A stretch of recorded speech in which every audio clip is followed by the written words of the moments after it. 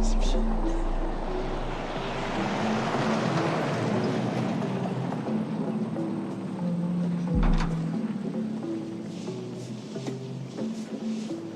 I got one.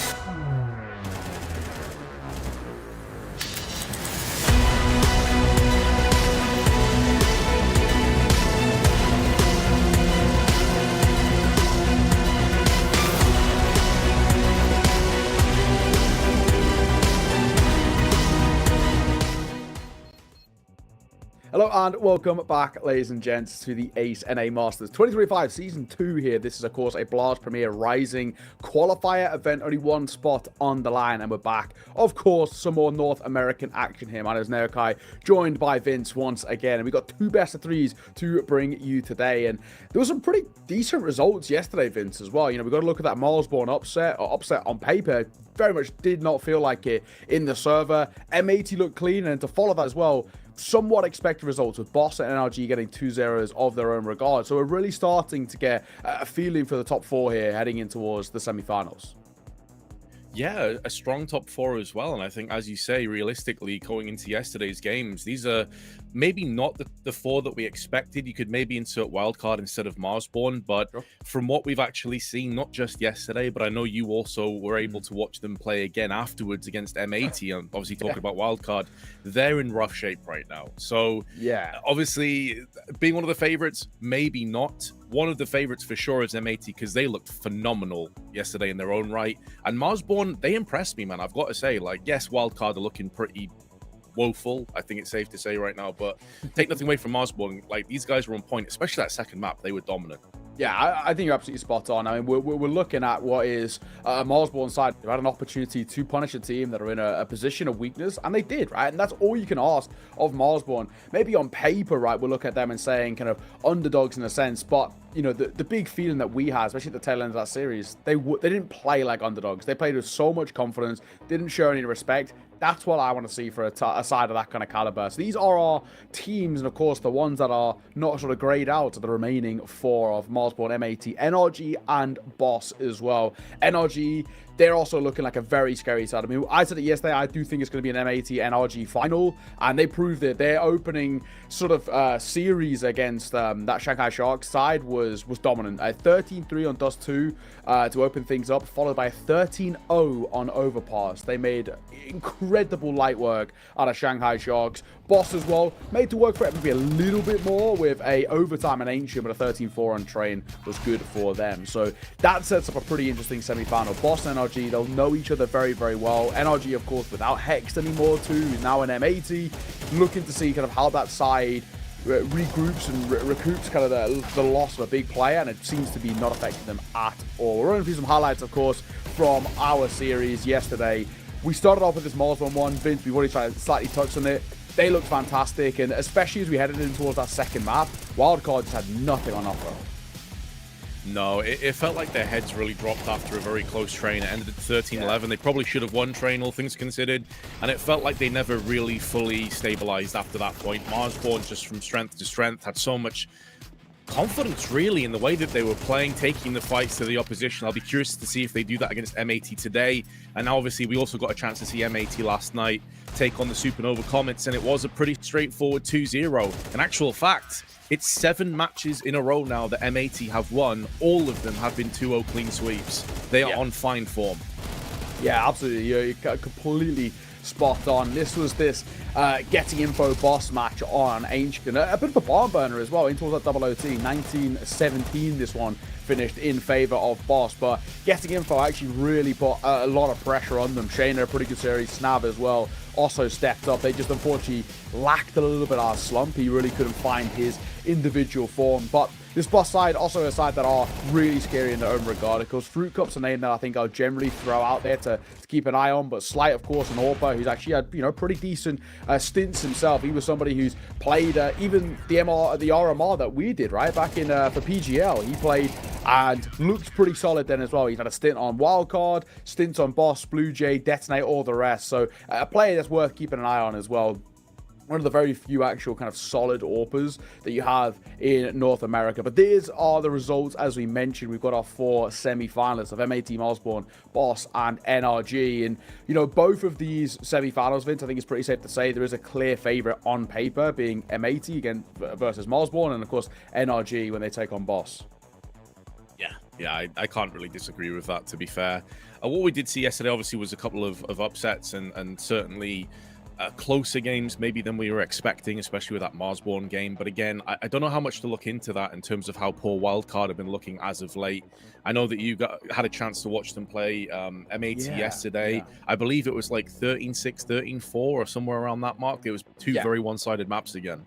Yeah, it wasn't close, right? And this was sort of the narrative that I brought in, saying, I've just watched both of these play back-to-back series, and it didn't really look anything too special, so I'm expecting a 2-0 M80 here. And on the desk, there was this, deliberation on a wild card have moments, but no, they actually looked arguably even worse in that series. M80 really exposed just how bad things have gone. It was, 13-7 overpass and a 13-3 on Ancients. It was next to non-existent from wildcard day. In a similar vein, actually, headed in towards map number 2, and their head completely dropped. This is a side that have obviously made questionable roster moves that I think a lot of people disagree with, and so far they haven't proved to be worthwhile, right? We'll give them the benefit of the doubt and say build a bit of time, but with how North America works, we touched on this a little bit yesterday, Vince, but how the North American scene works, you can't really afford to have slow starts in the season because there's not that many opportunities here. And this is why this tournament, I mean, this sort of schedule now, it's so important to book that one spot available to an S tier LAN. Yeah, I mean, that's just spot on. You've got one position allocated for effectively these 8 teams coming into the tournament, and it's not going to fare too much better as the year goes on. As we said, opportunities are few and far between, and there's still plenty of NA talent out there. It's just that it's way harder to get picked up, I should say, in orgs, have a solid salary, get a bunch of events like consecutively. You go back sort of 6 or 7 years ago, it was quite a different landscape. That's just not the way it is anymore. And so I completely agree. I think the pressure is definitely dialed up to 11 right now for all 4 of these teams. They'll all be feeling like they've got a shot. But from what I've seen, and I did tune in to the other games yesterday as well, I think M80 for me have looked like the best package across the board in terms of their firepower, their strategical elements in play as well. I think Hext has been a fantastic pickup for them, and they already had tons of ability. I mean, we saw Swisher basically smurfing yesterday. So, and Lake, man, I just remembered that double tap he landed on Ancient, just like left and right, double tap, just crazy. So if they play anything even remotely like that, I think M80 have a very good chance of sealing themselves that spot in London, which would be an amazing opportunity for them again. Yeah, and I think for M80, they're really trying to kind of claw themselves back to being that kind of big contender team, I think we'll call them. When we've got teams like Liquid and Complexity sort of getting those guaranteed invites from North America, being the next up and in that kind of opportunity and ability to pounce, this is where M80 really can start to punch up. And especially actually when you look at it, Complexity looking pretty weak at the moment as well. Of course, they're still reeling off the back of the loss of a Liege, and it seems like Sixy isn't stepping up to fill those boots. Same for Nyx as well, right? But obviously playing completely different roles. They haven't been able to kind of recoup the losses there, and firepower has obviously been an issue, so they're picking up losses and starting to tumble a little bit. And man, Liquid, some of the losses they're picking up. And they're also playing EU now as well, right? They lost a VP Prodigy yesterday, who are, let's be frank, one of the worst academy teams we've got around at the moment. So some embarrassing moments for them. And I mean, technically with them, they're actually playing the Blast qualifier, but for EU. So they're not even kind of in that NA contention anymore. It's tough times, and M80 have a really, really good chance to pounce. Like we said, good wins here. Qualifications to that LAN go a long, long way. And the first step to opening the door to qualification is a win here in the semi-final against Marsborn. Now, they're coming off a very nice win yesterday. They'll be feeling pretty confident on their individual ability, but they'll know that this M80 side are no joke. Oh, absolutely not. They're not going to be underrating or underestimating M80 whatsoever. They'll probably feel like they are the underdogs coming into that one. We can have a quick look at the rosters as well, because obviously some of you may not have caught who Marsborn are. They're much less known than M80 globally, of course. And you have Wolfie as the IGL. Had some great reads yesterday on Train, a lot of very good rotational plays, and it's got there as a support Viz. But yesterday we saw him pop off with the AK multiple times. Yeah, agreed. Viz looked incredible. Grizz had nice moments as well. Credit to him. I think Wolfie actually caught a pretty solid game. While maybe his individual stats weren't looking fantastic, I think he stepped up in a big way. Chop looked pretty important too. And Mossum's a man with so much experience, that secondary voice as well. Really actually kind of exciting side on paper. But yeah, you're right, man. They're punching up. They've got a real tough task here, and we actually need the stars to shine. But, we need that real strong rifling core of essentially Viz, Grizz, and Chop to all have big moments here as well. Morton to support Wolfie in terms of his kind of stability, in terms of rotating through, but also in terms of the calling. This is a tough task. Basically, all 5 need to really come, not only just online, but they need to be actually sort of that extra 10% than usual for them if they want to pick up a win here. They've also got a coach of Lucid as well, a pretty well-known name within the North American scene too. Speaking of well-known names, Def, the coach on the flip side, a British boy, a guy that we back every day of the week, but this M80 side is littered with stars. You've got Sin and Slacks, the German contingency, of course, who have come over and bolstered this team in terms of firepower, of course, Sin in terms of the calling too. Swisher and Lake, the two guys who remain from that previous lineup and have both looked brilliant, as we saw yesterday, and the new boy, Hext, doesn't seem like he's missing the beat at all. Super confident the way we saw him play yesterday, and we're expecting more of the same.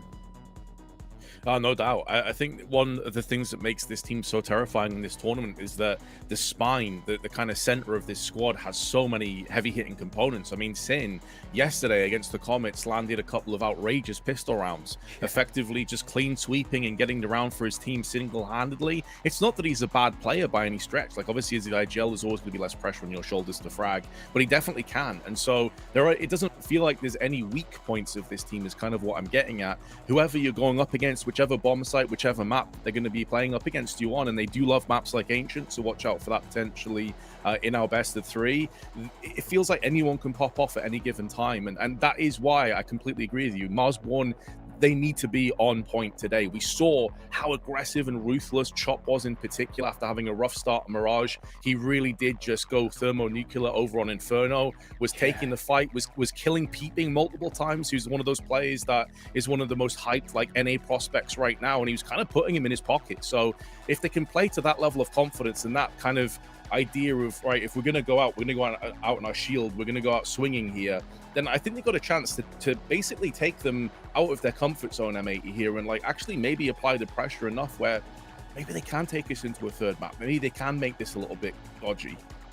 Yeah, that's the hope as well. I mean, we'll have to see. It's not always been a nice run when these two sides have played off against each other. Generally speaking, M80 have always made somewhat light work. But we've got a veto, of course, to bring you to decide where this one's going to go. Last 2 times that they've played as well, Dust 2 has played both times. Anubis and Train were also maps, of course, with Anubis not being there. I wonder whether maybe that overpass sneaks in. We know how good that has been for M80. I wouldn't mind them picking into it. Mirage going to get banned out here. Nuke going to follow up. Standard kind of permas coming through. I think Overpass is a really good map to pick up here if you are M80. Train's going to be the pick of Marsborn. I don't hate that as well. Train is a map in which M80 play, but actually kind of not as much as the rest of the map pool for them. So I think that's a decent map for them. They've been looking okay on it. They've got a lot of reps, especially comparatively to M80, so they're hoping that they can find just these a few errors here and there, but I mean, I feel like Overpass has to be the pick here for M80. It's been such a good map for them. Even yesterday, again, I got to see just how good they looked, and they're going to go for it. I think that's the right call. They're 7 for 7 on that map. Not even a single side has got double digits against them in the 7 times they played. Why not just keep running the gauntlet in North America? Sure, there's so much tape on you. It obviously seems to not matter. Nobody can find ways to find success in this. Inferno, Dust 2 going to round out the bans as well, even Ancient as the decider. Ancient's so good for M80. That's arguably their pocket pick as, you know, a secondary best map as well. This veto, for me, heavily favors M80. Yeah, I think off the basis of the maps that both teams do enjoy playing, it was always going to kind of factor down that way. We were both quite surprised yesterday when M80 actually banned Overpass against the Comets. Yeah. And when I dug a little bit deeper into that, I saw that it's the Comets, they played it once, but they won 13-2 in their game. So maybe a bit of a respect ban coming in there, feeling like they could get the job done, which of course they did in the end anyway. But yeah, I'm really excited to see them on Overpass here, Neo, because I agree with you. I think this is a map where they are incredibly strong. For me, it feels like if Marsborn want a chance, they've got to win Train, because I don't see them beating M80 on Overpass. It's a map they haven't played in officials, and then on the other side, M80, this is just their home map right now as it stands. They've played it a lot since it came back into the pool. Yeah, absolutely. I mean, having even watched them last night against Wildcard on it, they've got such good protocols, right? This is a map, and obviously, which is the second it was reintroduced them towards the pool, well drilled, and maybe even a map as well, which over the player break they were just keeping an eye on and had pocket strats that they were ready to kind of bring up if that map was brought in. No one really expected Overpass. I think everybody was thinking Cash is going to be the map, but it looks like this map has been introduced towards the pool, and M80 were ready to go immediately. So credit to them in terms of whatever they've been doing in the pracs and the scrims. But before we get underway in towards our series, we're going to throw this one to a little bit of a break. When we are back, we're getting straight underway in towards map number 1. This Marsborn's pick is Train coming up next. We'll see you soon.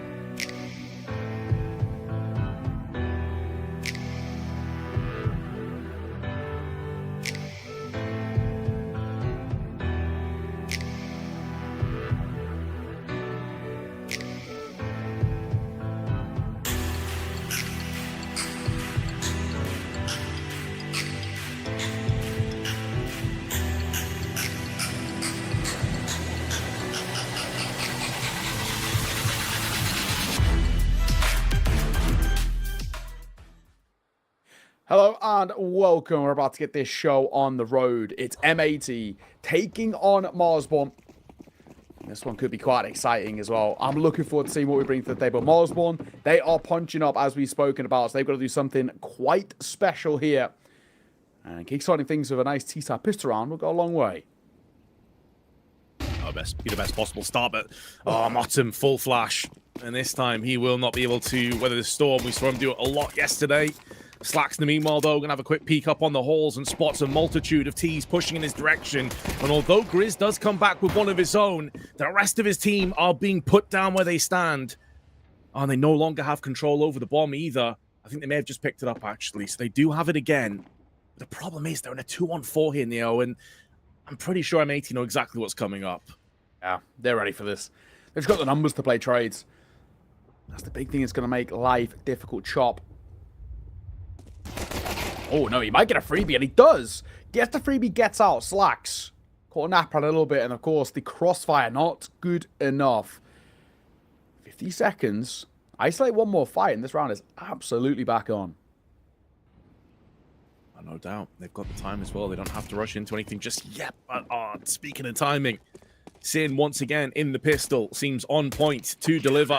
And it's another lovely shot at the end to deal with Chop and sends him reeling out of the round. M80 will secure the pistol round. There was a couple of moments, I do agree, a bit of off chemistry. Perhaps it looked as though Slacks was anticipating that the connector player had his back covered. It just wasn't the case, but didn't end up mattering a great deal in the end. This is that moment we were talking about. Sin actually looking really crisp, and this comes back to what we were saying yesterday about M80. One of the things that makes this side really kind of quite exciting and fun to watch is that there isn't any weaknesses when it comes towards the numbers department. Sin can hold his own with the rest of this side while also calling a pretty good game himself. Smoke down, going to play around main here.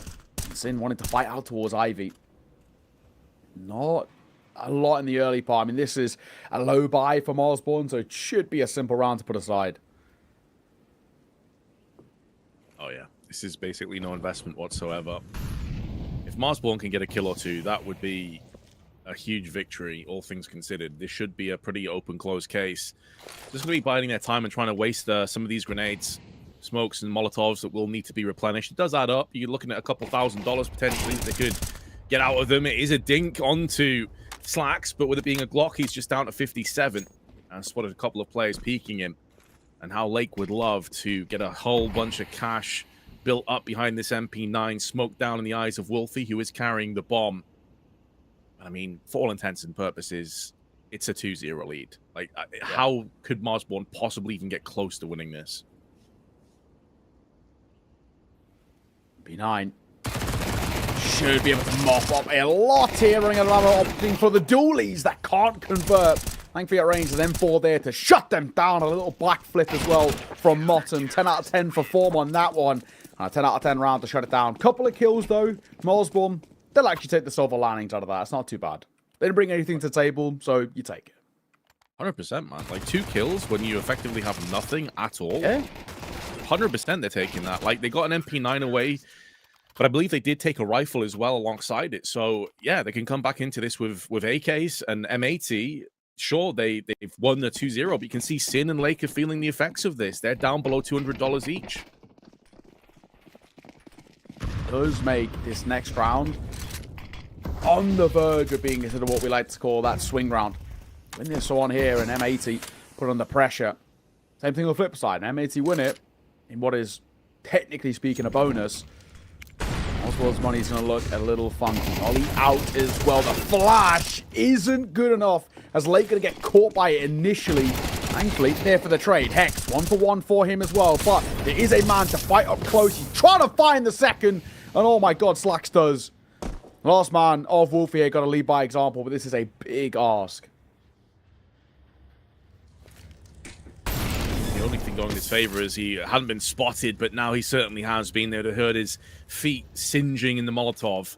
Denies the bomb plant. We're going to go back in again for seconds, but will be denied. And it is that man, once again, Sin, after a really good 5-0 start. There were a couple moments there, though, it looked a little bit shaky for M80. And I love as well that Marsborn are changing the pace up. I mean, we said this yesterday. They were very, very slow on their T half to the point where Wildcard got impatient and they started pushing in on their CT side. Against M80 already, we've seen them just run and gun it down on ramp. No frills, just straight in the face. Yeah. This is really nice to see for M80. They're building up such a wealth of a lead to start. It's really absolutely going to help them. For Marsborn, that was around that. Unfortunately, felt like a bit of a necessity just in terms of keeping pressure on and losing it back towards a bit of a funky lower bite. We're looking for bomb plants, I think, here now, just to rectify sort of the economical situation of this side. And they're going to start well. Swisher. Swan, but a quick trade coming through with the Deagle. Nice shot.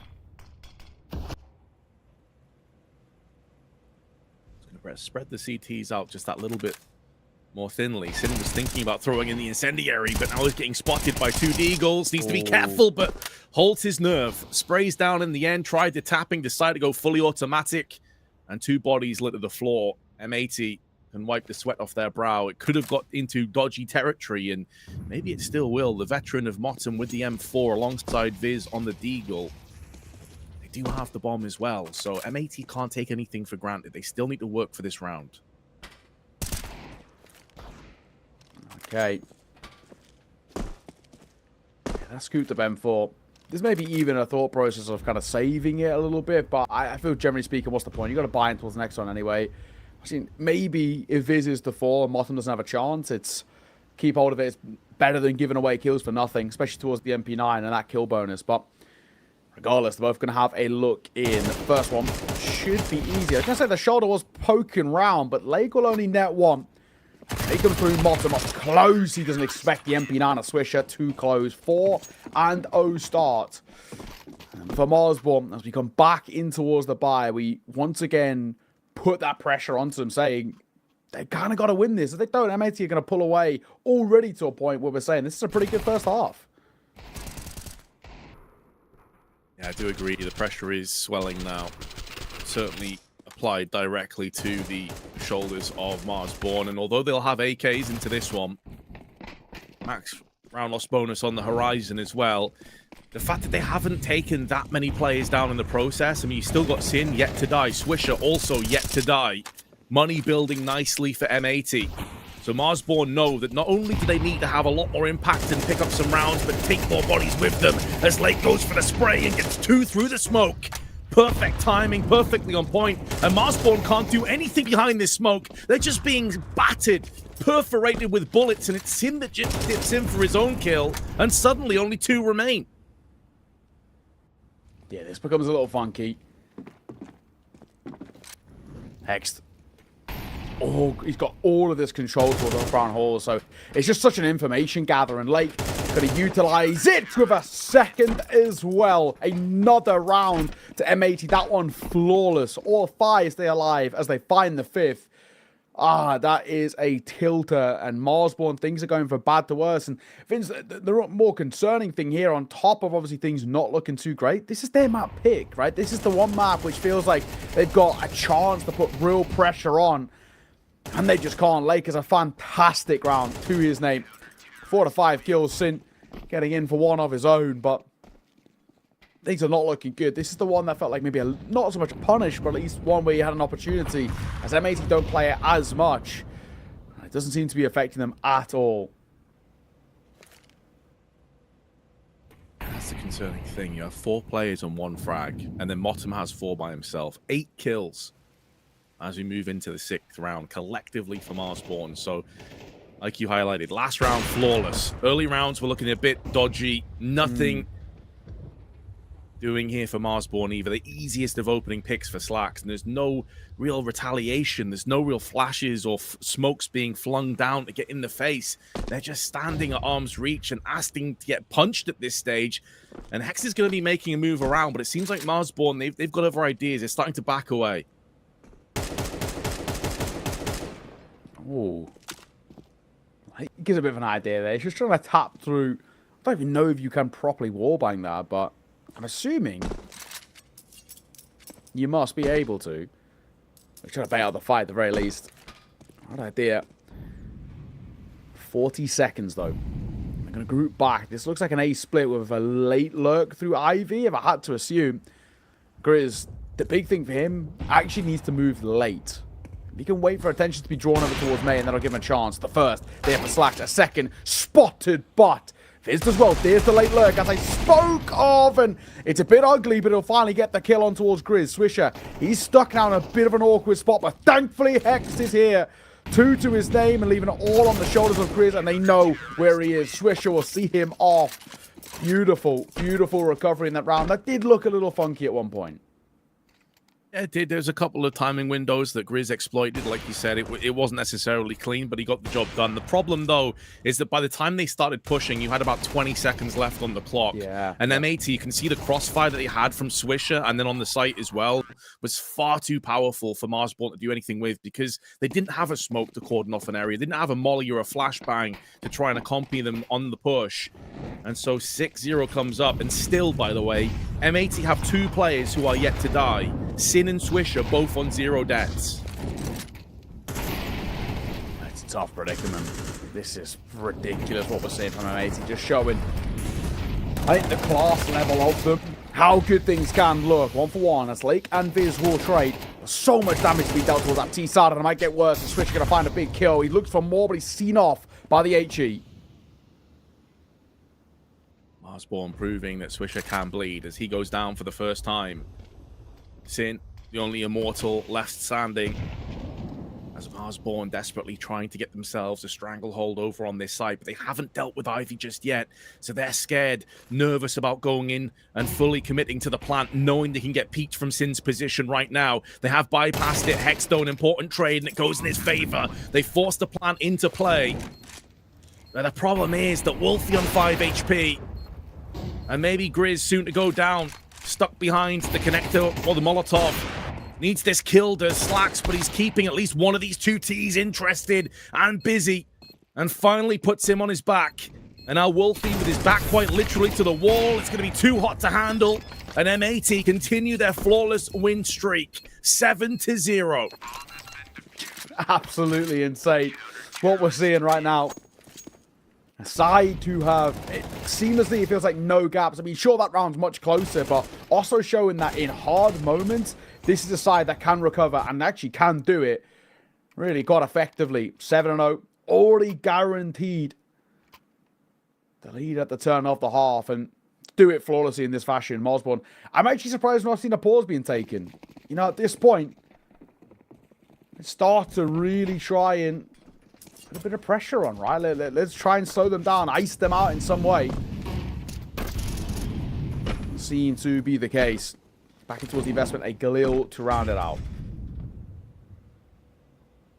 I do agree, yeah. A lot of teams would pump the brakes here and try and figure out where to go next. But Wolfie seems happy enough, and maybe that's why. He had an idea in mind, called to the rest of the troops. Hex, though, has picked up one. May not have realized that Chop has already pushed down it through the smoke on ramp. And Hex doing his due diligence, peering down onto the train. They bypass one another. The angles are awkward here. Swisher's going to get caught with a grenade out, and Chop punishes him, and then back onto Hex. That's more like it from Marsborn. Finally, something to fall back on, something to really work with for this side too. We might just have something to build upon. I mean, this round surely done late. This is such a big ask for him.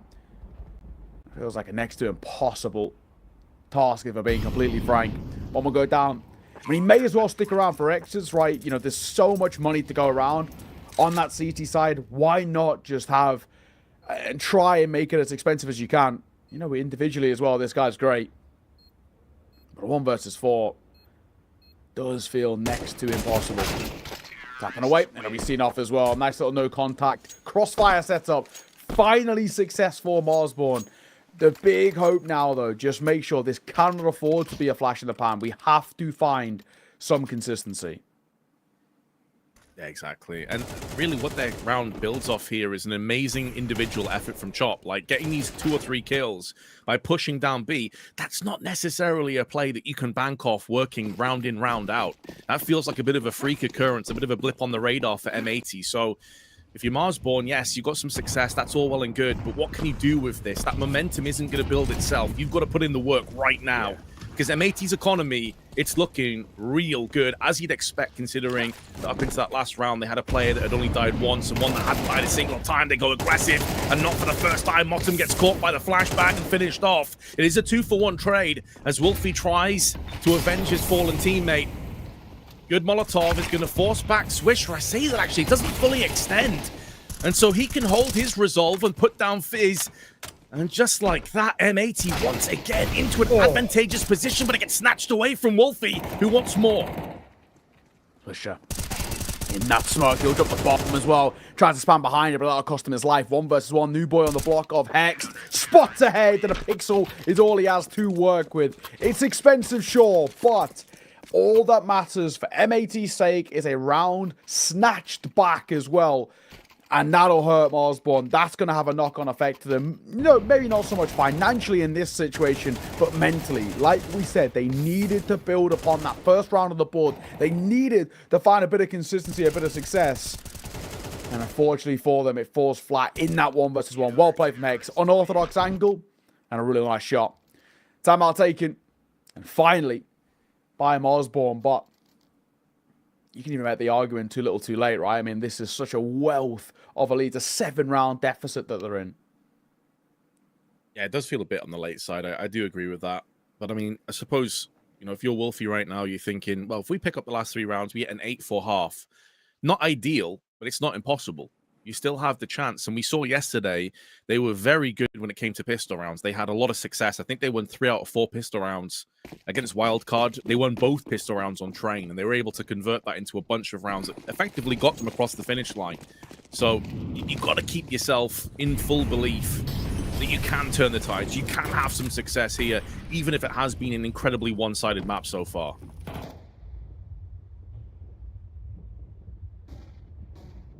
So, for that smoke as well. Lake going to make a move, and Lake will punish. He's looking for a second, and Molotov behind, and they're going to opt to just fall a little further back. I think it's probably the right way to play it. Swinging in there potentially gives an opportunity back. Osborne look a little indecisive, though, now that their sort of jig is up, that they're a known quantity and towards upper B. I do love that they pull back immediately. They didn't want to overextend their welcome and give a kill back for free there. They know damage is done. Pressure very much directly applied to Marsborn. They got 50 seconds, but they don't really have control. Motum just jumped out of his chair. That bullet whizzing past his head through the wall. So nearly a kill.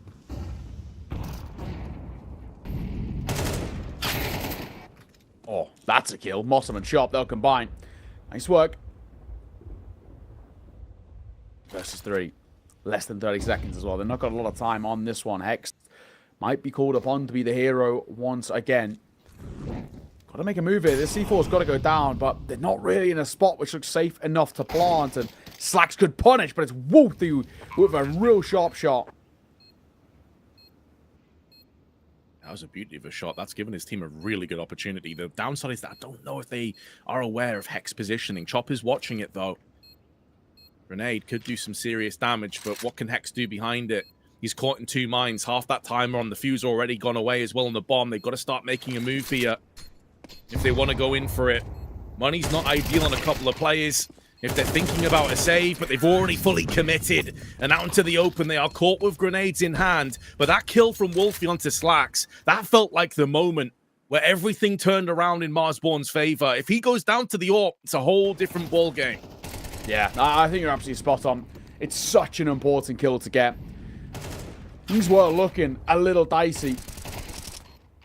They've been able to make something of this. Still, in that mentality, in that sort of position where, from Osborne, sure, second round is nice to get, but it still feels like a lot more is required before we get to the point of feeling like there's a bit of a chance here. Get up towards a 4th, and I actually think this is a more than recoverable map. Any less, though, and I think you're still in a lot of trouble. And it requires a lot of things to go right when they head on towards their CT side, which, again, feels like quite a big ask. Yeah, no doubt. That is the key to success, though, as you said. 4 rounds, pistol round, game back on again. But AT are going to be fighting tooth and nail. This could effectively be a 2-for-1 round, though, because keep in mind, M80's economy is so poor that they had to come into this with a couple of MP9s. So it's not going to fare much better into the next one. They've put all their cash on the table. 1-for-1 trade early on. Motum is low. But with 1 CT already being picked off and a distinct lack of utility with so much time left on the clock here, M80 may feel like they have to try and make a play. Seeing Molotov down to the open will be picked off from Grizz. Oh, man. 3 versus 4, but Motum is so low.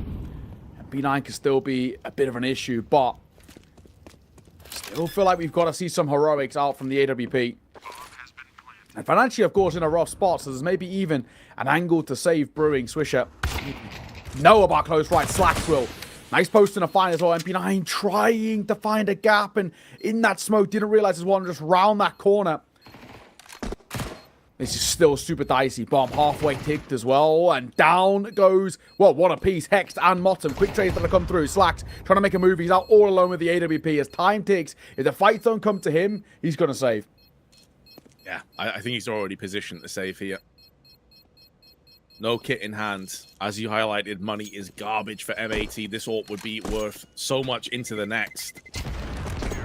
Also gets a Molotov as well on his way out, so just adding a little bit more of a boon to the next round by, but it is going to be grim. He can maybe drop a weapon across, maybe like an MP9.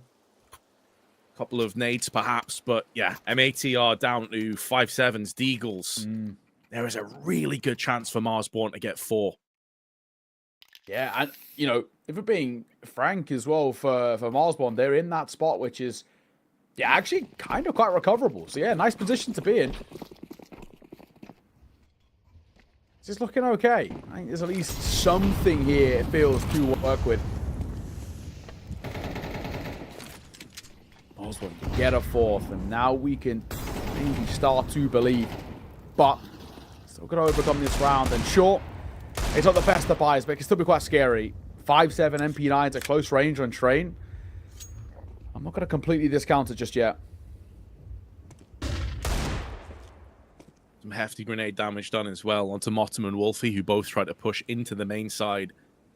HE landed right by their feet, so they're both down around half HP. They're walking wounded for the rest of the round, the rest of this half. And if nothing else, if you can get that 3 to 4 rounds towards the end for Marsborn, it's going to build the confidence nicely. No one wants to get completely just ripped on their own map, going into a fortress of a map into the second one of Overpass. Can they get across that finish line? Because this is by no means a foregone conclusion. Grizz makes moves through smoke, catches one player unaware, but it is a 2-for-1 trade across the map. And Marsborn will have the plant on B. Swisher. That smoke at least gives him an exit path in. I like this play from Wolfie up close. This could be a bit of funky. And there's a flank brewing too. But now with Chop being known about, not a lot he can really do from this spot. Still, numbers maybe Marsborn, surely this round going in their favor. A flash by Chop, who's keeping pressure and keeping attention drawn away. Still looking difficult, and they're ready to fight. Chop, just him being a distraction alone is buying so much time, and the kills all fall in place. Viz for a double. Marsborn slight recovery up to 4, but a lot more needed in the second half. Either way, M80 still looking good. 8 to 4. We'll see if they can continue it after the break.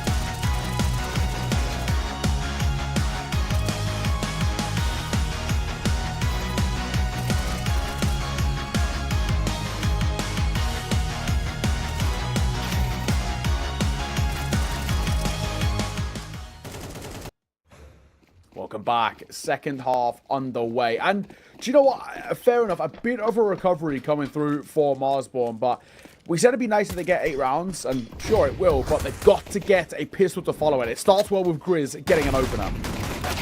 Oh, those Julies, insta headshot. Viz, nicely done, but Lake is there to answer the call. And with smokes put around on Ivy outside the site as well, M80 now going to try and close the gap and close the noose if they can. A lot of damage inflicted across the Swisher, though. 15 HP, and he is the bomb carrier momentarily. As he did switch it to Slacks, then gets given it back again, so they're going to go for that bomb plant now. So bare minimum, stuff to play with in the next round, but they're going to have their eyes on the prize of taking that 9-4 lead and cutting away a lifeline from Marsborn, who are now moving through on the con side, clumped up together. There is a team kill in, but Motum at least will get his man afterwards. Chop on the long con through on the flank is going to be able to dish damage to Swisher, and Lake can't do much about it himself. So everything we talked about after that timeout came through from Wolfie. Get the 4 rounds, get the second pistol, and game is back on. Well, we have reached that mantle. Marsborn still in here on train. Yeah, there's definitely a bit of life left in this side at the very least, and that's really what we want to see. Thankfully, we can start building upon things now. Well, there's Marsborn side. There was a moment it was looking a little dicey, and of course, for M80 with a bomb plant, of course, it means a buy coming in towards the next round, or generally speaking, a buy. I mean, that is more often than not how kind of teams progress in spots like this. But yeah, either way, pretty happy with that. Marsborn, who have given themselves, at the very least, some level of a runway in this one as well, and all pressure really going to be put on. You told me dropping through Grizz. That's a bit of a wide swing, and thankfully doesn't get punished for it. 2 Galils here as well, though, for M80 that you've got to be very wary of if you are Marsborn, because in the very capable hands of Slacks and Lake. Slacks, of course, primarily the AWPer for M80, but he is damn good with a rifle in his hands as well. Sure. We did talk about this in the pregame. It felt as if Marsborn want a chance of going the distance here and maybe taking down M80. Train had to go in their favor. It's so unlikely they win Overpass. I'm not saying Marsborn have 0% chance on Overpass, but it's not a map they play, whereas M80 are playing this whenever possible, 100% win rate.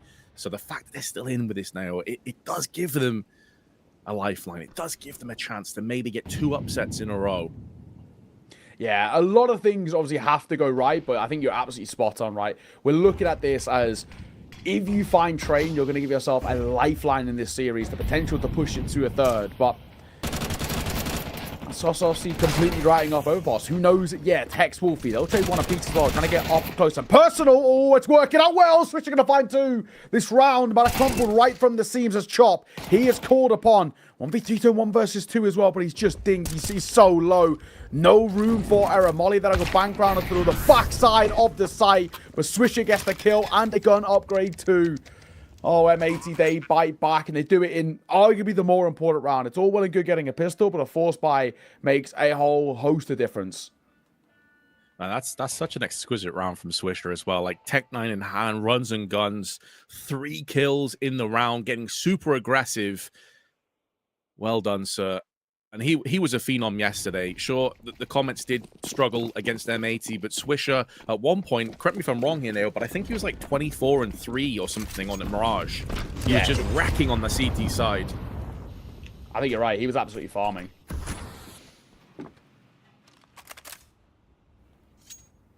And it seems like he's quite seamlessly joined in towards this side, and oh, out of a whale of a time. 9-5. Chances dwindling now for Marsborn. They kind of have to win this force buy and response. You lose this, M80 get a 10th and then also the 11th behind it. As the econ gets broken over towards Marsborn. It's not a pretty spot to be in. This round number 15 is super important. Wolfie gonna play up close. Also Viz in supports. This double stack in main. Super scary to deal with. And Lake, he needs to be careful himself. Oh, hang on. This could get real messy. They're trying to swing in towards the Mac 10. And there's support there as well. Lake and Hextel combine. Double opener. Chances dwindling now for Marsborn. They're so disciplined, man. Like they know the economy of Marsborn is in really dire straits into a force or potential eco. So those kind of pushes through Long Dog or on the A main side are inevitable at some point. You can't just sit back and wait all day. And having that double stack in, it was late close, and I think it was hexed with the Galil that was perched up on the upper side of Long Dog, who picked up 1 kill. Really nice bait and switch system. And now Marsborn, I mean, to be honest, maybe should just be holding on to these 5-7s for the next round, run it back again. Yeah. Losing Motum there's rough. Like, you're going to have nothing to play with in the next round. At least you could have had 3 upgraded pistols. I think you're right. I do think you're right. It feels like the second the round is just done, right? Or at least 99% out done, as it was with basically the opening double kill. Just call it. Keep out of the 5-7s in towards the next. There will be just one. The P250 is all that they'll bring. I don't know if there's even anything really to pick up as an upgrade there for Grizz. There's only his teammates who fell in towards Pop Dog. 10-5, and like we said, losing that round puts so much pressure on Marsborn now, and it means as well that they also can't respond in towards the next. This 10th should very quickly turn into 11th unless things go drastically wrong. But M80 are a side that have such good due diligence. I can't see a world in which they make, as big of a mistake as losing a round like this. It's one component to go back to the depth as their coach, that they've always been really solid when it comes to these discipline, being efficient and having good protocols. You know, whether you're looking at this current roster or sort of like 3 or 4 rosters beforehand, to be fair, where depth has constantly been their coach, sometimes even stepping in and playing for them at tournaments. Yeah. But it's going to be Slacks that's basically eco-bashing with the M4. The 2 upgraded pistols now have a chance to try and do something. Chop gets the 1, but it feels like a one and done. Unless Grizz can put the 5-7 to use. Bit of damage to Sin, blows out his shins. Position now is compromised, and well, he won't be living to tell the tale. 11-5. At least Marsborn should be good for another buy, but I'm not even sure they'll be able to afford an AWP here on the CT side. I mean, if Chop wanted to, he could have bought one, but it would have left him with no Kevlar, so it's full rifles. Oh, well, let's see. Marsborn, the last hurrah, it feels. Last real chance of the buy. Comes back into place. And pulls across the board. Only the 1 kit to work with in the hands of Chops. Keep an eye on that. If he's to fall in a bit of a weird spot, it would be dicey. Generally the anchor, but he's the anchor towards B. He's alone there too. It looks like he'll get some support from Wolfie in a second. Nade'll break open that main smoke. Nothing behind it. But this is the last chance of Osborne. You fall flat in this round, money shot in towards the last. I mean, and that's all chances of train gone. Yeah, it does feel that way. And I feel myself repeating something I said yesterday about M80 as well. It's like, we talked about this in the pregame, that everybody is capable of pulling their weight and fragging. We'll have a look at the kill dispersal on their team. The discrepancy is barely anything. Everyone double digits. Between 11 and 14 frags, everyone finds themselves in a similar playing field. And we said this after they played yesterday. In terms of the ADR, sure, a couple of players were maybe head and shoulders above the rest, but everyone was over 75, which is very rare in this kind of caliber of Counter-Strike. Yeah. So, again, M80 are just all collectively getting the job done.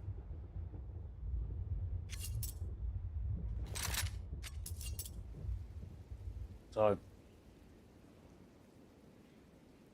eerily quiet as M80 are really just checking every corner.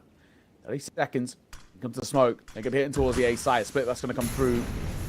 In comes all of this util. Molly will force a fight of 1. It's a little labored, but Grizz and Viz combine. And Motta will add to the tally too. 1 man spotted. Sin is now all called upon him. An ace clutch required. So chances are very slim. And that is a big round for Marsborn to find. They needed that. The fact that it's inexpensive too is massive for them. Yeah, that is a really... It's kind of hard to overstate just how important that round is for many of the reasons you highlighted. You know, you lose that round, it's going to be effectively 7 map points for M80, and you could even argue 7 match points the way that Overpass goes for them. But also, as you nailed, you upgrade to an AK, but you also establish an economy across the team, and now you've got an AWP in play. Marsborn have everything they need to build a comeback, and we already saw they did it in the first half. They look dead and buried, and they resurrected themselves. Can they do it again? It's happened once before. But the consistency required to make this map a competition still feels very, very high. I'm not discount them just yet, but long road to recovery required. Do have the right sort of signs now for them. AKs across the board. I think for M80, they just took way too long to make a decision of where they wanted to go and not enough time to properly play it out the side. Flash over the God Flash that'll catch Motum. He does get out and into the hands of Wolfie for the first. Looks for a second, missed shot. Still trying to put pressure on as Hex was swinging towards the side. Grenade has damage written all over it, and it does connect. In the meanwhile, though, the T's going to be getting chaotic up in the face, and Sin and Swisher together have combined. Hex also dips in to his hat and pulls out a trick. He's going to make this round disappear in a few moments with that post plant coming through. Wolfie with the AWP. Hasn't had many opportunities with it, especially on the CT side, and he has struck once so far, but I think he has to save, and this hurts so much, Neo. You wanted to build your way back in, and you've just been slapped away. Unfortunately, it was so close at 1.2. Wolfie, if he saves his AWP, it's a silver lining. There is a bit of money to go around, but it's map point for M80 on their opponent's map pick. Wolfie will be given the luxury of keeping this AWP alive. But M80, a lovely response. I think Hext in particular, his double kill goes such a long way. It's such an unorthodox angle as he's playing inside of that smoke that gets broken open. But he does so well. Doesn't panic. They cultivate themselves in the chaos, I think, really, really well. And yeah, that first actually is pretty nuts. It's this kill here. It's super important. They know Chop's the Bianca, so catching him knows that they've got all the safety to get that bomb down. They do buy around it. Famas brought to the table as 3 and 4's round out the buy. Again, only one kit. Oh no, 2 kits to work with, may I say. Wolfie and Grizz. Need some out of Utah as well. They've got to now go flawless for 6 in a row, and that's just to take us to overtime. Oh, it's not started well. It's pretty much more of the same. Picked up from where it left off in round 18. Motum try as he may. Oh, that's a rough spray. To be fair, even if he picked up that kill, he was dead from behind anyway. And M80, they have secured themselves a 13-6 win on Train. What a start. What a start, man. I mean, there's so much to like there for M80. And again, this has been the narrative that we've had for M80 for a while now, where anybody who's essentially not the upper 2-1 of North America, M80 can go to town, and they will, right? And that was such a good showing. Individual stepping up, everybody having their moments. This is a side who are now really trying to cement themselves as the gatekeeper between the tier 1 and the tier 2 of North America. And they're doing a fine, fine job of it. Marsborn caused an upset with a really, really good series yesterday against Wildcard, and they get absolutely stomped on their map pick. The only map that felt like a real opportunity as well to put a bit of work on M80, and they don't even break a sweat. Yeah, they made that look pretty straightforward, it has to be said. And that's even with Marsborn, by the way, winning the second pistol round as well. It's not like they lost both pistols, and, you know, things just went pear-shaped from there. Like, they had chances, they had moments. They won 4 of the last 5 rounds to give themselves an opportunity, but as soon as the rifles came in on the side of M80, you could see the discrepancy between these two teams in full flight. Marsborn, they had moments. Chop again looked pretty good, but ultimately it wasn't enough. Exactly that. And now we've got M80's pick coming up next as well. So all signs pointing to the 2-0 in this series. But I'll have to wait and see whether that is going to be the case. For now, myself and Vince, we're going to head to a little bit of a break. When we are back, all preparations for Overpass.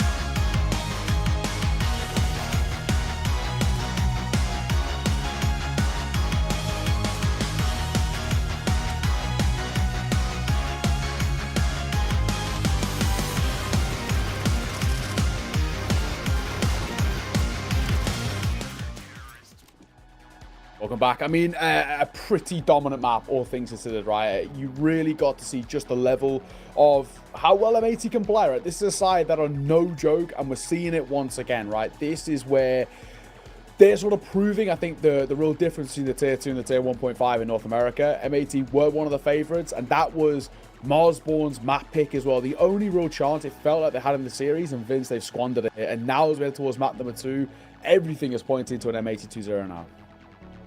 Yeah, I can't really add too much to that, to be honest. Now I think you've nailed it, and it's kind of what we were talking about in the pre-game. We kind of mentioned it a couple of times towards the tail end of Train as well. It felt like a map that Marsborn needed to win. It's a map that they're pretty solid on. We saw them beat Wildcard yesterday on it, and let's be real. Like, not every team is going to be fully embracing Overpass with it coming back. Some teams didn't play it before when it was in the map pool. Some players maybe even haven't played it that much if they're young enough. To be fair, like it's not been in for a while, so.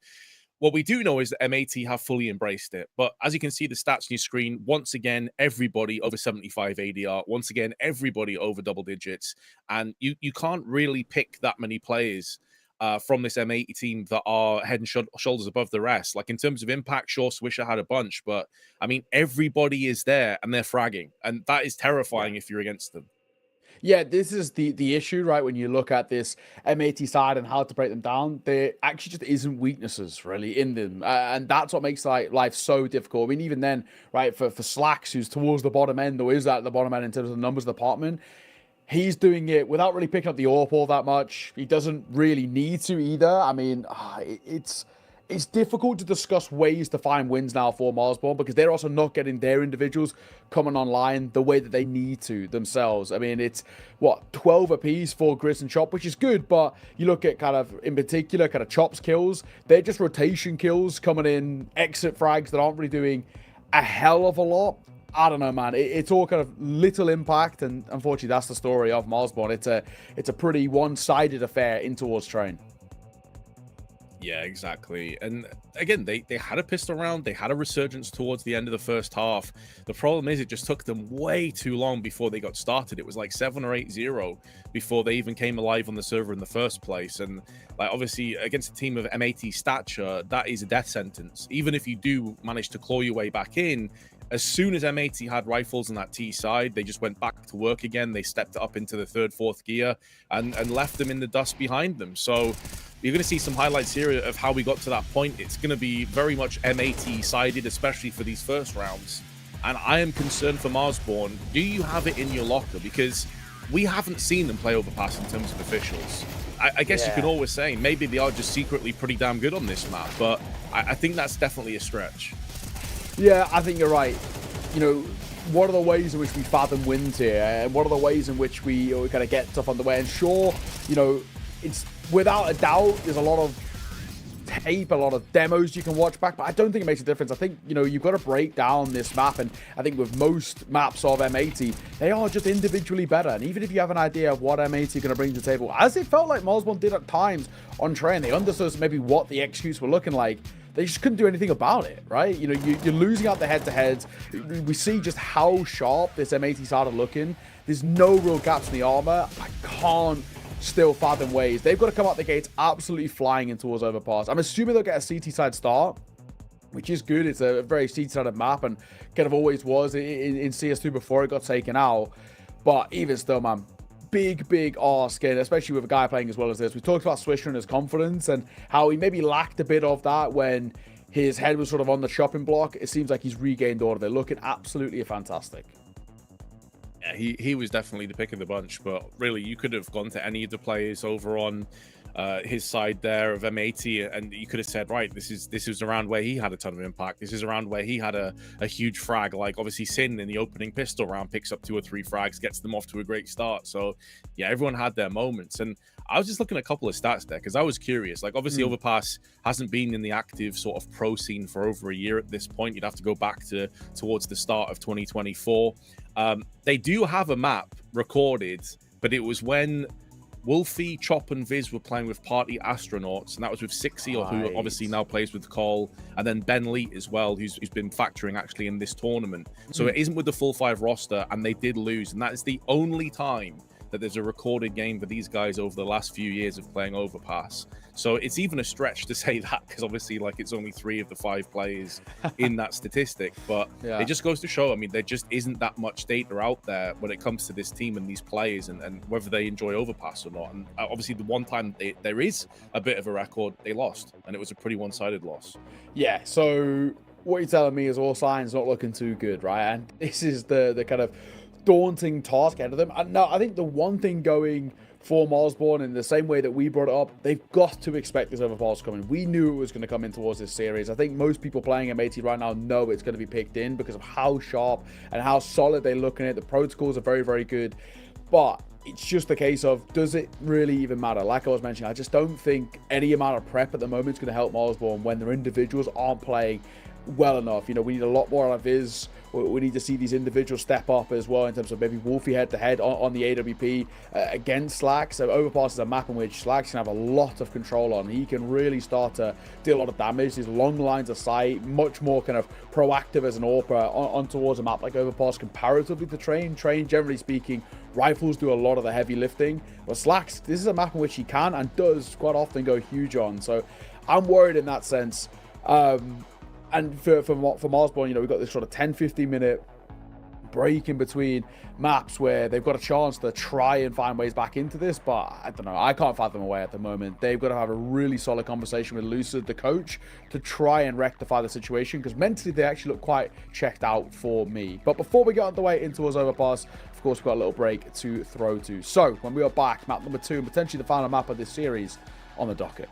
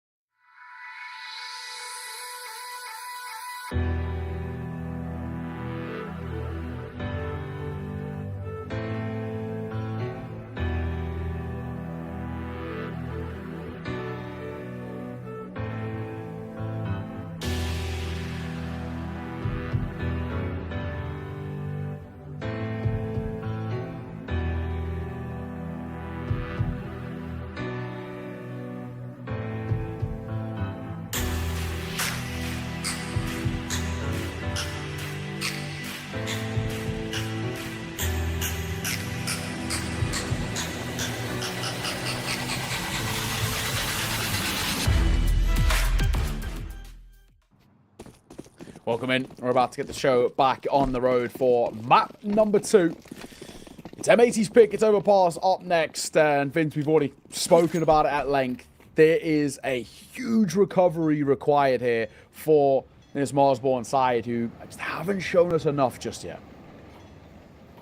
No, and this is a map that they don't have really any data on for us to sink our teeth into. Or as you know, M80 have played it 7 times. They've adopted this map very quickly. They're also a team that loved Anubis, so you thought it might be a nerf, but it hasn't been the case. And they've had a total success. They look to try and push out Swisher with the insta headshot, and there's a second and third delivered in quick succession. This round already feels like it is way too out of reach. And although Marsborn do have 2 players in the form of Wolfie and Motta making moves down on Graffiti, there's just so many T's and so many angles for them to deal with. This just doesn't seem possible. They're angling for a save, I feel. Don't blame them either. What really have they got to gain from this sort of a spot? Just like that. Once again, M80 showing their prowess, and to do it flawlessly, no less as well, really adds to the comfort that they're currently in. A couple of taps, but yeah, no one's there. Slight bit of an exit play by Wolfie just in case, but nothing's going to happen at the tail end. So another big round by M80, just proving again their prowess. Really is quite worrying signs for Marsborn when things look as flat as they do. This looks like, unfortunately, a tech pause rather than a tactical one. Yeah, hopefully nothing too serious. Obviously, we will keep you updated as and when we find out what is going on. But yeah, this early on,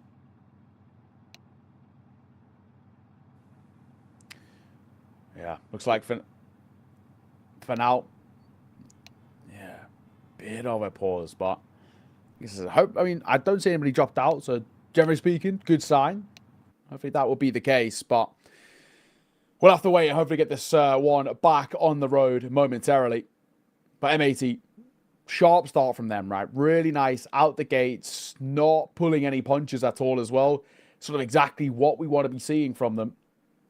And a chance to start putting a hell of a lot of pressure on.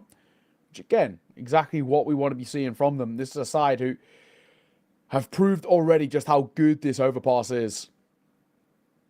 That might be the case here. and I kind of touched on it before. The pistol round got all guns blazing.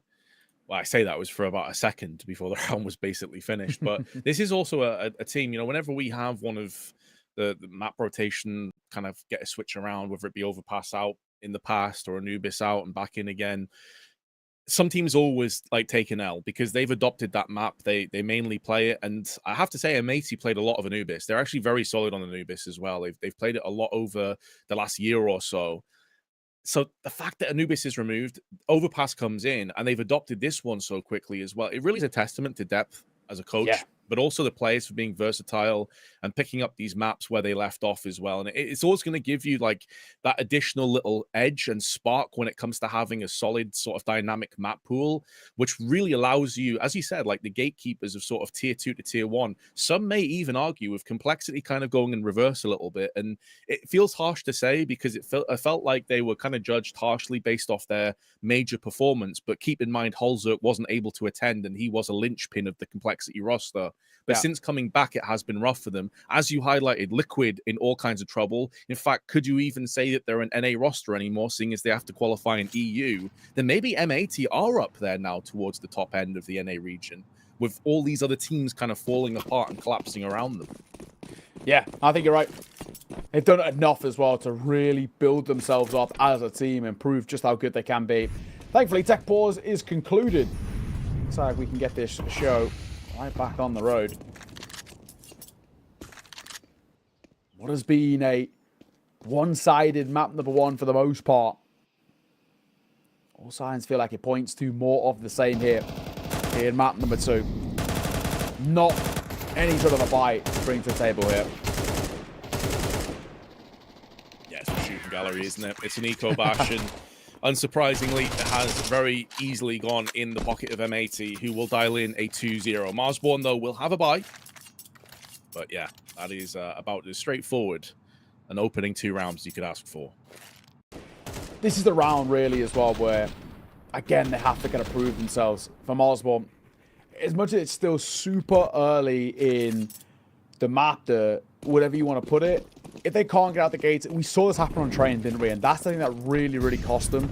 There was too big of a deficit they had to claw back into, and they finally figured it out, finally started to find a bit of form. It was too little too late. It was all for nothing. Big hope is that we can find a bit of form, and it does start well. I hope it's found by Grizz. He'll take that.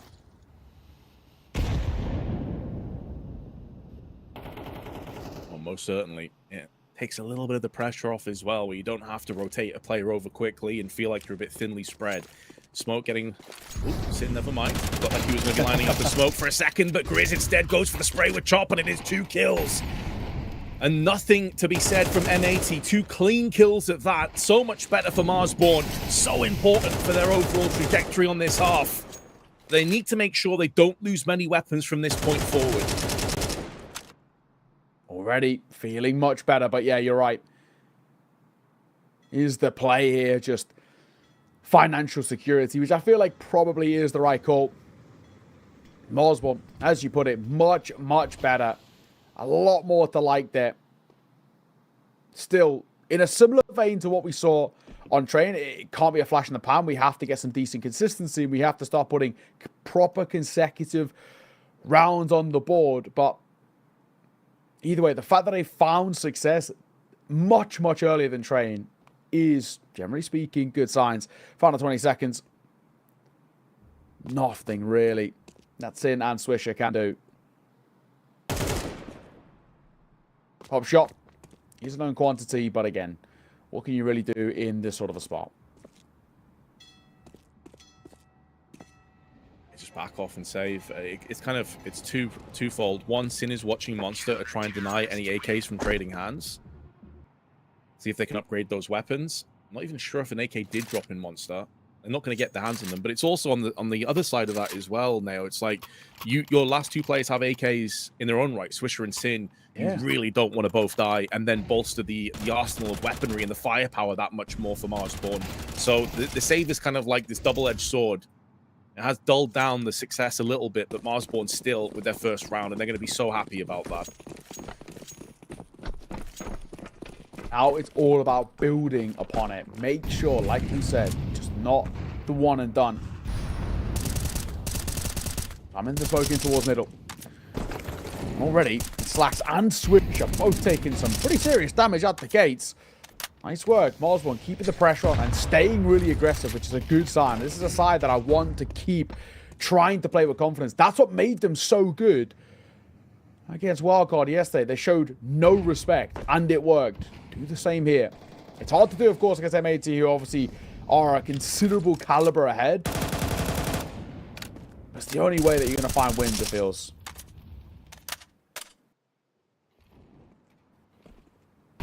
Quick look at the stats as well in terms of the breakdown of how M80's 100% record after 7 games played has gone. They have a stronger CT side than T side, which isn't really a surprise. Overpass has historically been a pretty CT-sided map. But it is 72% win rate on their CT side. So you have to think that the best is yet to come from M80 as well, even if they have a little bit of a rough half from this point forward. Second half should be a good one for them. So it's so important that Marsborn, they keep themselves getting success. They keep themselves getting a little bit of victories here and there. 30 seconds left. M80 have to pull the trigger. They've got to get onto the site right now. And as they're starting to move in, no casualties have been found. And they're going to get that opening pick from the divider. But 2 kills back-to-back come in from M80. 18 seconds left, but they've taken control of the site. One goes down. Grizz and Chop. Quite the big ask from them here. 2 versus 3. Upgrading the weapon. You'll take that every day of the week. And still, Chop's probably got to find one of these. And now he's all alone. He does get himself one. What a quick trade will come through. Late for a double at the end, but it's 4 in total for him. And M80 respond in kind. They bite back and put the pressure right back onto his side. You're absolutely spot on. You know, the best is yet to come for this team, which is already an incredible kind of spot. And we're talking about where you know, it sets actually a bit of a dark tone for this first half from Osborne. They have to get a good first half here. Not only just good, a really good first half. If they don't, we know M80's best, as you put it, is yet to come. Their best work's going to be in this second half. So all signs point to this being very dicey. They're unable to build up a lead, and what a healthy lead at that too. To play devil's advocate, though, from Osborne, to be fair, they've shown a lot of tenacity and grit over the last 2 days. I've been very impressed with their never say die attitude.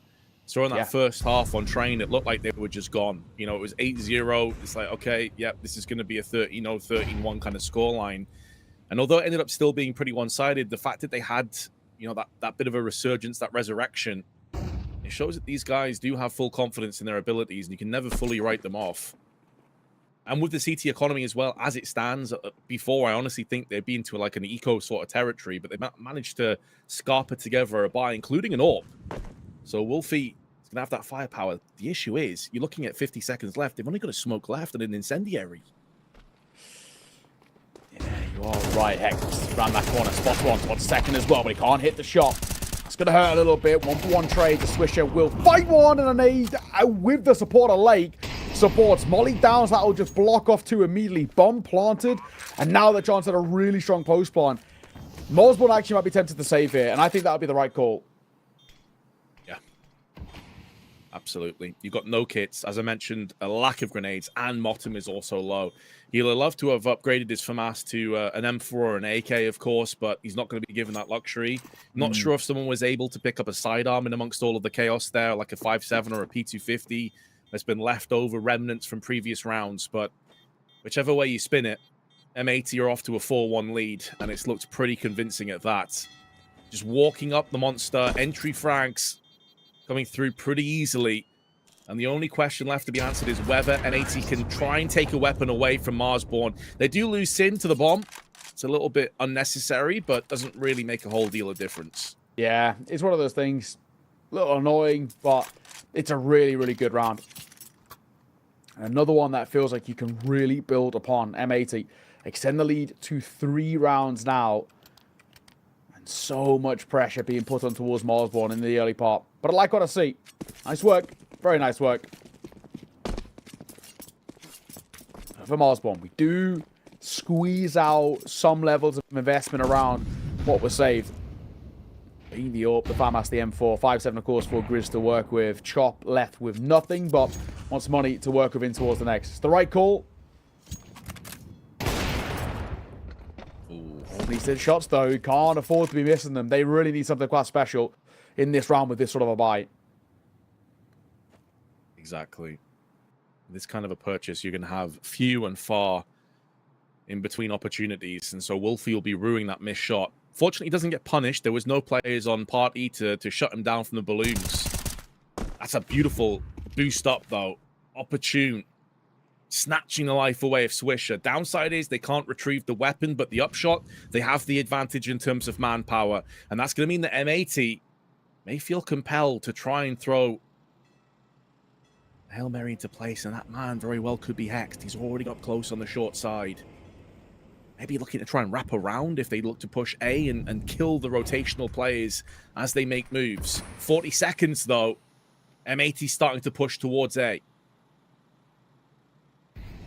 Starting to get a little precarious. Well, dicey. Wolfie, right angle, walking straight into danger, though. Motum, a freebie for him. Grizz is pulled back, but will he expect to play on towards that? I don't know if he spotted him there. Well, I can tell you for damn sure he didn't. As he swings straight in towards his demise. Smoking towards heaven. Bomb plant comes through as well with 15 seconds to spare. The numbers don't favor them. This is a strong place to play from for M80. Oh, it just got a whole lot stronger as well, as Motum is on the receiving end of the AWP. Aggression from Slacks does get punished. A trade up to weapon as well. But Hex is in an awkward spot, still gets spotted, and Viz will oblige in kind with his M4. Sin still alive, bomb ticking away. They don't have a kit to play with, but they've got enough time for the defuse now that Sin has been put down. And I was going to say, if they lost that round, it would have been a disaster. The over-rotation from B's side there was ridiculous. I get why, when you have a low investment, you don't have that many weapons to work with, but Hex couldn't believe how lucky he was. Just walks out onto the pillar and no one is on B site for the freest of kills. Yeah, that was very, very nearly a very embarrassing round for Marsborn. The fact that he didn't get a plant like that is actually in itself kind of a bit of a testament.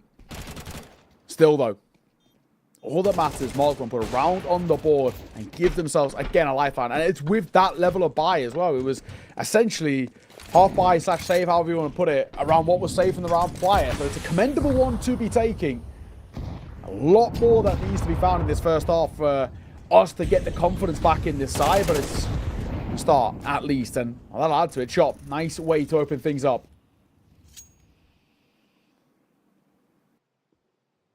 I think that's where Marsborn are at their best, when they get a bit of aggression and try and take the fight a little bit on the CT side. Motum as well, catching late from the back. A hit and run. Daylight robbery. 2 kills without losing really any health in the process. It doesn't get much better than this, but do not throw this advantage away, Marsborn. Spray is good for Motum. 3-player advantage. Oh, man. Swisher. He'll get one of his own, but still, 2 versus 4, surely an impossibility. Just coming back to what you were saying as well, as this round already looks like a bit of a foregone conclusion. When we've seen Marsborn at their best yesterday, and even the small bits in towards today, is when they are so confident. They're taking the fights. They're the ones setting the tempo despite being on the CT side. That's what we wanted to see from them, but we just haven't got enough of that so far in this series. But this round, I think, is quite a testament to it. When they play up close and personal, they're a difficult side to deal with. I think it's where Chop really shines. We've seen this a lot on Inferno yesterday. As it looks like this round's going to be put to bed. Slacks, though, is giving us a little pause for thought with his AWP. He does have the bomb as well. The problem here, though, is he's unaware as to where the other CTs are. As far as he's concerned, it could be bank or dumpster. So he smokes himself into a plant. That's going to just tick the economy forward a tad. And now if he can manage to get this next pick, this round is doable. He's going to be looking to isolate the 2 players over on Bathroom, but Wolfie will not miss his chance. And so, a collective sigh of relief for Marsborn, not hemorrhaging any more players, but more importantly, securing a 3rd round. Okay, and now we're starting to build a little bit. Now we're starting to show that there's sort of ideals, and not only just ideals as well, but there's foundations to work with. All this Marsborn side all starts well and quite effectively, but Matey, I think just unexpected of that level of aggression.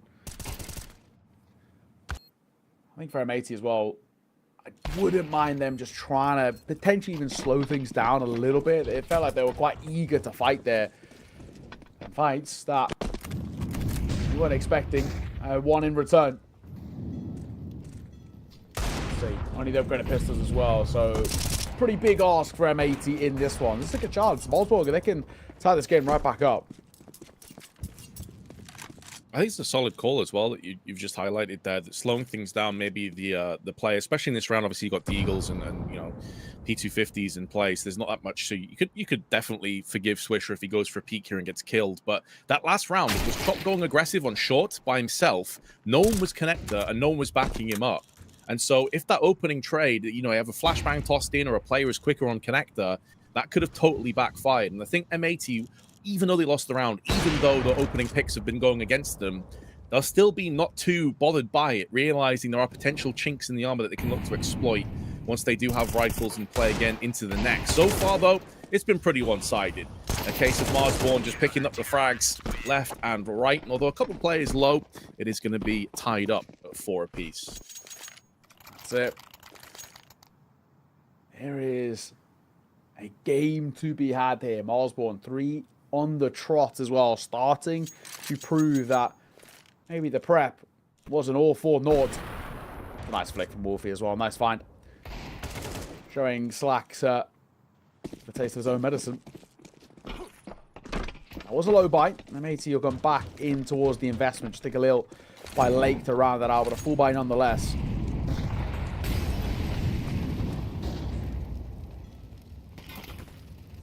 Yeah, Swisher's seen that now a couple of times, the jump peak. So he's got his eyes wide open. He can sense prey on the horizon. As Chop goes back in again and again, it is going to be success. He loves going for these peaks. It's great to watch him, man. Like, he's such a naturally aggressive player. Just unleash him from time to time. Let him do what he does best. Go hunting. Jump peeking here by Mossum. Nothing to be found, but yeah, you're right. You know, Chop, generally speaking, considered sort of, you know, the anchor of this side. But when he actually gets into the thick of it, this is a guy who can kind of go toe-to-toe with a lot in this scene. He's going to come through. Don't know if specifically has been held. He should have spotted the monster player. There's 3 players here towards B. That's noise made by Swisher too. I don't hate the move by Wolfie, but he just can't hit the shot. The move's actually kind of nice. Just the execution isn't on that same level. I think he got baited from the sound cues that you highlighted. He also heard a couple of steps as well when they were pushing towards it. So he wasn't anticipating that there would be 2 different angles, and credit to M80 for that double peek. However, there is only 20 seconds left on the timer here, and although Motum goes looking, they have just caught a glimpse and spots the lake out in the open. There is strength in numbers. 2 players here, a third is also coming up, and they don't have that much utility to play with. Motum just trying desperately to waste as much time as possible, but he's gone down, and with 3 seconds left on the clock, M80 get the bomb planted, and suddenly Grizz in a 1-on-3. And all 3 positions of M80 are incredibly strong on the crossfire. It's hard to justify going for this one. It looks like it'll be a save. Yeah, I think you're right. Man, so many things went right. So many individual fights that were perfectly placed. Motum tried his best, but even dropping the nade, I don't know if that was the right call in a sense. It might have been better off for him to try and fight and take his chances there. But I think it's a lose-lose scenario regardless. Back to 4. M80 snatch back the lead. Up recovered, which is nice. Of course, plenty of money for Marsborn to work with in terms of a buy-in towards. Probably the rest is half, if we're being frank. But M80 want to make sure anything found. If they get even just like 6 rounds on this C side, you already brought up the stats, right? They're so favored on that CT, their chances dwindle for Marsborn. So, being realistic, we kind of want Marsborn to take a lead here. Well, they've got to go flawless for the final 3. Yeah, to put in perspective what Neo is highlighting there, they have just shy of 75% win rate on their CT side. That's absurdly high. So yeah, and that's also a pretty decent sample size. That's 7 matches played, all within the last week. So these guys are typically doing some serious business on the CT side. They've been made to look human, though, I have to say. Like, a lot of the trades have actually favored Marsborn. It feels like the superior tactical elements, like the double nade, triple nade stacks that we just witnessed there on the backside of Pillar, have been what of M80 have basically snuck out of these rounds, pushing late and catching Marsborn in these rotations. The Chop's been doing his job. Motum's also shone brighter in this map than on Train. M80 just slowing the pace down once again. They've got these forward positions. They have short control. They have connector. And now they're just going to let this one simmer a little bit and see if Marsborn stew. Fielding for the boost. Quad stack being here, though. Unfortunately, looks like the wrong call. Sure, Viz is coming back. Pressure towards A, imminent. And it's a split. Short and long. They are rotating over in quick enough time. And as M80 slow things down, it allows for them to bolster up this topside defense. For 20 seconds, they've got no choice. They have to go in towards A. Motum's playing the periphery of that smoke as well, ever so well. Oh, but his teammates are burning around him quite literally. Wolfie 100-0, I believe, from that Molotov. Oh, no, on the back of the truck. I'm not sure if a flashbang was alongside it, or if he was just hoping and praying that he'd get peeked before the Molotov did its job. But M80, again, with low time on the clock, have made it work. Yeah, it's tough. Really, really difficult. So many things were looking good for Marsborn. Quick rotation back up towards the top side. But even with that, M80, so lethal in their execution. Hex looking for exits. I don't think he'll get close enough to punish the remaining 2 of Chop and Grizz. There's M80 who get up towards that 6th. And now they, regardless of how the final couple of rounds go, they're pretty happy with this half. Just being on the T side on especially when Overpass was in the pool previous to being taken out, this was statistically most seats out of the map we had in the pool. We were seeing kind of 10-2, 9-3 halves be overturned and ran back. More common than they probably should have been. Double back, despite Marsball looking a little better here in the first half comparatively to what we saw in map number 1. They're still in a tough predicament. And sure, the scoreline doesn't really show that, but just knowing how good M80 can be on the CT side, they were very good on it last night as well, and expecting more of the same in that second half. Get the final 2 Marsball, give yourself a lifeline. That plus a pistol, you can put pressure on. Any less though, and it could be a bit of a predicament. Almost a similar position to where we were on train, and they were able to pass with flying colors. Things were pear-shaped a little bit towards the end, and speaking of which, Grizz and Chop, that felt like desperation. I don't hate the idea. I actually admire, again, we were talking about trying to take the fight to your opposition, and that Marsborn typically look more confident in those plays. The issue is that M80, they've conditioned Marsborn here to never feel completely stable on this site. They've gone for boost. They've gone for nade stacks. They've just pushed out of Monster without any flashes or smokes. And you can see that that play was really put into the back of their minds from how M80 have conditioned them over these last 10 rounds. Best of luck to you, Biz. You've got a ton of T's bearing down on you, and he is going to just get put down immediately. Motum gets 1, but it's a drop in the bucket. This is a 7-4 scoreline for sure. Yeah. They're absolutely spot on. All feet. Once again, all we could do for Marsborn is save. And generally might not even be the luxury that he's given. They've immediately gone for a little bit of a look around to see where this guy is. Bomb goes down. They know he's nowhere to be seen, so they know they can start poking and prodding and trying to find the gap that he's tucked himself into. But a 7 for M80. If signs weren't already pointing to a 2-0, now they absolutely are. This is a very decent T side. There was a bit of a hiccup, bit of a speed bump midway through, but they've recovered it well. Just like that. Lead guaranteed at the half. And the hunt to make it all the more sweeter. Lake, nice work, nice find. No AWP save, no AWP gained. They can't buy one in towards the final round, and it's actually really hindered the finances now over towards Marsborn. Yeah, it's such a bleak ending. And again, it's kind of like one of those calls where I completely understand why Marsborn has gone for it. And again, I kind of respect the idea, but they must have been so confused once the smoke and flash cleared. They're like, there's 3 guys here, we're just getting wrecked. Like, what's happening? It's because M80 are just so on point with their calls. And man, because of that Wolfie denial at the end, the economy is absolute trash.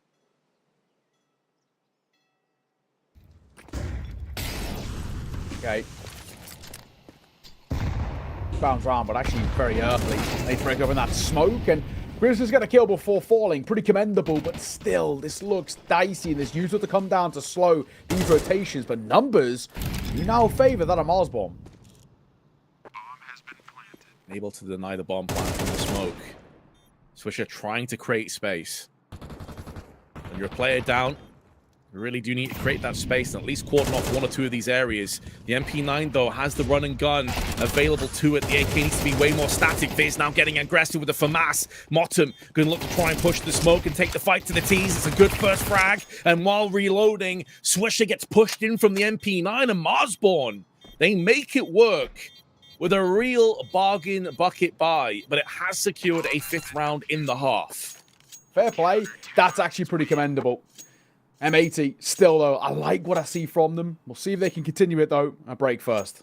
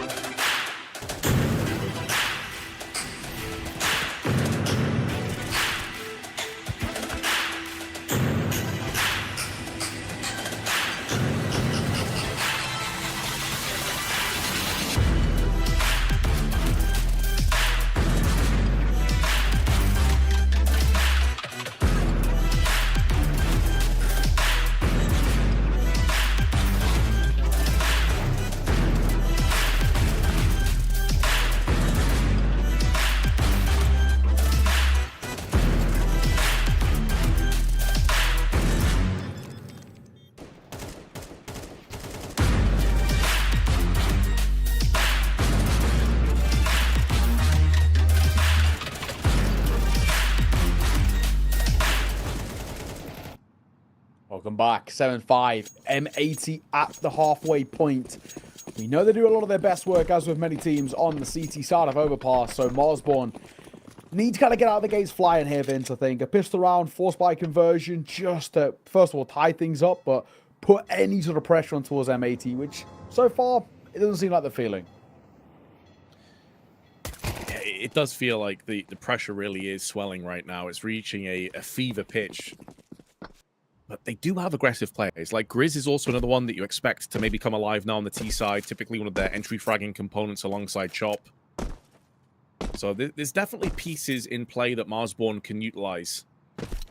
But M80, you better believe they're going to have really solid and slick protocols on this CT side. Right now, Lake playing alone, just jump spotting down Banana and Bathrooms, while now and again just checking on long. This allows them to stack 4 players, but with every passing second, B site becomes less and less likely, which is why they're trading away 2 players onto A. And the timing looking good. If Lake goes for another peek, he's going to spot Grizz. Oh, maybe he should have got the frag. Instead, he goes down to Motum. Bit of a fight there, and Slack's had a chance at 2. Can't quite get it. Sin under pressure, and Chop going to deliver.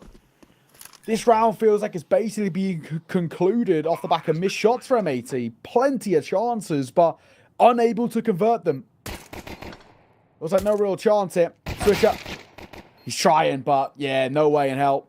Wasn't going to make that one stick. It's all on Hex. New boy for this side. No real chance. And that will be the case. Only the 1 casualty. That's a really nice pistol, in all fairness, for Marsborn. Yeah, that's huge. And it's also like one of those positions now with the new economy on the CT side where even if you lose pistol rounds and these kind of like eco rounds, every single kill is going to have some benefits coming towards it. And there were opportunities there. Like, Lake went for a peek as they were in transition, trying to push up long, and he got no kills for it. They weren't easy shots as the backs were turned, which messes with the hitboxes, of course. But the way that Lake is mechanically, you expect him to get 1 or 2 kills from that position. However, it is a full-on investment here from M80. So they may be down, but they're certainly not dead and buried just yet on the start of their CT side. Okay, well, force buy is what they've opted for. Chop. Nice shot. That's reaction. Catches Swish, and that's what one tap. Nade'll meet him in response, but still numbers favour Osborne.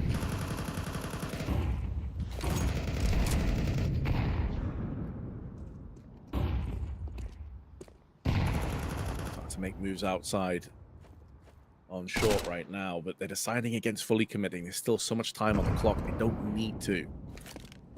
Keep M80 interested. Force rotations away. And M80 are more likely to fully gamble stack a site here, looking for an eco behind it, of course, like just to save. So they can run it back into the next one. However, they may be gamble stacking the correct side. They're starting to all move up onto the A side.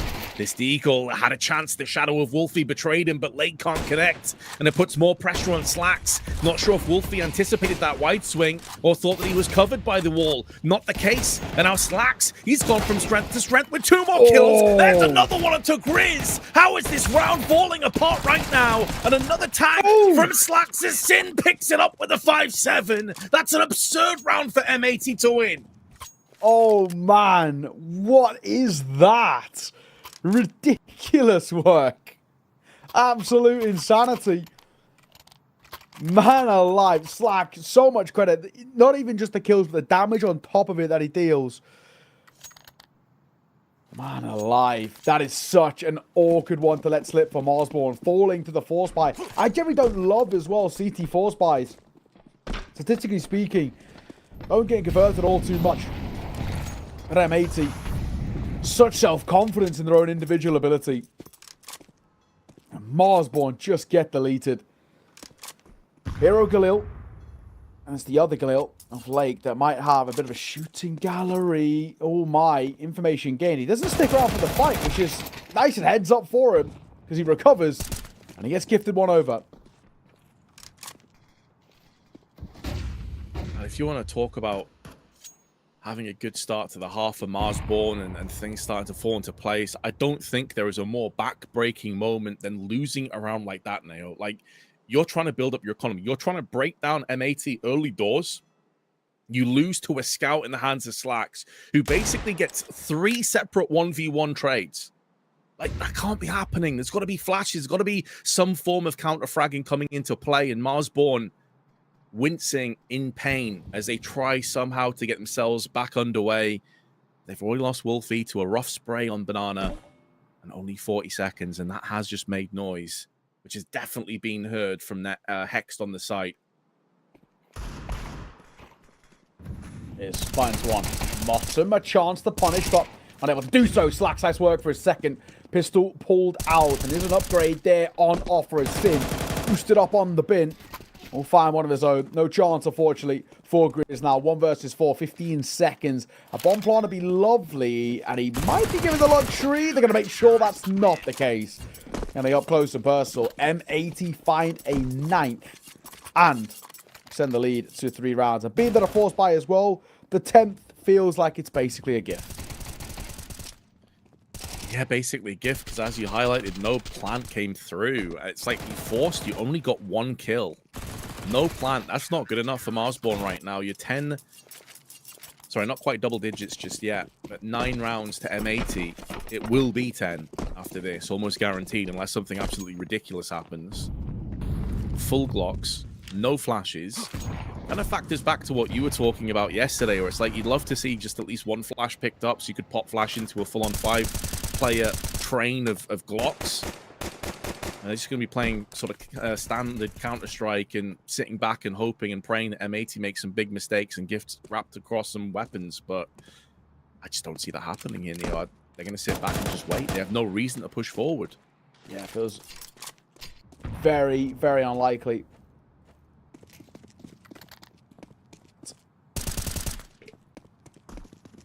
In on towards Motum. This is a nothing round. Actually, you may be looking towards Swisher and Lake can farm a bit of cash here as well, but yeah, non-existent work really to be had in towards this one. Osborne, constellation kill, bomb plant, that'd be nice. Anything else? Unlikely. Lake sneaks through the smoke and he'll find Wolfie. Like we said, get the MP9s in the thick of it, get them some cash.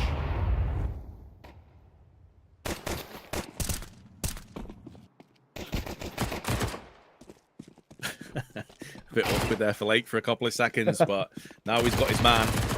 Laser target on sight, and Swisher will help him out with the kill. So 10 rounds has finally been reached, the destination that we expected. No kills really in. I mean, it's even grim, to be honest. I'm looking at the economy on the side of Marsborn. Even after that full eco, a few players at like $3,900. So they can't even get a fantastic buy into this round either. Yeah, very true. And 6. As we reinvest in for Marsborn, it is very much getting towards the last real chances for them to bonus buy for M80. If they lose the bonus with 2 MP9s being brought to the table and that save Galil from many a round ago, I don't think I have faith for Marsborn, but at least it starts well. Chop for the first. Like, trying to get it close as well. Right idea, right find. And there's an AK recoverable there for him.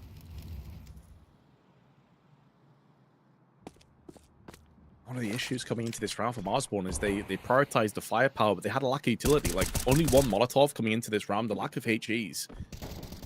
Say this bonus round for M80. It has been hurt just a little bit on that first pick, and a couple of players are low, but they want to try and take the MP9s and run and gun this one down. Grizz, though, is too fast on the trigger. Takes the head of Swisher off.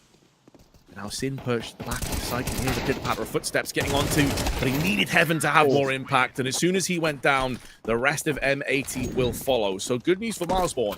A 7th round, able to trade up to full AKs. They'll have a much better buy into this one as well with a full healthy dosage of grenades.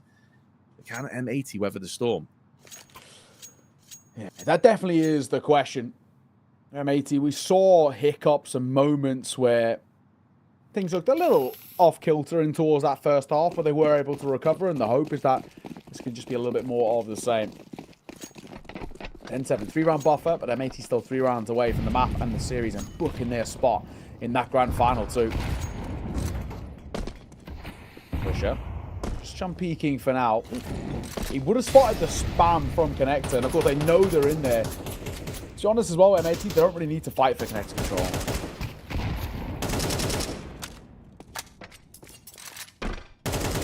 Yeah, having the open play especially allows you the luxury of playing a bit more passive, defensive, and allowing the T's to come towards you, especially when you're getting opening picks like that from Lake. Grizz sent into an early demise in round 18. MAT pulling back the AWP into the bathroom side. Marsborn will be looking for the boost. It could work out here. They spot one player in heaven. I'm pretty sure Viz saw that. But his eyes were more designated towards Pillar, and Swisher would have heard. He's now seen both of them. So valuable information gathered. Needs to make sure he doesn't take his own life by re-peeking, though. Oh, Slack's post on the angle. Time's not the tick, and he should get one here. Does actually fall a little asleep for a brief moment. Molly down.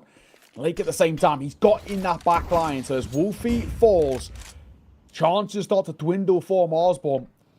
And they've really got the time. They've got no control to either side. I think they've got to save here. And it looks like they're shelling up for exactly that. That's unfortunate. They went for a late round re-aggression towards the top side of A. And they were met a flank from Lake and an AWP they know is posted over towards Banana. As much as you don't want to do this, this is actually the smart call. I think saving is the only thing they could do.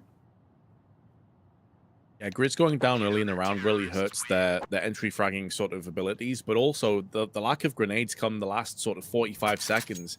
That boost that we were discussing on the other side of the coin from Swisher's perspective, but the boost that Marsborn went for felt like it was their last possible chance. If they could get an entry or two from that position, then the round's back on. And as soon as it doesn't work out, like you said, I mean, the only options are we just try and push together as a united force and hope for the best with an entry, or we just play for the next round. And they made the latter rather than the former decision. And you can understand why. The problem is, though, Nail, they're running out of rounds. They can't afford to do that again. From here on out, they have to play for the win. Yeah, you're right.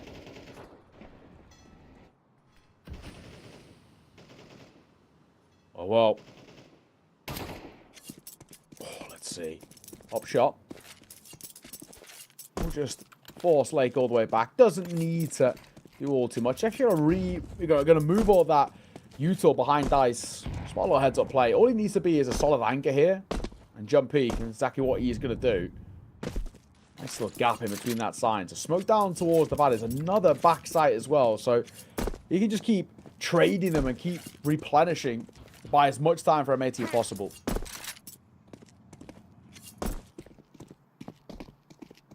Even throwing the smoke over on the B side to help his teammates out, allowing that third rotation to come up to A. And now they're actually going to mix up the pace. They've typically been very passive, waiting to receive the tease. This time they go for an opportune moment to go for the peak. And again, the opening pick goes in their favor. And we mentioned before, Marsborn, they're out of opportunities now. You can't be thinking about saving. You've got to get in there. Flash and smoke coming over. Hex is going to be called upon, but there's no flashes affecting him. It's the easiest 3K of his career. They run single file straight into his A1S. And he obliges, said, thank you very much for padding my stats.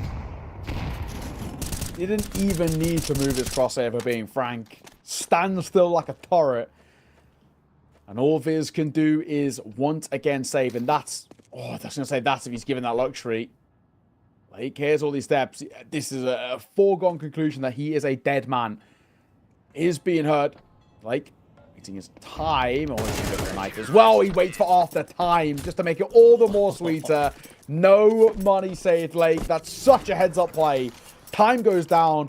No money. This literally has $0. It could not get any worse for him. And like we said, barely even needed to move the crosshair for Hex. Like a turret. He gets 3. MAT, map, series, grand final point for them. I think, unfortunately, you're witnessing a team that doesn't have many reps on overpassing officials, right? Like, they don't have a plan B. They don't have a plan C. It feels very one-dimensional. And MAT are just far too good to let them get away with this.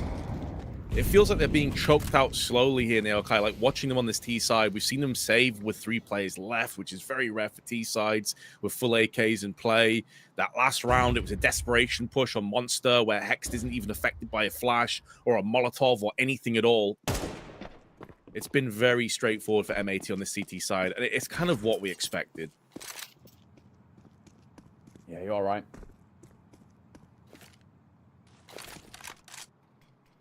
More round. They need Slack's right idea. Smoke down divide, and he'll play up close, holding front bathroom. Chop waiting for support and rotations. This could be a big one for Hex again. He spotted him, yeah. I'm going to say, shoulder that peered around. Switch up close. And they know it's a double stack in towards Monster. Anti-flash play. Hex trying to do something. That's a lovely execute. They've got B. Credit where it's due, man. If we're going to point out some of the deficiencies in this T side, we got to point out the positives too. And that was a really good double flash. Like you said, they had a good read that 2 players were Monster. Now, there could be a third, like, you know, towards Graffiti or maybe Heaven or one of those kind of positions, but they fully gambled with their Tech 9s. Like, let's just make sure we deal with the monster threat first, and then we'll just deal with whatever happens afterwards. But there was no afterwards. Post plan into the round. Lake does keep his AK in play for the next one. Nicely done. He's trying to fight. He's trying to make it expensive at the end here, but he's going to be the one at 2-4. So recovered AK as well to take. Nice round for Marsborn. At the very least, showing there's still life left in this side. Haven't completely mentally checked out just yet. But still, while it's a 4-round deficit, mentally it's a real long road to recovery. Marsborn, 4 in a row required just for overtime. Feels like a big ask. Hope in play for Slacks too. Something in which can't be wielded by Marsborn. Don't have the finances for it. What a close hit. Swisher needs to be a little careful, but it's Chop who actually overextends and falls. Yeah, never really looked comfortable in that spray either, did he? More like he was caught off guard by that timing on the peak. And with Lake and Con, it does allow them to focus their attention on long from Slack's perspective. He knows he's not getting pushed from bathrooms for the time being. Takes the shot, draws away fire, and backs away. Knows he could be susceptible to being rushed now because Lake has vacated the connector position. So that early intel is now null and void.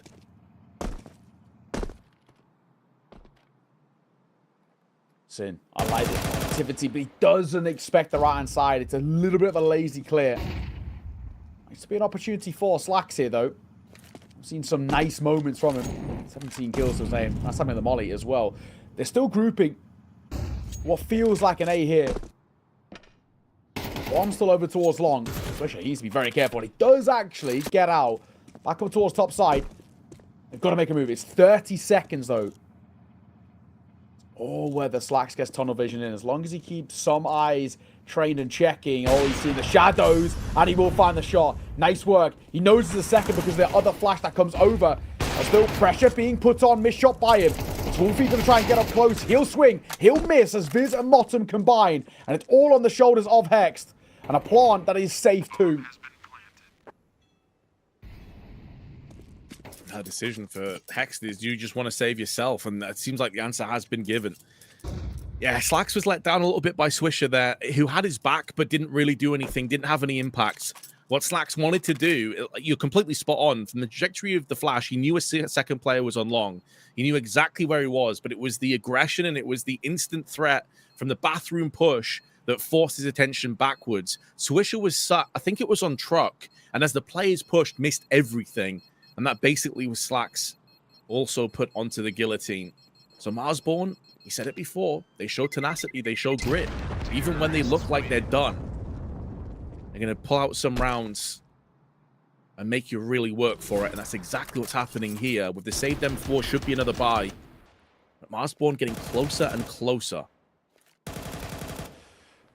Bit by bit. It's the only way you can approach a deficit like this as well for Marsborn. One round at a time. Don't think too long-term at all. Well, tonight, Marsborn looking pretty good. Showing there's still at least a little bit of something worth fighting for. The idea of getting towards that third of Ancient still seems like an absolute fever dream, and Stack's trying to make sure of that. Like I said, no side has got just one more round. Knows how to got to double digits against M80 in the 7 times they've played it. But 9 a couple of times. Getting info. Klesi as well, the Polish side that came over to frag. And, well, unfortunately, Marswell might be joining them now. 3 versus 5. This might be the hurdle that they can't cross, that no team have been able to cross. It's one of the first times we've seen Slacks get aggressive in middle, and it does yield the kill. Seem to catch Marsborn off guard. Wolfie on the receiving end of that. Now, it is going to be picked up from Grizz, but oh, wow. That AWP proving to be cursed, as Slacks is going to give him no opportunity to strike. Grizz on 6 kills, had a bit of a rough one here on overpass, and the shadow of the foot just showing itself around the corner. So a warning shot fired off, which Viz will listen to and adhere with. And Chop, maybe the last opportunity. A flashbang is so good. The follow-up damage there as well with a spray. A bit labored, but Hex is going to go down to Chop as well. And suddenly, this round is doable. A 2v2 from a 5v2. Oh, in God's name, have we let this one potentially slip? Thankfully, the HE of Lake perfectly placed, and it's all on the shoulders of Chop. Done some serious heroics in this round. And we'll call upon him once again. But he's seen off Lake. Too damn smart. Close, but no cigar for Marsborn. And there will be M80 getting a 2-0 in this series. A 13-9 on their map pick of Overpass. And booking their spot in the grand final. Real credit. Marsborn, some nice moments as well in both halves at times, but just not quite enough, unfortunately, for them. So that'll be that. Our first best of 3 goes the way, expectedly, of M80. Exactly. It was what we thought would happen. I have to say, it was closer than I was anticipating towards the end especially. I think Chop again has showed his value and what he brings to this team. He ends with 7 opening duels in his favor. That's more than any other player on the server by a mile. So even with him getting opening picks time after time, it still wasn't good enough. And ultimately, M80 showing us again why they probably are now the favorites to win this entire thing. Yeah, absolutely. I mean, especially, you know, looking on the flip side, NRG and Boss, they're looking at that and saying, damn, this side are scary. I do want to give credit to Marsborn, those still punching up. Yes, map 1 was a little weak, but in Overpass, a map in which no one's really been able to kind of scratch the surface of M80, still putting a lot of pressure on them, some nice pocket rounds as well. Very nearly even that 2 versus 5 converted right at the end, showing that this is a side that do have nice ideas. They do have individuals who can really step up and make a difference, but just unfortunately, I think the one thing that just cost them, and this is going to be the majority of North American sides, they just don't have the caliber to compete with M80 right now. This is one of, if not, you know, it's arguably, you know, if we're looking statistically, it's the 2nd best 5 that we've got in the North American region right now, and proving exactly why. So it's a nice effort by Marsborn, and I still think this is a side that I've got a lot to offer up for the latter stages of the year, but just not to be in this one. We're going to go to a little bit of a break. When we are back, we can start building up all the tension for our second semi-final of the day. But before that, a break.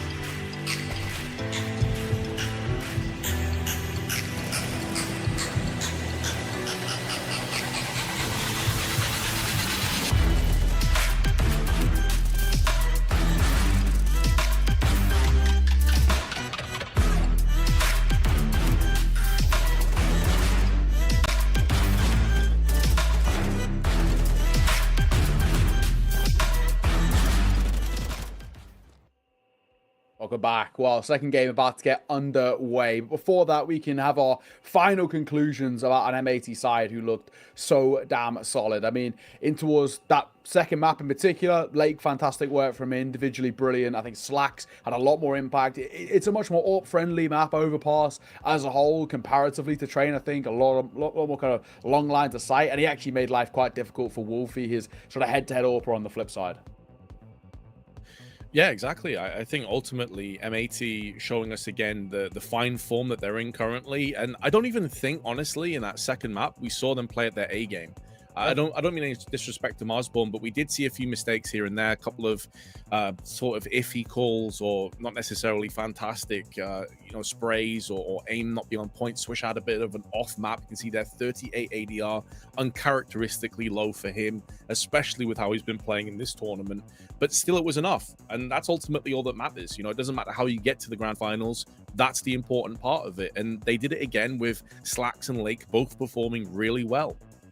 Yeah, no, exactly that. I mean, it's just having these individuals that can step up in big ways for M80 is what makes it side, again, so difficult to deal with. Flip side, it's something that we've both brought up throughout that second map. Chop a lot better, especially on the CT side, right? We said if we just let Chop loose a little bit, let this guy get into fights, get into the thick of it, set his own tempo, he's going to cause some problems, and he did. So credit to him. Just unfortunately, he didn't have that second and third star behind him to put pressure on towards his core. Maybe even just one more player stepping up to a similar level as Chop, and Marsborn really could have actually pushed the distance on that map, but in the end, not to be. And we'll run through the highlights now as well. Bit of back and forth in this first half. Of course, there was that hiccup as well for the M80 side, where they did allow Marsborn at least to change some rounds together, but thankfully able to recover and guarantee a lead on that T side, which is ultimately all that mattered. Yeah, I've got to say, like, from the games that we've seen from Marsborn, I've been very impressed with Chop in particular, not just because of his statistics, but also his willingness to be aggressive on the CT side, to sometimes take on those entry fragging sort of duties on the T half as well. And I wouldn't be surprised if, you see some roster changes, maybe at like complexity further down the line. Maybe he would get the call to make a step up. Maybe he is in like kind of like caliber of player that you're looking to maybe make moves. He's 23. He's still got plenty of years ahead of him as well. So he could be one to watch out for going forward. But regardless of whichever way you want to spin it, like you said, at times it felt like Chop was doing a lot by himself and there wasn't too much behind him in terms of support. But the man on your screen right now, Lake, an incredible talent, mechanically so gifted, so good, and showing us again why an Overpass. Yeah, exactly. It's also sort of exactly the sort of map where we want to see Lake really kind of get in towards the thick of it, prove his worth, prove his talent as well, because it's a map in which, especially on that T side, can be a little bit unpredictable, can be a little tough to really make kind of work for him. And I think, as a whole, he had a fantastic series, also very, very good on towards training. But having a player like him who on that T side can really kind of set the tone, be super individualistically kind of confident and flying into fights, setting the kind of, I guess, just building a lot of space for this side. I mean, that was a real heads-up play, that kill off the time. But you look at what he does for M80, and a lot of the time just giving them so much space to work with, getting a lot of information, single-handedly getting a lot of map control as well, which I think Marsborn were sort of unaware of. I mean, even look back on that CT side, there was one of the most important rounds that Marsborn were building. 25 seconds late going towards A, Lake makes a push in towards long, single-handedly, shuts down 2, rounds done, and then they've got no ideas. And that's what he kept doing, finding gaps, finding angles where he could punish. And unfortunately, this Marsborn side, I think they were unaware of just how loose Lake actually likes to play. He's given so much free real estate by Sin to sort of do actually what he wants, kind of go off the back of his own instincts, and all of the time, it works really, really well. So credit to him, fantastic player, fantastic series from him. That is only our first series. We've got another one to come up in just a moment. We've got also potentially a bit of a banger as well. It's NRG taking on Boss, our second semi-final, to see who will be joining M80 in that final tomorrow. Indeed, and I think a lot of people will probably look at M80 and think it is a bit of a formality, a foregone conclusion that they will be winning the grand finals. But do not count either of these teams off, especially NRG. I think NRG will be the favorites coming into this game. They certainly have, in terms of like name brand value, much sort of higher caliber of player. You're looking at Bro, for example, who many of you will recognize from his Astralis days and some of his ups and downs there. Obviously, the Danish player with NRG now. Nitro, who is a legend of the NA scene, who's been around the block so many times and IGL'd in so many squads. So this is a team that I think is going to be a very interesting one, as you can see now on your screen. There's the two players I talked about before. Also Carson, obviously, George and Exotic joining the roster. This team is pretty legit, man. And like you said, yesterday they had a really one-sided win.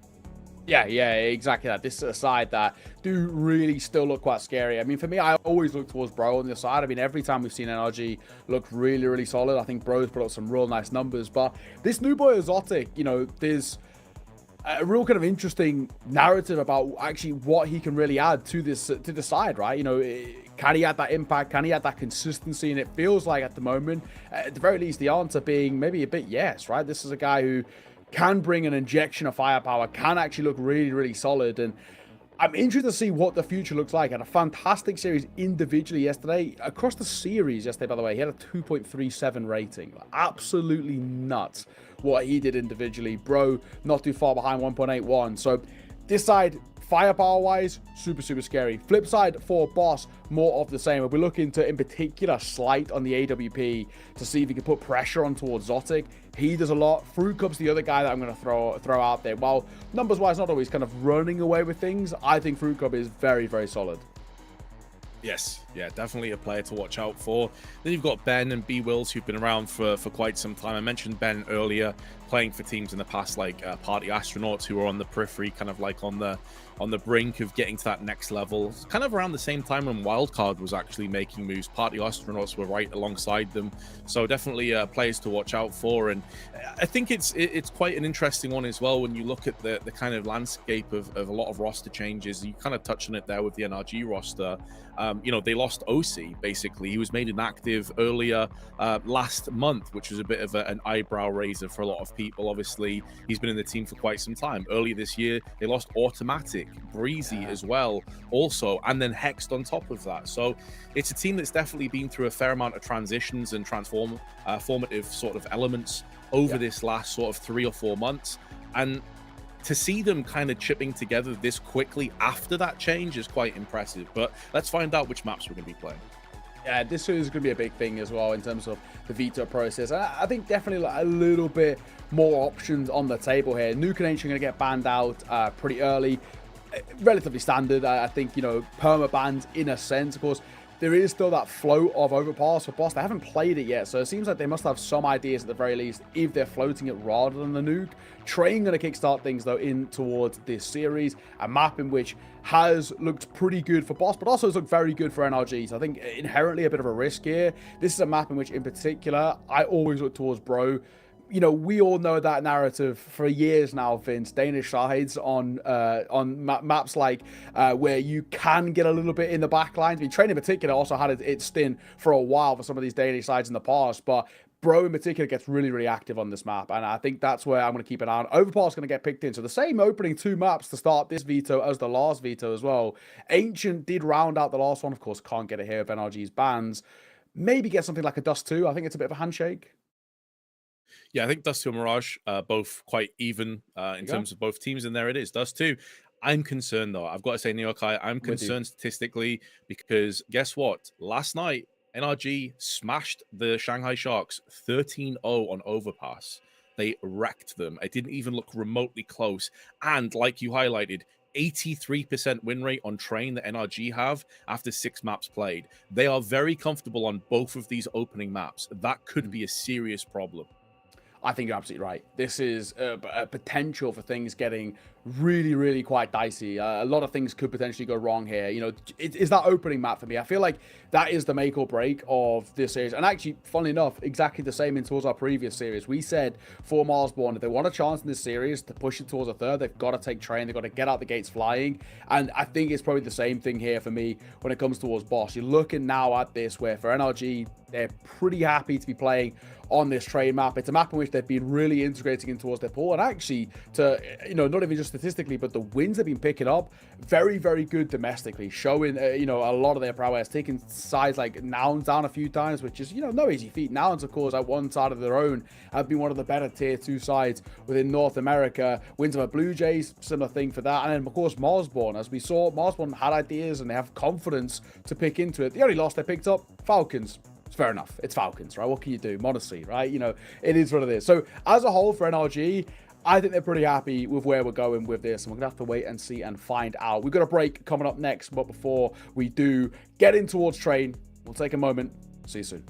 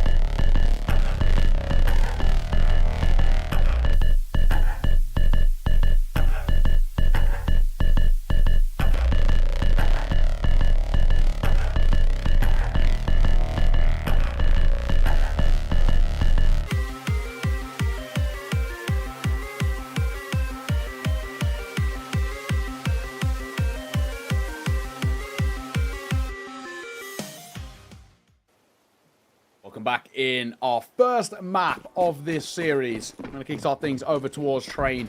It is very, very important that Boss, on their map pick, get off to a flying start. But, Vince, we've already sort of touched on it a little bit. We're a bit worried, I think is probably the nice way of putting it. Yeah, there's no weak maps in this map pool for NRG, whereas Boss are a little bit more shaky when it comes to Overpass. Train, though, is a handshake map. Both teams happy to play this one. It was always going to get floated.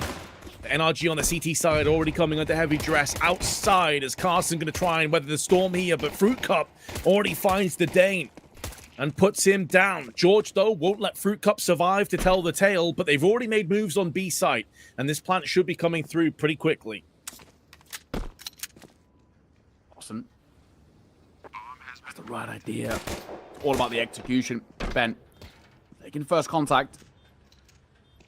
It's all about buying time now for Ben as well. He's more or less guaranteed to go down from this spot. He's too far forward, but if he can buy time and at least try and isolate one fight, it could help, and he does exactly that. A second on the cards, which he takes before falling.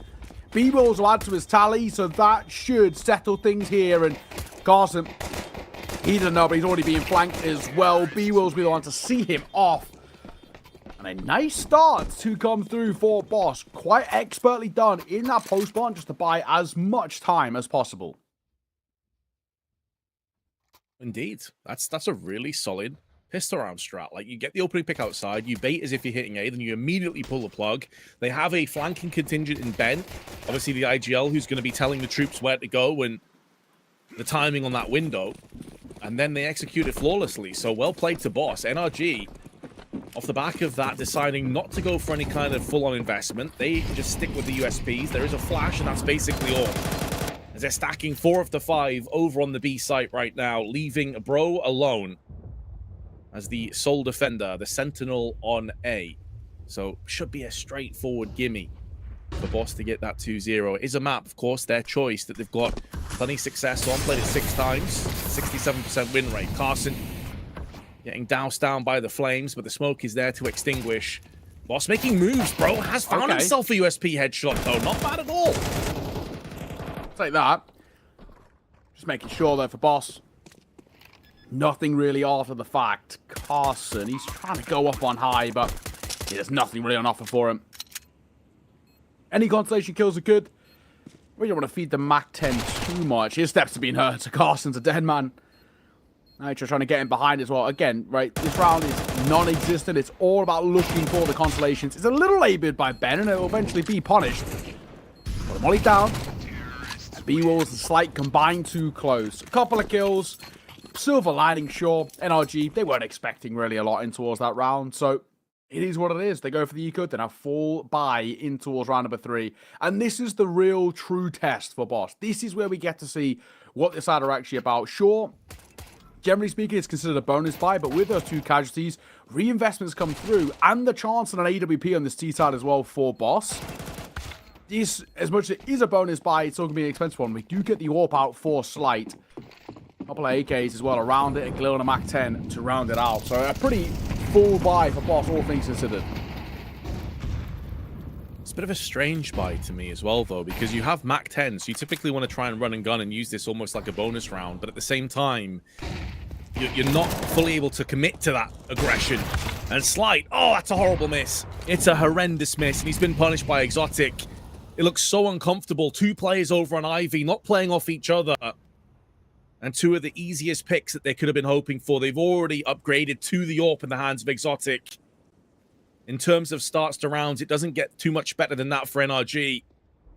And now with 5 players left, they don't have to make moves. They can hold their angles, watch all of the possible pitfalls that Boss are trying to muster against them. Carson, though, should be good for this kill. A bit of a labored spray, but Exotic's there to try and pick up the pieces. And Ardati's last man standing. He knows that Carson's over on that red side, Exotic, pardon me, and he will put him down point-blank range with the AWP. So NRG, they secure the 3rd round and take an AK and an AWP out of it. It's a really bad one to lose as well, and I think it's kind of testament in a sense for the NRG side. And it's not bad in terms of, yes, it is technically still a bonus buy, but it's the way in which these fall. I mean, Slight feels like he gets slightly CS2'd a bit there, but shouldn't be missing that nonetheless. And Zotic showing He's also got that prowess. You've got to be so careful. This guy had an AWP in his hands. But look at the knock-on effect of losing that round. You go for... You could have had a bonus buy, gone for minimal-ish investments and tried to go for something a little bit quick, a little gimmicky. Instead, big investment, big loss means the buy is awkward. So double AK, double deagle, P250 to round it out. And a lot on the shoulders of Fruit Cup and B-Wolves to sort of pull them through. This one, Nitro, oh my god, he was very late to get that molly down. He'll get punished for it. There with the AWP. Oh, missing out on the second shot, but Carson picks up the pieces with the MP9. 3-play-3. Now, this is way closer than NRG would have ever hoped for, considering the lack of firepower on the side of Boss, and it just got that little bit worse. Carson going to try and put this one to bed, though. But Slight using that smoke to his advantage, bypassing Carson with a P250, can maybe get the drop on him. Now, bomb ticking away amongst all of this one, but now that P250 is going to rain out. It should be a straightforward kill for Bro. And although NRG may have made a bit of a meal of this round, they have got control, and they do have a 2-2 scoreline. Yeah, main thing is, well, also, as well as the round, of course, being one is the AWP staying alive. So it just means there's one less thing they have to go for that reinvestment for. And Zotic isn't exactly flushed for cash just yet. So Boss, that'll reset the recon. That was that forced by sort of hero double AK that they tried to wield with. And Carson, nice shot from him as well. An important one on towards Ben. Fortunately, not to be. A bomb plant is a nicety to have, but unfortunately with the spot that they're in, even with a bomb plant, they can't go for the buy around it. So 2 should be made 3 for NRG, as there's not really a hell of a lot to work with. But nice early damage. Bro and Carson will be tagged up. Look who's here. Zotic, he's so quick. He's never missing that shot. Absolute freebie. Leg spotted and going to tap away Jaws, trying to fight, and he'll get it in the end. Well, one of the biggest threats, mechanically speaking, Fruit Cup. We discussed him in the pregame segment. He has gone down early doors. And a round of reprieve it should be for NRG. Looking to take the lead on their adversary's choice of map. That grenade is chunky. Destroying a weakened Darty and also weakening up B-Wills. And although Ben gets one, that's where he will fall down. So 2 kills. Oh, pardon me, actually, it is the 1 kill. It was Bro that was tagged but not fragged. The 1 kill for Boss, and NRG now taking the lead and extending their economy just a little bit forward. Yeah, absolutely. Boss. Weren't expecting a hell of a lot in that sort of a round. I don't get it. So, as we reinvest back in, AK's brought to the table. How's a chance for Boss with... I guess technically this is their first actual true full buy. You know, look at the last one. It was a MAC-10 still in play, or a couple of them. And then even after that, it was a double AK surrounded by pistols. This is the first time we've actually seen full premium rifles across the board. As much as it was a true test earlier, this is an opportunity for Boss to respond and show that they've still got tricks up their sleeve. And they need to. You know, we've already spoke about the importance of this map. First true gun round. If you can make this one look pretty seamless too. Pressure on the econ and start to find form. Bro gets one. Carson in support at range with the trade. Numbers favoring NRG early out the gates. Good signs. Yeah, making the most of those numbers as well. That buddy system in the long dog. We've seen a lot of teams utilizing this on both sides, whether it be T or CT. This time NRG, the 1-4-2 in their favor. Nicely done. Leaving little bits and pieces left. Scraps for Boss to try and work with. They actually have just 1 smoke in the hands of Ben. They're looking to try and explode their way out of Ivy, but Exotic with the AWP. You said yourself, he's rapid with this sniper, and he's just not going to miss. The smoke will allow them a bit of safe passage, though. Exotic's not fully convinced about this just yet. He heard a footstep. He knows at least one of the 2 players is here. And it's the other one that's a question mark. 30 seconds. The Boss just save. I think they may not have many other opportunities or options here. Yeah. I think they've got to save. I don't think they actually have a choice. You can see that they tested the water. What they were looking for was that sort of hope of an early fight to come towards them and a chance at trying to level the numbers disadvantage. But not to be. Bit of frustrations by Fruit Cup as he moves the crosshair around, but it will be a 4th on the board for NRG. And for the most part, pretty inexpensive. The only guy going down, of course, being Bro, but he's the one who was traded out and was gaining this pop dog control, and ultimately was a large part of the numbers advantage being taken. So again, tough old predicament. Zotic's looking very crisp, you know, in this early part. Since he's had the AWP gifted over to him, he's looked really good with it. 4-2, Boss. They're going to squeeze out Max ends. And they're all around what's saved. But still not super pretty. They're going to go quick as well. And actually works for an opener. Carson under pressure. And he's dancing between red trains. Zoski's got to go huge, and he does. Gets one, looks for another as well. But he will eventually fall. The flank brewing. Nitro has two in his sights, and he lines them up. Mows them down. Orb won't be recovered, but it doesn't need to be. There's so much money over towards NRG that they don't mind reinvesting. Nice work. Nitro's innate timing there was perfect.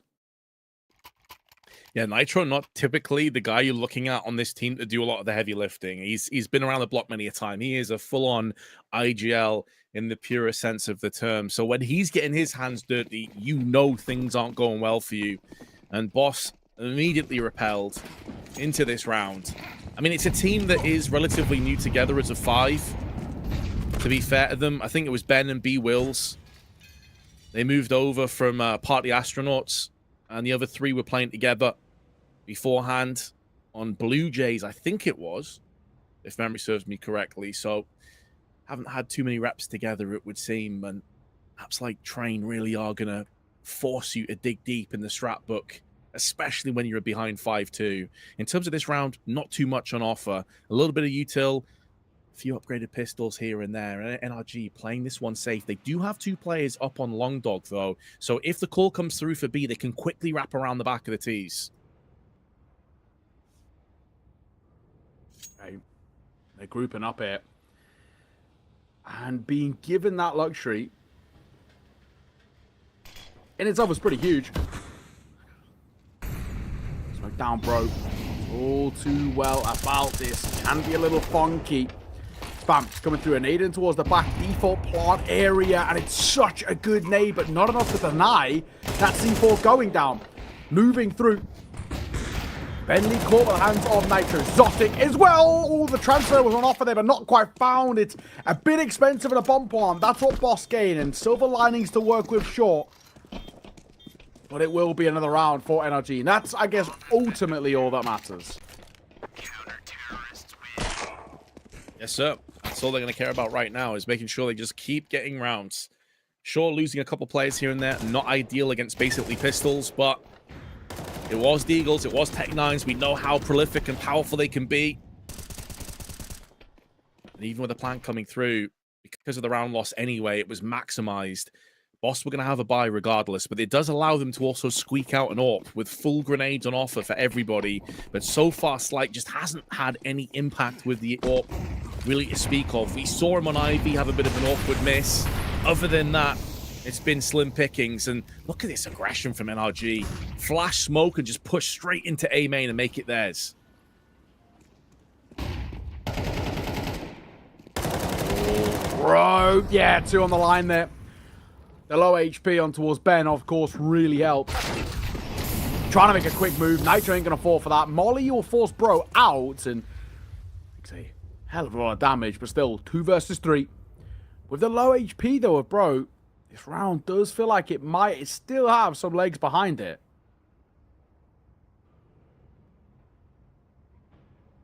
Yeah, no doubt. They're still in with a chance here. Sure, Darty is low on 19 HP, and Slight with the AWP is going to have to make his moves perfectly and be precise with the AWP if he's given options. It's one of the better opportunities they've had, which is kind of sad to say, even though they're a player down, and like one of them is basically the Walking Dead at this stage. And 2 players to make it worse are on B, and this angle from Bro is disgusting. The 2 of them should be able to pick apart the remaining T's, and Darty sent out as the sacrificial lamb.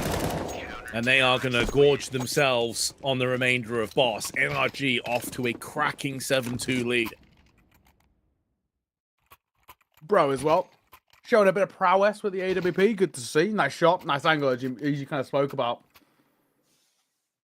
Look at this NRG side. You know, for them, recently things have been actually really on the kind of up and up, I want to say. There was a few hiccups. I remember Philadelphia probably not cracking into towards top 4. Probably a little tilting.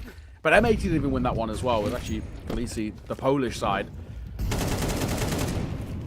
But you look at this NRG side, and they, getting this sort of LAN opportunity would be massive for them. And also another real opportunity for Zotic to prove himself. He's pretty LAN untested online. We can see how crisp he is. There was potentially more on offer there, but Nitro is here. Molly will bound around. Does he expect the close player? He runs out of ammo. So that's going to make it all the more harder. 2 versus 3. 1 minute 20. So that was fight taken very early into the round. I've got to say, I think Nitro is on point with these calls, man. Like, they are doing so many different small adjustments on how they're occupying the CT side. Slight was looking at Long Dog, caught in the side, but we haven't seen them really play aggressive like that, especially not with the AWP up on Brown Halls. And Nitro there, make sure that once the shot ringed out, he was there to collapse. They had the fishing rod out, and Boss bit down hard on the bait. 8-2 looking like it's going to be coming up. And yeah, I mean, we discussed about Nitro kind of being NA royalty. Of course, primarily known for his Liquid tenures.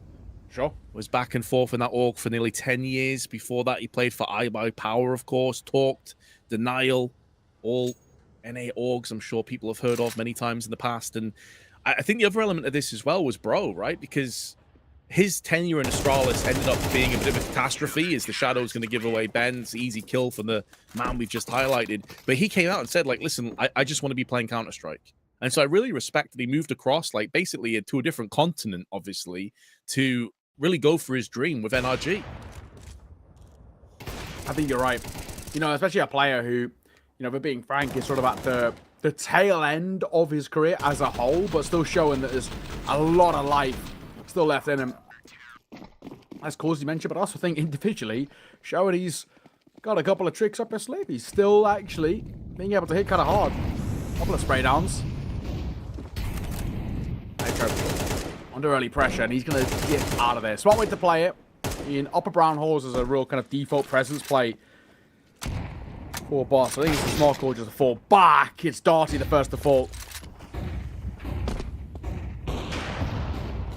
Outspill the tease.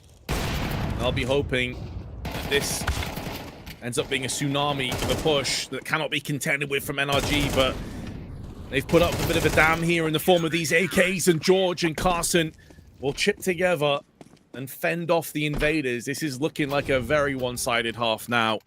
It's just been chugging along, gathering momentum, gathering speed. And yeah, that's the thing about Nitro as well. Like, when you look at his stats, obviously, at the tier 1 when he was playing with Liquid, and by the way, he was playing for Liquid around a time where you had Astralis' era. And Liquid were always like the second fiddle behind Astralis. So he was a legit powerhouse top 3, top 5 team for a number of years. And his stats may not have been great, but that was against the best teams on the planet. He's quite clearly, when he's dipping down to tier 2 or tier 2.5, he's of course going to be able to frag, because the guy is a very capable player. It's just against the very top elite players he might struggle. Yeah, exactly.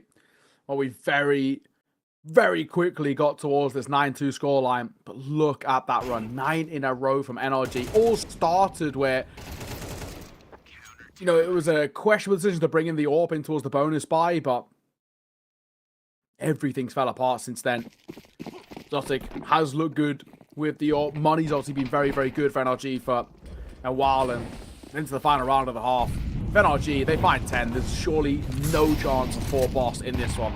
They are flexing on them a lot right now. Zotic flashed off the angles. He's forced back. Carson going to reclaim a lot of the space. He'll tuck himself up close too. Has the smoke to try and fall away in, but easier said than done. Flash comes over. That's keeping him alive for now. And Carson does well. Looks for a second. Won't get it, but Zotic will. Looks for his second, and he finds it. Some real nice shots from him. And it's all down to 2. Slight and Fruit Cup of it all to do. Oh my god, he's stuck in the backline here. Zotic. He's surely a dead man, and he will be. Finally falls. Position has been attained, though. He doesn't have the element of surprise anymore. And Bro, he's up to the task. However, there is strength in numbers. NRG, though, will lead in a commanding 10-2 come the second half. We'll be right back.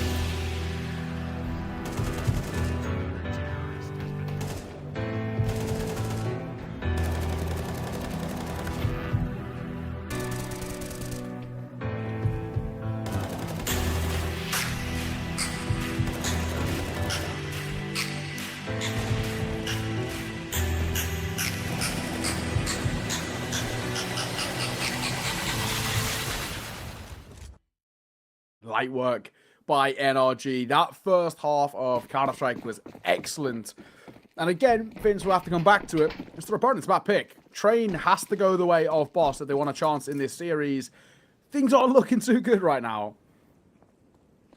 No, they've been properly put to the sword here. And also keep in mind, for those who are just joining in, Boss won the first pistol. One of their 2 rounds was the pistol round. Yeah. So it's even worse than it seems. It's a difficult predicament that we find ourselves in. A pistol round feels like a necessity. And that's not a bad start. I'm going to go Zotic, raid boss of the P250. Exotic's been on point as well, so that's a good player to pick off early on. Darty has multiple targets and only able to get the one. That could have opened up enough for maybe his teammates to make the most of it. But NRG already hot to the races with a plant in play. Nitro getting up close and personal with the Glock, and they do have a second player in Connector. He's hiding in the smoke himself. Julie's rattling bullets past the head of Nitro, who needs help, and his aim slightly off. But here comes Carson. It was all the bait and switch for Carson to do his work, and George going to try and bodyguard the bomb site, but he falls down, and Carson now needs to pick up the pace. There is no kit in the hands, though. It should be an easy kill, and Carson takes him down. And he was doing it all as well with such limited bullets in the mag. Man, that could have been really, really dicey. Thankfully, not to be. What a recovery. Really, really well done. 11 for NRG. Surely now no chance in hell. You have to keep giving credit towards this side. They keep finding ways to be so difficult to deal with. Boss, I don't blame them. Go for the force bite. Got nothing really to lose, if we're being frank. Also, full credit to Carson, by the way. Not just the clutch, he got the ace as well. He kicked off the round for NRG, full circle for the 1v3 clutch. That is mammoth impact, and one that is felt reverberating around the minds of Boss right now as they think of what could have been. Yes, it would have been an uphill climb anyway, but it feels like that is the last piece of life support that's been stripped bare into a force with a scout and barely anything to play with, and just left alone with their thoughts for the next minute as they figure out what's going to be coming up next. NRG have looked very good here, I've got to say. If they do make the grand finals to play M80, that's going to be a banger of a matchup. I think you're right. Really showing dominance here, and also makes the whole veto process quite interesting for that final 2. He wills up close. 35 seconds. In they come. Surely Evox is going to be cleared properly, but he does get one before dropping. Silver linings. Oh, and a near chance at a double there for Fruit Cup, but he can't quite find it. Now things start to put itself in place, and the Mac 10s are running and gunning. 20 seconds, Darty on 1 versus 3. Yeah, just with the Deagle. They're not sure where he is, so he has the element of surprise. Once that first shot rattles off, he's going to have multiple sets of eyes staring him down, and it had to be a kill. Realistically, there's no reason for NRG to get too aggressive. Sure, complacency could drip in when you're 11-2 in the lead in a situation like this, but I love how disciplined they are. And Exotic picks up the kill. No rush down. They want to get the job done as efficiently and as quickly as possible. And they now have 10 map points on Boss's choice of Train. Yeah, surely there's no way at all for Boss to get back in towards this. I mean, if we're being frank as well, we're looking at them and saying for Boss, is this a case of just trying to save the mental a little bit? Trying to not get too tilted before heading in towards the second map of the series. Yeah, difficult predicament. 12-2. And of course, no surprises, you're going to force buy back in, but what have you got? Nitro going to open things up, so already off to a bit of a slow start. They've gone quick towards A, and they're being rewarded for it. Slight going to try and swing, and that'll cost him his life as well. It's all falling apart so quickly. As Fruit Cup's up close, but he should fall, he will. Final bullet of Carson He's all on the shoulders of Darty, and he's got a long way to go to get in towards this fight. Yeah, just an MP9 as well. When it rains, it pours on the side of Boss, and right now they're just being drowned. Train has offered them no luxuries, no reprieve, no respite. It has been all go, all the way of NRG, all systems ahead. Darty giving his position away, and it will be a one tap to seal the deal from Carson, who ends on 19 kills. NRG with one of the most dominant performances that we have seen at this tournament, and it shouldn't be too surprising consisting that they got a 13-0 yesterday against the Shanghai Sharks. Yeah, very true.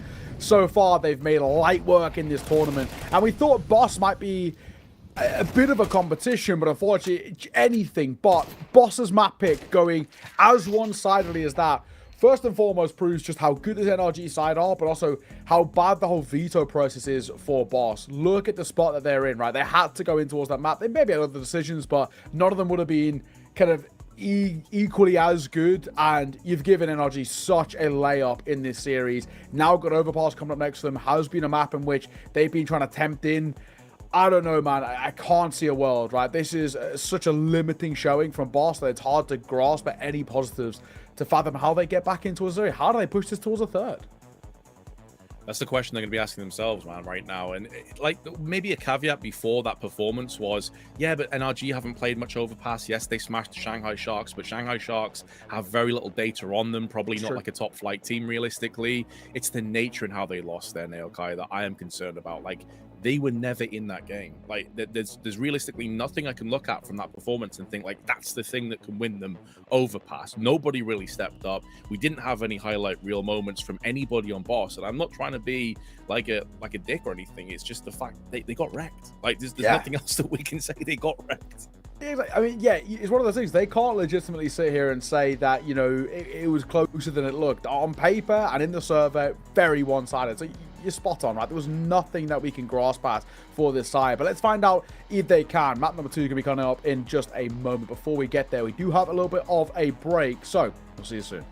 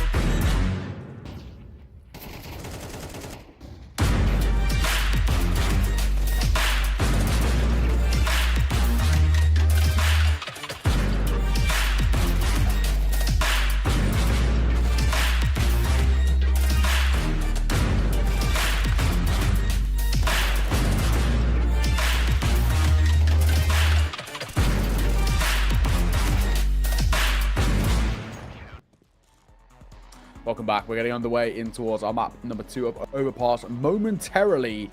And, I mean, we're asking for a whole new boss. I think it's safe to say they've got to be a completely different side because there was so little on offer in towards Train. NRG, though, fantastic work. There's basically next to nothing that we can say on a bad tone over towards that side, Vince. No, it was everyone again pulling their weight, everyone double digits. Nitro having his moments. He actually ended on 92 ADR, by the way. So that's really impressive, as you're going to see here. 91.6. And so, like, just across the board, the 13-2 scoreline. I mean, sometimes you have, like, a super one-sided scoreline. It doesn't necessarily paint the full picture. There's a lot of clutches, a lot of 1v1s, 2v2s. It could have easily been, like, a 13-6, 13-7. Nah, this was 13-2. To put it in perspective, it was Boss winning the first pistol. They then went 2-0 and then 13 rounds in a row for NRG. That is so many rifle rounds. They were successful on their T side and then they just got it done on the CT side. That is insane amounts of rounds put together. And that's how one-sided it was. Like, you can maybe say Fruit Cup had a couple of like big entry frags. B-Wills played pretty solidly as well, up at 13 and 13, even though his team got wrecked. But like, there's so few real things for us to get behind and be confident about. So I'm hoping that at least it was over fast. They didn't have to expend too much energy for like one of those fake comebacks, make it a 13-9, take all your energy and all of your focus away. They can completely reset now for Overpass. So let's see what Boss have up their sleeve. Absolutely. I mean, it is the one silver lining, I guess, you can take away if you are Boss, in the sense of, right, we didn't kind of mentally drain ourselves too much in that one. We never got into it. The big hope is that, you know, if you do mentally check out, you can just completely reset in this sort of 10-15 minute break. But either way, it's still such a tough pill to swallow. And the unfortunate thing for them is that, as we see through some of these highlights, you know, a lot of bomb plants that come through for Boss, a lot of advantages that they just squander so often, which is real testament to just how good NRG are. They make every single round a good one. This one was the big one. Carson running low on ammo and still making it work. I mean, ridiculous stuff from him. NRG, yeah, going 13 in a row. The second they got money in place, there was only one team in it. Yeah, that Carson round is probably the highlight of the entire map. It was an ace 1v3 clutch. He finishes on 19 frags, and there you go. The man himself, 123.7 ADR. 2.71 rating is astronomically high and well-deserved. But I am less interested in Train as I am Overpass, because there's much less stats here for both teams. Yes, we can easily go back to that whole Shanghai Sharks just demolition job that they did yesterday with a 13-0. But again, that's not necessarily the same kind of caliber as team as Boss. And so I'm not sure how much we can really take from that one. But again, it's the nature and how we just saw them perform that is more concerning, because even when it came down to some of those duels, for me now, it looked like NRG were on a different level to Boss. Yeah, I feel like if we're being completely frank about it, right, we can't take too much stock away from that Shanghai Sharks game, right? I feel like it's just the side that are not up to that level just yet, right? But Carson, run through some of these highlights, just see just how impactful he was all the way through. Having somebody that you can fall back on like him, you absolutely love to see it, right? I mean, individually so brilliant, and shining in a stacked side as this NRG team is no easy feat. Everybody having their moments. You know, another guy that I want to shout out, I think Zotig.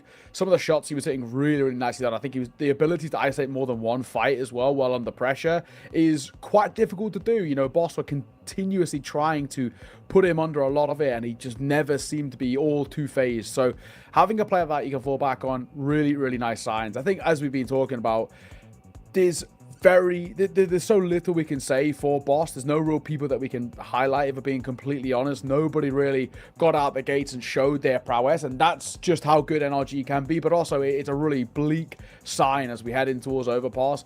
All signs point to a 2-0 here, and it could even be, I mean, it actually could be quicker than that first series, which we thought was already relatively quick.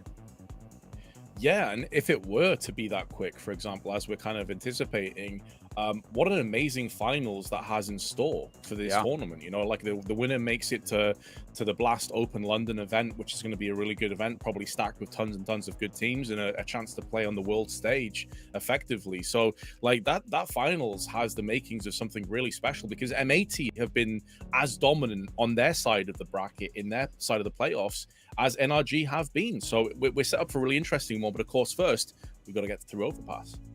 exactly that. Well, for now, we're going to first go into a little bit of a break. When we are back, we're going straight in towards all of the action. Is Overpass up next and potentially the final map of this series. Let's see if Boss have anything left of their sleeve.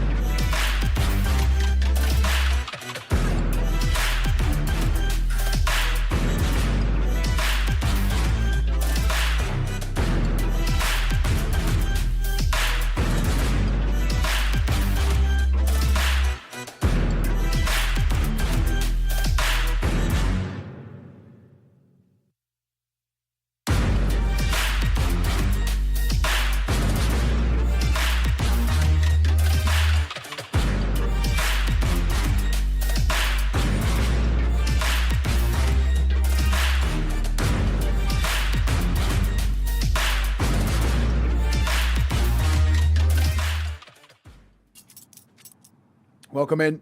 Second map here. And we're looking to see if there's anything in the tank for this boss side who showed little to nothing in the first. NRG's map pick. It is Overpass. NRG will start on that seaside. They look pretty good on the seaside too. Gotta say, Vince, I'm very worried. I don't see a world at the moment for Boss. Yeah, after that train performance, it's kind of hard to have faith, but often the markings of these teams that are grinding away in so many of the online tournaments especially is that they can always bring it back. They can always just get themselves refocused, reset, back in again. George, in the meanwhile, though, is going to go down to Darty. That's an important first pick. And although they are starting to make moves over on the A-long side, because that player was picked up so easily, and Ben has already spotted himself 2 or 3 players, now the rotations can come straight through. USP, if he can get 1 kill out of this before he falls, is going to be massive, because there are rotational elements around the back. They're making moves up and connected with 2 players. It shouldn't really be possible for NRG, but they're getting some entries. Man, that's so good. Really nice done. Bomb will be planted. Safe side as well. And the Julie's trying to tap through that smoke, but ineffective. Martin finds one of his own, but there's a mean little crossfire which falls apart quickly. All on the shoulders of Nitro, who gets clipped. What a retake from Boss. They needed something there, and my God, will they get it? What a way to start off. Finally, they got a nice pistol as well to open things up in towards Data Train, and granted, it's one of 2 rounds that they actually had anything going on, but that one feels like it's got some real stock in it.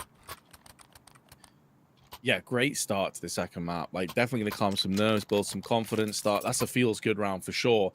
You know, I was looking more into the stats in terms of an RG because, as we mentioned, it's a very small sample size. They've only played it twice. Now, it should be mentioned that their stats have been padded significantly, as it would be with a 13-0 win. They played wildcard also yesterday, and they lost 13-8 on Overpass. Yes. Now, when we've seen how poor wildcard have looked, that's not a great sign within itself. So, Boss will be looking at this Overpass and thinking, there's definitely some weaknesses that we can exploit. Yeah, you're right. It's not exactly a good indicator. I don't completely count them out, sure, but it does feel like a lot of things got to go right for us to feel that belief. Either way, horseback for NRG, which makes a lot of sense for them. Of course, considering get a bomb plant, but 1-for-1 trades, a little scrappy, slight up close as well, causing problems. Plays anti-flash, but it actually will cost him his life. Zotic going to get a molly down in a second. But an 8 on towards default, which softens him up. Softens him up, but doesn't stop the plant from going down. And so there's going to be a lot more work required. Also, no more real grenades to play with. We've got the 1 smoke, but no kits between the 3 of them currently in their possession. And counter flash is also available, allowing NRG to pull the plug and get more into passive, deeper angles. Mac-10 can play up close in the flower bed. That's the one that can be thrown out into the mix to try and draw away fire from the bomb. This is really difficult to retake for Boss. They're now going to start to make moves, but keep in mind, the kit has been picked up. That's going to cut off the time on that defuse, but losing either 2 players means that Ben can't possibly stick it. He has to run away, and in doing so, will be glocked down by George. In all honesty, though, even if that kill went in Ben's favor, the bomb would have taken him anyway. NRG bounced back in the best possible way. Yeah, again, coming back to something we brought up a couple of times, where it's all well and good getting a pistol. The force buy means a hell of a lot more. And, you know, at the very least with Boss, it was a pistol and a force buy behind it, and then things started to fall flat. That first gun round is where it all came into play. But this is exactly what you want to see from NRG. Set the tone early. Put a lot of your form out there on this C side. Of course, you have to force. If you are Boss on this CT side, you're in double eco territory, so it's something you don't really get too much of a choice in. What a position they put themselves in. The Eagles upgraded pistols. It's as good as it gets around that MP9, and the Deagle will get in the action at the very least. George needs to be very careful here. Could be caught in the side. Oh my God, it's all about mere pixels. They're grouping up, and potentially the bomb might have been spotted there as well. I think NRG may get lulled into a false sense of security here because 2 players were definitely spotted, plus potentially the bomb, as you said. So those 2 short players have now fell back to the site. Smoke is down, but this is where the 5-7s will thrive. Up close in these crossfires. And now all the CTs starting to make moves down. They have Fruit Cup with his MP9 still in connector, but the rest of them are on the site. An important kill goes the way of Bro, but B Wills puts that 5-7 to use. And terrifyingly, the bomb has been spilled on the deck. They need to just kill their ways back into this round. 40 seconds left to play with. Grenade may shield B Will's position alongside Ben, who does go down to the Galil, and now Darty with the AK with it all to do. He does have control over the bomb. 30 seconds left. And he is healthy. There is a way forward here for Boss. Not going to count him out. That's for damn sure. He's actually getting around 15 seconds. We got to go, guys. They're moving together. I don't think that's the worst play in the world. The only safe plant is back pillar. Darty, mad at the angle to deny. Bomb goes down. All this is play time. 4 seconds, 3. Bro trying to tap away. 1 second left. Oh, and he doesn't get it. Oh, it comes down to the finest margins, but it's Boss who playtime. Darty, credit to him, single-handedly has just done enough to get that round over the board. That's a bit of a tilter for Bro.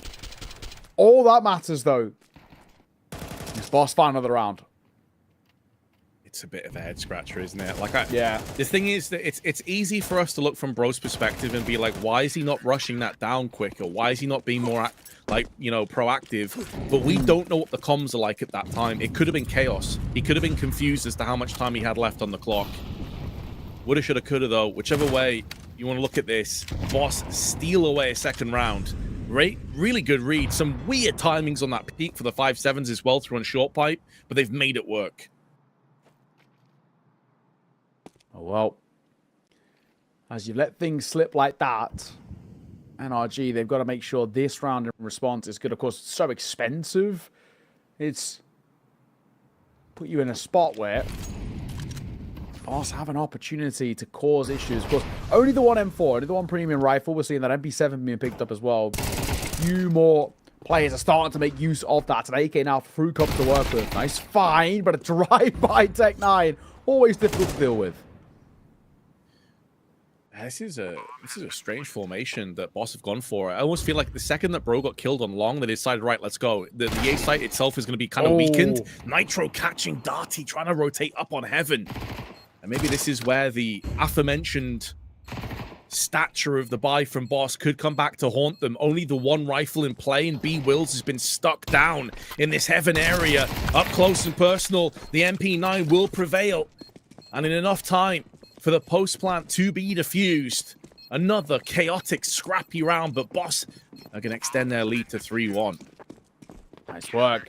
This is way better for Boss already, right? At the very least, we're seeing this side start to put that serious pressure on, start to at least change the other rounds. I just think in a very simple way, we're seeing them have a little bit more of a kind of synergy, a bit more of that holistic approach.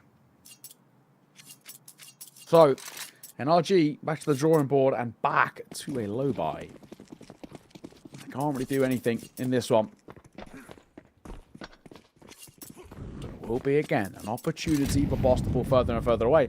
So far, so good. Nothing really they can complain about. Not really a fan of this buy, if I'm being honest. Like, I feel like a flash or two, it's just a smoke, just anything that you could play with. I mean, I get that you're down at a low investment. Nitro, obviously, is going to be holding fire. I would imagine he's going to drop an AWP for Exotic next round. Sure. But there's tons of cash, and, like, you could get a few flashes and a smoke out of this one. It may end up not mattering a great deal, though, because Bro has already snuck his way into bathrooms, and Boss have no idea about this. They're looking for that re-engage, some aggression from Boss. They did do early in the round, but now they've pulled the plug and got out of there. But when it comes to actually executing onto the site and pushing, this is where, you know, a flash, a smoke here can make all the difference.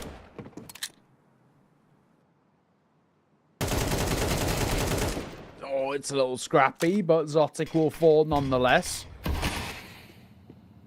Just got to make sure in spots like that, this round not amounted to much. But if, again, all we're looking for really is if we can get a bomb plant here for NRG, you're actually relatively happy with this sort of round. It's non-existent. The chances of you finding anything here are so slim. Something as simple as a bomb plant. Both of that econ. You spoke about the orb being brought in. Feels kind of likely. Slight. We'll do it with the molly as well, and he gets a second behind. Nice work. A shutdown with the support of Fruit Cup. Just like that. Boss. 4 rounds. Already twice as much as they got in towards our opening map. There we go, yeah. The AWP was dropped. It would have made no sense for Nitro to be that much into sort of like penny pinching territory if he then didn't invest into the AWP and drop it to Exotic. So that is going to happen. Yeah, it was a rough spray, wasn't it? For a second, I thought Fruit Cup would go down. That would be a rifle trading hands, and things could have got really worrying real quick. But Boss already doubled their round tally of train. Confidence will be surging. It's great to see from Neutral's perspective. You hate to see a team get completely battered twice in a row, so that's not going to be taking shape here. And actually, they're getting aggressive. They're pushing the fight towards the T's, but this could spectacularly backfire. As Bro takes down Fruit Cup, and they have spotted Darty. 2 for 0 trades. Oh no. Boss, what have you done? That is the textbook definition of overextension there, isn't it? Just feels so unneeded, that fight. Look what it's done to them. 1-for-1 trades. Again, just keeping everything in check for NRG. B-Walls and Slight, it's all that's left. Chances for them are so slim now. Man alive. It felt like there was a bit of a chance, but yeah, just going 0 for 2 in those first fights completely kills them. Now it's just about damage control. Can you save either of these M4s? Are you even able to maybe take the fight back to NRG one more time? See if you can get some more kills out of this one and at least weaken their economy somewhat. The answer's looking like a no. Nitro alongside Carson, double teaming Slight. But this does mean that the information gathered will garner B Wills the opportunity to go save his M4. He knows they're all on A, or at least multiple of the T's are on A. So he will look to save, and NRG will be picking up a second round with only 1 casualty. So yeah, that aggression, I don't necessarily hate the idea of it. I just don't think it was executed particularly well. They weren't on the same wavelength whatsoever. Like, typically, you're going to try and peak together as a united force for at least a 1-for-1 trade or flash over or something. Yeah. Just both out into the open by themselves. It's the easiest of pickings for NRG. Yeah, you're right. It just feels way too simple. At the very least, this M4 should be fine. There's no one close enough to be kind of problematic here. Silver lining in a sense. Still. Tough one to swallow that, I think, for Boss. It's a bold call, I think, all things considered, just to even give that one a look in that sort of vein as well. It feels quite unnecessary. And of course, ultimately, quite costly. So now it's about, again, what's this response looking like? The fortunate thing is money for a reinvestment, sure, and on top of that, having this ability where you've got still a 2-round buffer, you're still not in that position of being super uncomfortable just yet, I think it's fine. Boss, though, I mean, the main talking point for this, I mean, the entirety in a way of this first half is that they have to take a lead at the halfway break if they want any sort of chance.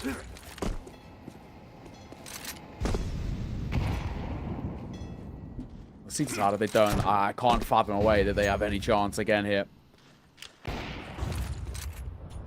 The positives with that last round kind of coming undone at least is that you do condition NRG just a little bit to respect the possibility of another aggressive play. So it can whittle away some time and maybe an extra couple of grenades. You can always go back to it later on. Also, interestingly, yes, it's only 2 maps played, but NRG only have about a 38% win rate on their CT side. Against Wildcard, that was in particular. So maybe some holes to be probed and made the most of it. And meanwhile, though, the aggression is going to be forthcoming onto the A side. Ben fully flashed. His teammate as well on bank. Much the same, but they still are able to get some kills. Runs out of ammunition. How he wishes he had the A4 instead of the A1S. But now Bro comes out with 2. Big shot from Exotic, though, onto the dumpster. Leaves Darty on truck.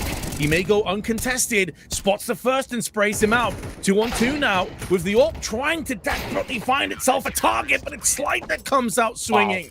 Wow. And Boss snatched this round away.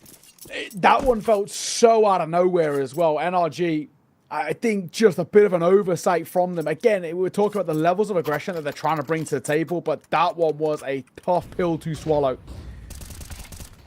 Individually brilliant. We need Slight to be stepping up quite a lot in towards this game as a whole, especially to put pressure on towards Zotic. With the AWP in play, I mean, so far, not bad. 7 kills to his name. He's actually having a fair decent amount of form to be shown here. Pause are going to be called by NRG, and this is the first time this entire series that we see NRG even remotely uncomfortable. Oh, yeah. They had their feet up. They were chilling. In the first map especially, it just felt like they were in cruise control, but yeah, quick shock to the system here to start overpass off. They lose the pistol, they get the second round. Like you say, oftentimes that's way more destructive for the CT side because your economy is just thrown into the toilet. They managed to climb their way out of it. And now it's NRG that are feeling the economic pinch. They were thinking of fully investing with an AK picked up on Bro, but can't really justify it for the rest of the troops. NRG looking like they're running out of ideas very early on here. True. Quite surprisingly as well, you know, you look at this NRG side and we came in towards them, especially off the back of how well map number 1 went, and just thinking it's surely going to be more of the same, but so far, anything but. Still a chance for them, and generally speaking, this was an on-paper level game. We would say if you can get 5 rounds to your C side, you're happy. That's a bad miss for Slight. Ben's under so much pressure. Oh, and it just gets drive-by'd. That's not a good look. Just when Boss feel like they're finding success, it immediately gets thrown back in their face. And sooner rather than later, they might be tempted into a save here. Yeah, I think so. I mean, Fruit Cup's already committed. It's very hard for him to save at this point, and that kill may bait them back in again now. The AWP on point, though, for Exotic, and that should be the warning shot. It sends shockwaves down the spine of Boss collectively, but they're going to smoke onto the site and go for the full-on defuse here, and they're going to stick on that defuse. Spray comes down. They haven't dealt with the diffuser just yet, but there's Bro. He adjusts with the spray on the AK, and will secure the round win. Now, here is the reason why you were thinking about that save. Because you had no money left to play with if things went pear-shaped, and that's exactly what's happened. Oh, man. That's going to put them in a weird spot. You can't really be buying here, unfortunately. So, NRG have the chance of making this a 1-round game. Tough predicament, though. That's for sure. For NRG, finding a round like that, we have so little to work with, and you still convert it. That's the one that completely changes the narrative. I'll get it again. I mean, Ben gets so overwhelmed here. The drive-by by Nitro. Love the pace at which he's playing out there. Yeah. Real tilter for Boss. Do have a pause. Unfortunately, this is one of a technical nature rather than attack pause, so we'll have to wait. Hopefully only a brief one.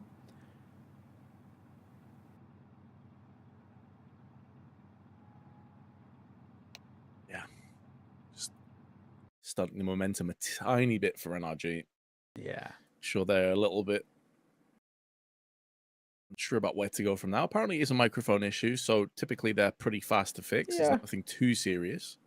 So fingers crossed we'll be ready to jump back on Overpass very quickly. If you have just joined us, by the way, this is the semi-finals. A spot for Blast Open London up for grabs. Winner of this will move to the grand finals, of course, to face off against M80, who have looked in imperious form. Really, really solid effort by them. First map was a stomp as NRG took it 13-2 on Boss's choice. This is a much closer affair as it stands right now. And honestly, it's kind of hard to say who's going to take this map. I mean, we kind of maybe assumed it would be much of the same because of how easy that first map was. But credit to Boss. They're making a real go of this. Yeah, they are. Boss already look much better at, which is generally speaking all we can kind of really ask of them, of course included. I would say generally speaking on microphones, pretty easy fix for them. So back underway. Not a lot that you can bring in towards this round though. A few upgraded pistols and an MP9, but they have gone for the force buy. So they've taken the full risk in a way. Let's see how this pans out. They lose this, and the game will be tied up, and it doesn't start well as Darty's going to get caught. Well, this is so aggressive from B-Wills. I actually am totally on board with this in the pistol round. And that smoke, yeah, sure, he's given up the whole stealth element of this, but he is wasting valuable time, and it's allowing his teammates now to fully take control over Bathroom. The next designation may be the connector. Now, if NRG go for the rotation, if they don't like how this is feeling, and they go back up to A, this is where Boss's positions in Bathroom can be so deadly. So B-Wills is trying to almost bait them, misdirect them away, smoke and mirrors up, but NRG can see straight through it. Yeah, they're not falling for this. Need over. I don't think it'll bank round. No, what? It's one for divider. Not divider, for barrels, may I say. But, bro, fan of B-Wills. This round's done there. Ben trying to make a move with the MP9. Carson is clean. And a Deagle 5-7 to round it out. Nothing you want to do. They'd love to scoop up a gun, but that's very, very unlikely. Fruit Cup just avoids the spam moving through heaven. NRG going to make this a 4th, and the 5th at this point now feels like a gift which is about to be given. Maybe something on the exit, potentially, but they don't even need to exit out in this direction. Go out the way you came in through Monster and Short. Yeah, that'll be that. So, 4th for NRG. Sure, there's been hiccups, and there's been plenty of rough showings from them in this map comparatively to the first, but that's a nice one to take. Just make sure that there's nothing gained. I honestly like the calling from both teams there, because typically NRG have been very A-centered. Most of their hits have ended on the A site, even late in the rounds. So yep. Completely understandable why Boss, after losing that first pick from Exotic, I think it was Darty that he orped in the first 5-10 seconds of the round, but why they'd go for a stack in Bathrooms, anticipating that the likelihood would be that NRG would try and finish onto A site one more time. But a really good call from Nitro as well, deciding, nope, we're going to hit B. Sometimes throwing that smoke down so early in the round does kind of give away your intentions, because typically you want to be holding on to those if you have low investment and low economy for the last 10, 15, 20 seconds. So that in itself may have given the gig kind of up across the NRG, but either way, not much money to play with again in this round either. And as you called, it pretty much will be a tied-up affair. Yeah, this is unfortunately kind of one of those sort of non-existent rounds, really. Again, a couple of upgraded pistols is as good as it gets for Boss. But NRG, it took a while to really get going and put kind of a lot of pressure on towards this boss side, now finally starting to figure it out. I mean, anything out of the C side. Like I said it earlier, with a normal, even game, get 5 rounds of T side over boss, I'm actually pretty happy with that. NRG basically going to be getting that malice of a boss. They've still got a real long road, despite the lead and despite this game being well within reach in terms of the scoreline itself, to actually make something out of this. They probably need to get the final 2 rounds of the half. This one, can't see a world with it. So the next, and then saving enough guns so that there's no real kind of financial ruin. That's the big ask for us.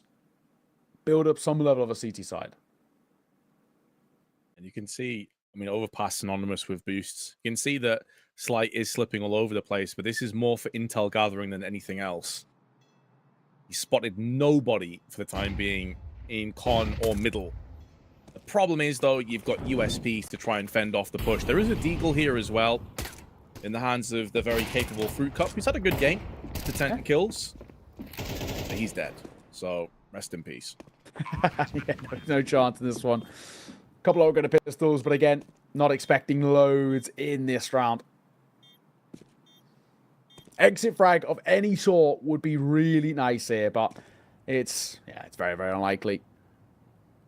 The credit where it's due. This NRG side, who had some hiccups, they've at least made something out of this T side. Even if their 5 rounds is the only rounds they're going to get for the rest of this half, I'd actually be pretty happy with that. Let's see. George making sure Ben can't get anything. And Darty has a little look in himself, but all for naught. Final man a slight, nothing on offer for him. Just like that. All tied once again, which is, in a sense, damning times. You know, we're looking at what really needed to be a solid first half for this boss side. And it's very much up in the air. Individuals having some moments, which is nice. You know, Fruka, you brought him up, and definitely the guy that's worth mentioning, but I don't know, I still feel like in the grand scheme of things with this map being so lent over towards that CT side, I'm pretty worried still. Especially when the CT side picks up the opening pistol and is in a 4-1 lead, to then maybe, you know, come out 7-5 wouldn't necessarily be a crazy scoreline here for NRG in their favor. Feels like they've been heating up as this game has gone on. Oh, that late boost, though, this could be huge. But they're watching for it. Still, Darty gets the drop on George. That's massive. Him falling early is good. Look at this angle. Oh, Nitro, he had it, but his mechanics let him down, unfortunately. B-Wills will catch him. 5 versus 3. Advantage, and a good one at that now to work with. What's what to lose from with a numbers advantage like this? I'm right alongside with you. Nitro had his crosshair perfectly on the head of that player bobbing and weaving at the back of the site, but just didn't pull the trigger. It's almost like he just didn't react. He didn't realize he'd seen it. I don't know if he was looking at his minimap or what, but I felt like it had to be a kill in his favor. 45 seconds. Exotic is waiting for that peak. There's no reason for Boss to go for it, though. They have connector control. They have 3 players on B. And if at any point that con player decides, which is Fruit Cup as well, so a very capable player at that, to have a quick peek onto short, he should have a freebie of a frag. This is perfect timing on the smoke as well. I wonder if NRG just decide to save. I mean, they've got plenty of funds. There's no reason for them to do so. There's only one more round after this. So they are going to push. They're going to pull all systems ahead, but it is a slaughter. As anticipated, Boss had full map control, knew exactly what was coming up. Very good round for them. Yeah, all for naught there as well, that push. Just couldn't find anything behind it. Nicely done by Boss. Opening a few kills that go their way. You know, the big one, of course, has to be sort of Nitro in a sense. You know, he's trained on the angle, but I just think, unfortunately, gets let down. Just the pace behind it all. So 6 found. I said I wanted to see Boss get up to 7. That chance still absolutely there.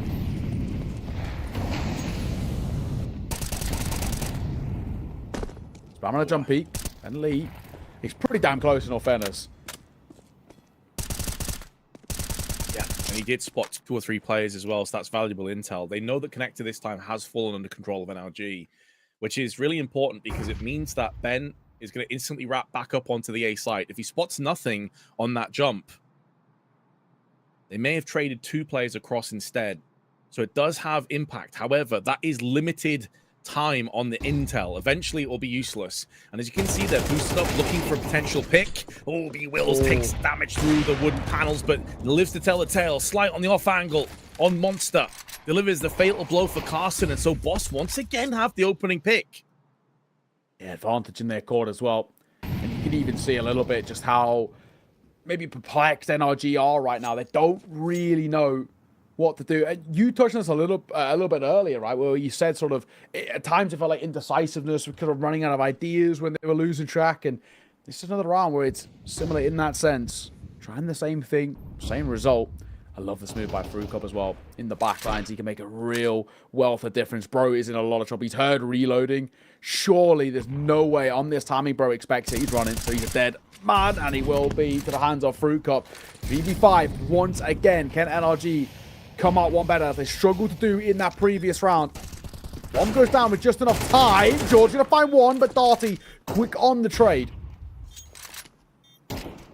Using that smoke as a bit of a sanctuary, but it's going to start clearing. When it does, his life should be deemed forfeit. Exotic with a good shot, looking for a second, but the flick slightly off. If he connects that one, there's a way forward. As the other 2 players were still in transition, moving from heaven. But Boss will secure the 7-5 half going into the second. Let's see if they can bring us to a 3rd map.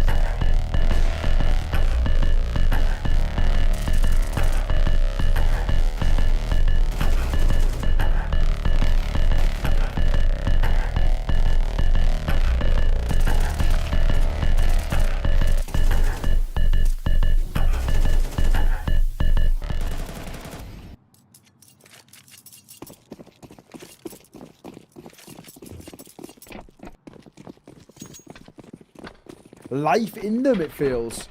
We might have a bit of a game on our hands here, Vince. This is potentially on for something. Yeah, I mean, this is a whole different look to Boss from what we saw on Train. Like a real resurrection, reinvigorated. Yeah. Don't want to get ahead of myself, but I'm liking what I see. Pistol around here as well, who knows? Who knows what could happen? Well, the first kill's going in their favor, and it's going to force Exotic out, but it's basically a double bait with the Julies. It's really rough. Back and forth engagements, but it will be favoring Boss. Meanwhile, Nitro making moves down onto the site. He needs to have impact. He's going to be swarmed by T's. He's basically alone for the time being. He's waiting for Bro to show up in heaven, who will strike with a snappy headshot. And there's a second one as well. Beautiful from Bro, but now he needs to clutch on 9 HP, and it will not happen. Ben puts him down. Massive from Ben as well. That's 2 pretty difficult shots that he has to find right at the end. Not bad, and we needed that for Boss. Build up this lead, add to the tally, and oh, that'll do it. NRG. Yeah, they're still reeling. They're still looking a little bit worse for wear, a bit uncomfortable, however you want to put it. But this is a side that, yeah, they aren't showing the directive that we want to be seeing from them. But yeah, tough old predicament. Invested though, MP9 in the XM insta headshot delivered first class by B Wills. Trades are good on Boss. Fruit Cup making amends and survived on low HP as George went hunting. He knew he was low, he could sense it. The call came through, but Fruit Cup 17 frags to his name. We said after that Train performance there was no shining lights. Well, now it's floodlights all over the place for Boss as they navigate through the NRG force spy in a commanding position on overpass to take us to a third. Gotta respect the auto shotgun coming out. Big fan. Didn't work out for anything, but big fan regardless. Force bite, unfortunately, falls flat again. So puts us in a difficult. That's so unfortunate as well. The shotgun. He's pretty close there. I feel like a little bit of shotgun shell spread should do the damage, but not to beat. 9-5, 4-round buffer should be made a 5-round buffer as well. Boss, this 10th feels like it's basically a guarantee, I want to say. I mean, there's nothing to bring forward here for NRG. 2 5.7s and a flash. So, I mean, you expect they're going to clump together and try some shenanigans, as they are going to be moving into connector, and Slight might be about to walk into a devastating trap. He gets baited out by Carson. Tries to go for that reload, and Bro shows up with a 5.7. Doesn't want to overextend, though, otherwise he may go down. They spotted him rush up. Does take damage, but salvages the MAC-10. Can drop that across to a teammate or the 5.7. Now Nitro's making moves in as well, so they've already picked up the 1 kill. Can they try and stop this plant from going down? Nitro showing his hand, very low HP, USP in hand as well alongside it, and this is where the superior firepower should start to prevail, and indeed it shall. Had the chance of making that really expensive, but not to be. Darty surviving on 1 point of HP as well. So fortunate. You take it all the same. Boss going to double the round of NRG. This overpass is not going to plan or how we expected it at all. After a 13-2 on their opponent's map pick, NRG have unfortunately turned into a bit of a shadow of their former selves. A buy to come through short. M4s across the board and AWP as well, so that full investment comes forward for NRG, and it has to be the start of something quite special in response. But credit to Boss. This is a side that looked like a whole different team compared to what we saw on Train. And no doubt. It's always the, a lot of teams that are playing primarily online games often have really, honestly, solid tenacity and grit behind them, because they're just going through so many games on a daily basis that, yeah, I mean, losing 13-2 sucks, but the amount of times they've been in those kind of positions before and they've bounced back, seeing it again here. But the same could be said for NRG. You've been on the back foot, you lose the second pistol round, you've not really been able to fully establish your economy or your buy so far. This is the best buy they've had. They have the AWP in the hands of Exotic.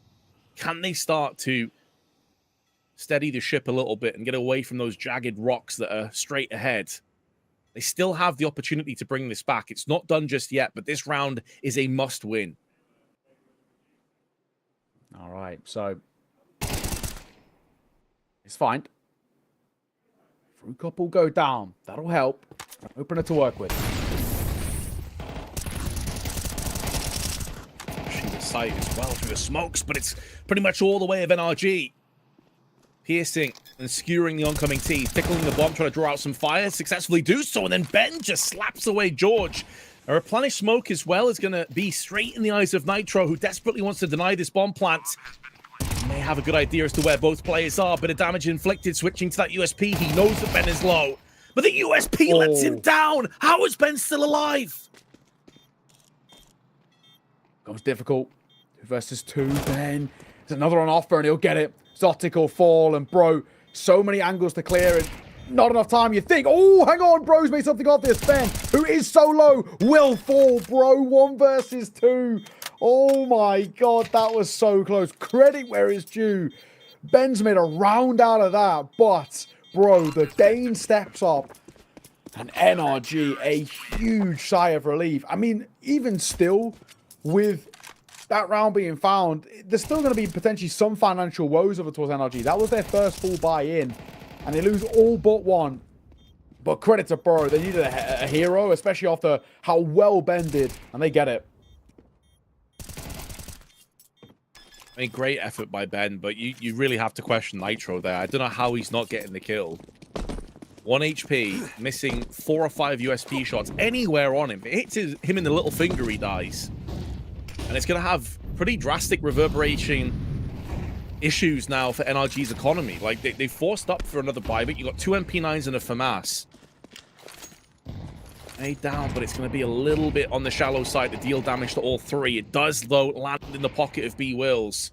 And instantly they back off. That 1 grenade has put them off going for a full-on B play, and they were looking to try and sneak through the smoke of monster there. So, well-placed grenade.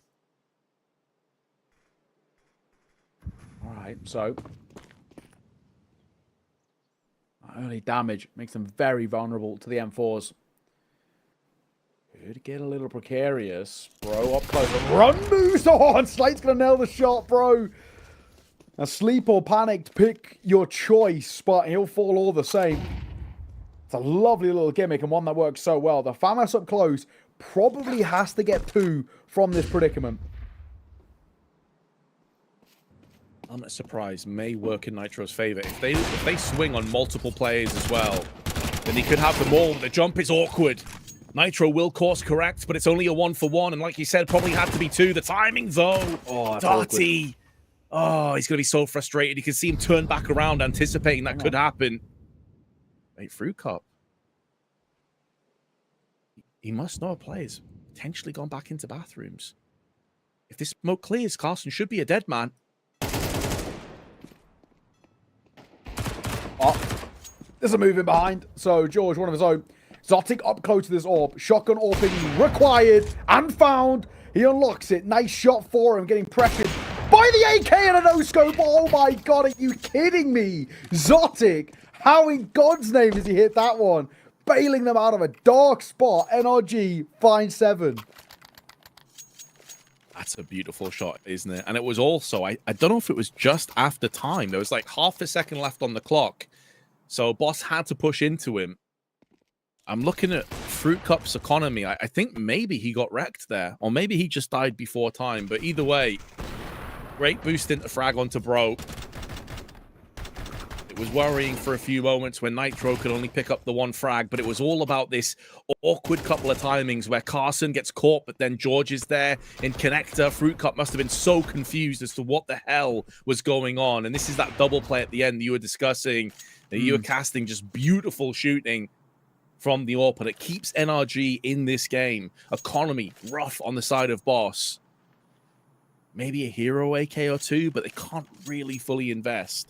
Yeah, I wouldn't mind a hero AK. We're getting that with Darty. I think that's the right call. Fruit Cup, you can maybe even argue an overinvestment. Down to 1.5 for him.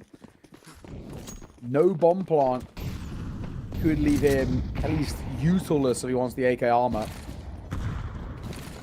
See, bro, drop a smoke. behind it. He thought he was getting rushed there as well, so he'll try and just dip back. George, molly in hand. That's all he really cares about. Nitro boosted up. Finds his first.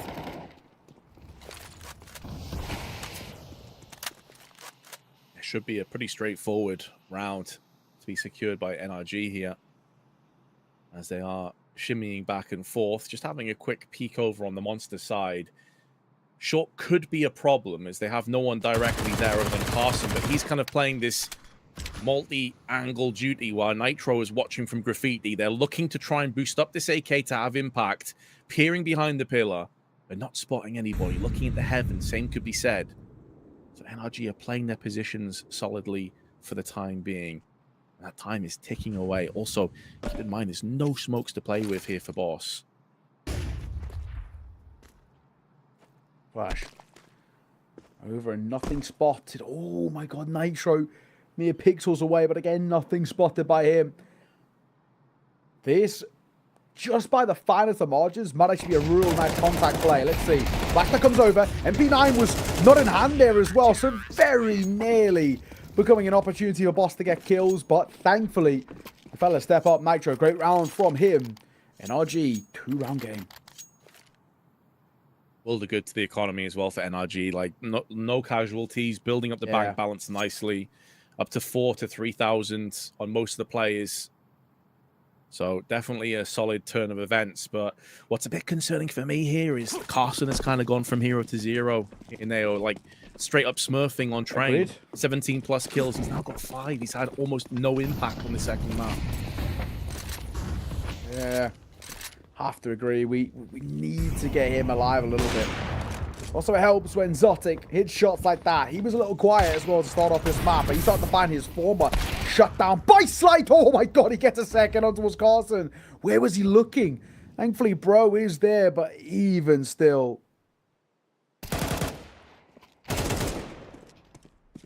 Nitro's there, though, in the back. He was the ace up the sleeve. His position now known. They have no idea where George is, but he typically is over on the B side, so it stands to reason that Boss won't be rushing in. They're more looking for rotational plays. They're anticipating that Nitro's going to try and get a move on down and connector, and they are correct about that, just wrong on which side. And Nitro now looking for that backstab once again. One thing this guy has in spades, maybe the mechanical aim isn't quite on point with the rest of his teammates, but he has insane in-game IQ. I've read the situation so many times in his career. Still only 29 as well, which is kind of crazy considering how long he's been around for. And he holds this round in the palm of his hand. Regardless of whether it's short or monster, he's got it all. This crossfire is about to be so mean. And it's going to be required. Oh, Nitro, they line up. Oh my god, Darty swings into him whilst clearing it, in all fairness to him. But Nitro was already holding down Mouse 1, and that was just that extra half a second advantage that he needed. Very, very close. I got to give credit to Slight. Getting the second kill here, brilliant from him. But either way, it's Nitro who, as he has multiple times this series, he bails NRG out. To be fair, I'm saying like he might not have the same mechanical level of skill as the rest of his teammates. He has been on point with his mechanical aim for the most part. Like he had that pretty horrible whiff against Ben, I think it was, obviously on Pillar with the USP, but he's also had some massive multi-frags like we just saw in that last round. Whereas all that money was building up nicely. 4 casualties in the last round and 2 early doors on this. NRG, they do have the smokes put in place to stop the initial charge, but the damage has already been done. Yeah, that's not what you want to be seeing. Rifle scooped up too. That's a little funky. Uh-oh, nade stack. It just goes past Zotic though. It's nade stack for barrels, and thankfully he's posted towards pillars. Nitro, we've called upon you a couple of times, mate. You're gonna be required again, and oh my god, he's read this well. The Shadow will betray them as they walk into his bathroom as well. It's all about timing here. Poor Shadow spotted. He turns away. Anti-flash, I'm assuming, but Nitro looks in towards the wall. That's the round done. Yeah, that'll have to be a save. Realistically, there's not much that NRG can do, especially as they have the open hands of Exotic. So, yeah, that is going to be the save. I was a bit confused as well on that one. I assumed that he was anticipating a flashbang into a peak around that timing of the round. Maybe he was trying to turn his headset so we could hear footsteps a bit easier, but none were really being made from Boss. I think he said like he was forced into a desperation play or trying to be proactive because his two teammates let him down over on B. So I can't blame Nitro for that one. Ro and Carson going down to effectively Tech 9s is a nightmare scenario come to life. 11-9 the scoreline in favor of Boss. That's for damn sure. Ben, up against the AWP. 4. Nice shot from Zotic. We'll take those. Nothing else to be gained at the end, though. So just a consolation kill onto one of the few players without a gun. You don't really care all too much. Boss, extend the lead for the first time and get around for the first time in 5 plate. Up to 11 now, 2 ahead of NRG on their map pick and 2 away from taking it and pushing us towards that third, that decider of Dust 2. NRG needs to be very careful. And you have to say, Vince, as well, you lose this round here, Money takes a real knock, and I mean, it could be GG on Overpass. Yeah. No, this pretty much does feel like map point, realistically, because as you say, they lose this, they're not able to save weapons. They're down to 5.7s, maybe some MP9s, and not much else. So the pressure is certainly on. Oh, Exotic. That's a bad miss for him to come out with, and it's uncharacteristic. He's been on point with the AWP so far today. Yeah, that is a bit of a howler. Has to be said. A rare one for him too. George, something from here. I don't get it. Not only does he get it as well, but 50 HP staying alive, that's really all that matters in that sense. So back into the 4 versus 4. Arsenal's picked up the AWP, and maybe with his slow performance, honestly, having the crutch of the AWP might be the way to get back in. People say it's too OP. Well, let's see if that's the case for him. Oh, 2 players spotted. Bro has seen both players on long. Stands to reason this is going to be an A execute. There's 3 players here as well. So you've got the bulk of your defenses in position. Carson, though, jumping around. Nitro losing a trade. He had to win. And George, the 1 of 4 that was not on A. I don't really understand why Carson's jumping around at the back of the site. Like maybe trying to draw fire for his teammates to help him out. But Nitro whiffing out on that spray was basically the round signed, sealed, and delivered. Unless George can really step up to the plate. Now, they may be anticipating he's coming through on the connector side. Wow. Not the case. Fruit Cut deals with him, and that could have just been the map slipping out of NRG's hands. Yeah, Carson, you can just... He's so flustered, isn't he? I don't even think it was the whole, like, tactical side about it. I actually think he's just panicked. He spots another in towards long, and he's trying to sort of escape the long player. He knows the short player as well, but the short player isn't holding for Banana. So he's just dead to right over towards Dice. He has to, you know, get the kill, tuck away. And that's, you know, you see with kind of these top-level AWPers, obviously Carson not being the AWPer, which is fair enough, but get a kill, fall back, get to safety, invite them into you. Look at his on towards the buy. P9's across the board, and Carson's pushing in. That sort of sums it up, doesn't it? Ben Lee and B Wills will open it up. Sotifan won his own, but I don't know. I think Carson's tilted. The way he's playing, that's such a sloppy peak. From 17 kills in the first map, a complete demolition to just the 6. And he's not doing his team any favors. Dying like that early on. No reason for Boss to press forward as Slight was watching short pipe for a few moments. Decides to go for the monster peak instead. Back away. Timing's good for Nitro. Can put a smoke down. And they know MP9s are in play here on the side of the CT, so you definitely don't want to be pushing in face first into the unknown, into the abyss. So NRG have done a good job of just holding them at arm's reach. Additionally, Bro playing in bathrooms can try and deal if they want to try and rotate up on connector. So Boss, yes, they have all the advantages in this round, but it could be an incredibly tough 10-15 seconds coming up as Exotics is going in for the peak. Incendiary can be tossed down. It's going to stop the T's from pushing. Well, Exotic goes behind that smoke as well, trying to spam on Pillar. He's trying to isolate fights, and oh, he does well. Surely he hears the water player as well. Bro, Nitro all getting in on the action. It's Slate that's all alone. 10 seconds, surely no chance for him. And he might just escape to try and save. Planting's non-existent. That's a nice shot, though, for him. Not going to make a difference. And that orb can be recovered by Exotic. Make the jump across. Looking for it. Hey, there. He just saw it. Oh, okay, well, he saw it, but either way, doesn't matter. Can still buy. He technically can get the orb as well. He's got 4.9k, but he probably wants to drop over a rifle. Thankful that Zotic steps up in the way that he does. Good round from him, but just make a gimmick of the MP9s across the board. Still looks scary. A lot of credit needs to go across the Nitro there. And whether it's him calling when to throw the incendiary in onto short or holding onto his smoke, I'm not entirely sure, but they did such an expert job of whittling away the time to a point where when Boss did decide to execute, they were kind of forced to do so with smokes littered around where the MP9s are at their most deadly.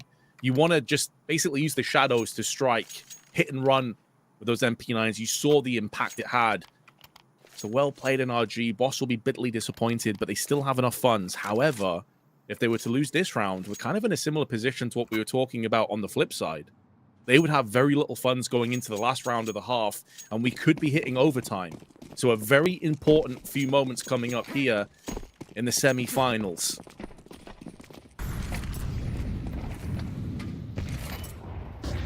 Oh, well. Oh, 10. NRG still trying to push towards OT. This would be the round that they can do it. Oh, hang on. Duel's just spotted there. He's going to go deep over towards Monster, and it's Carson who takes a chunk of it. This is the round, though.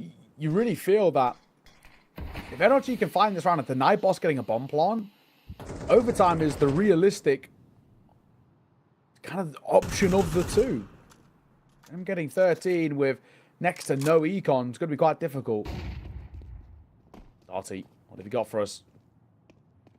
As he moves through, it's Bro on the other side of bathroom smoke. This looks like they want to angle towards an A here, and they're actually just playing contact up here. This is a very awkward angle, though. I mean, if Shadow no one as peeks well? from party, he's in a really good spot, but you can see he's worried about it. You can hear loads of footsteps now, though. Now he can pincer in and strike. The Danes had a great map so far. Exotic is there for 2 as well, and he nearly picks up a 3rd. That would have been the round over and done with, but instead it's still open for debate. 30 seconds left, and B-Wills and Fruit Cup got to try and clutch this 2v3. Nitro waiting as well. I like the patience here. I still think they should prioritize denying this bomb going down. I mean, they might not know, but the knock-on effect towards the econ that will have would be huge. We are fighting. Oh my god, that's so fortunate for B-Wills. And Nadon towards default. He should go down here. Regardless of whether it's the HE or the MP9, he does. Don't know if that orb can be recovered. I think it surely can, and it will. Oh my god, Carson just got in there. Last quarter of a second or whatnot. But NRG have pushed this to full 24. Doesn't do so well. I actually think he gets so unfortunate not to get the 3rd as well. Brilliant from him. It feels like he's on here as well, but maybe just a slight overflick in the panic, expecting a swing. 12-11. Boss call for another timeout, but NRG are bearing down on them rapidly.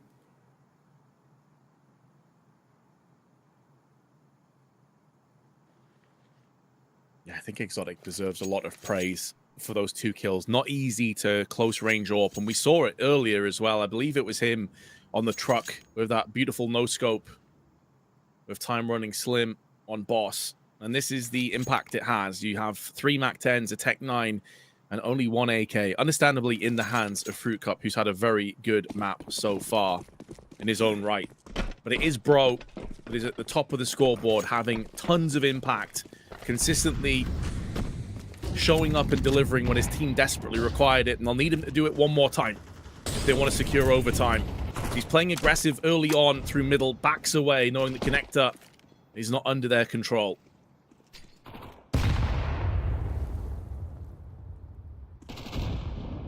Yeah, all down to this.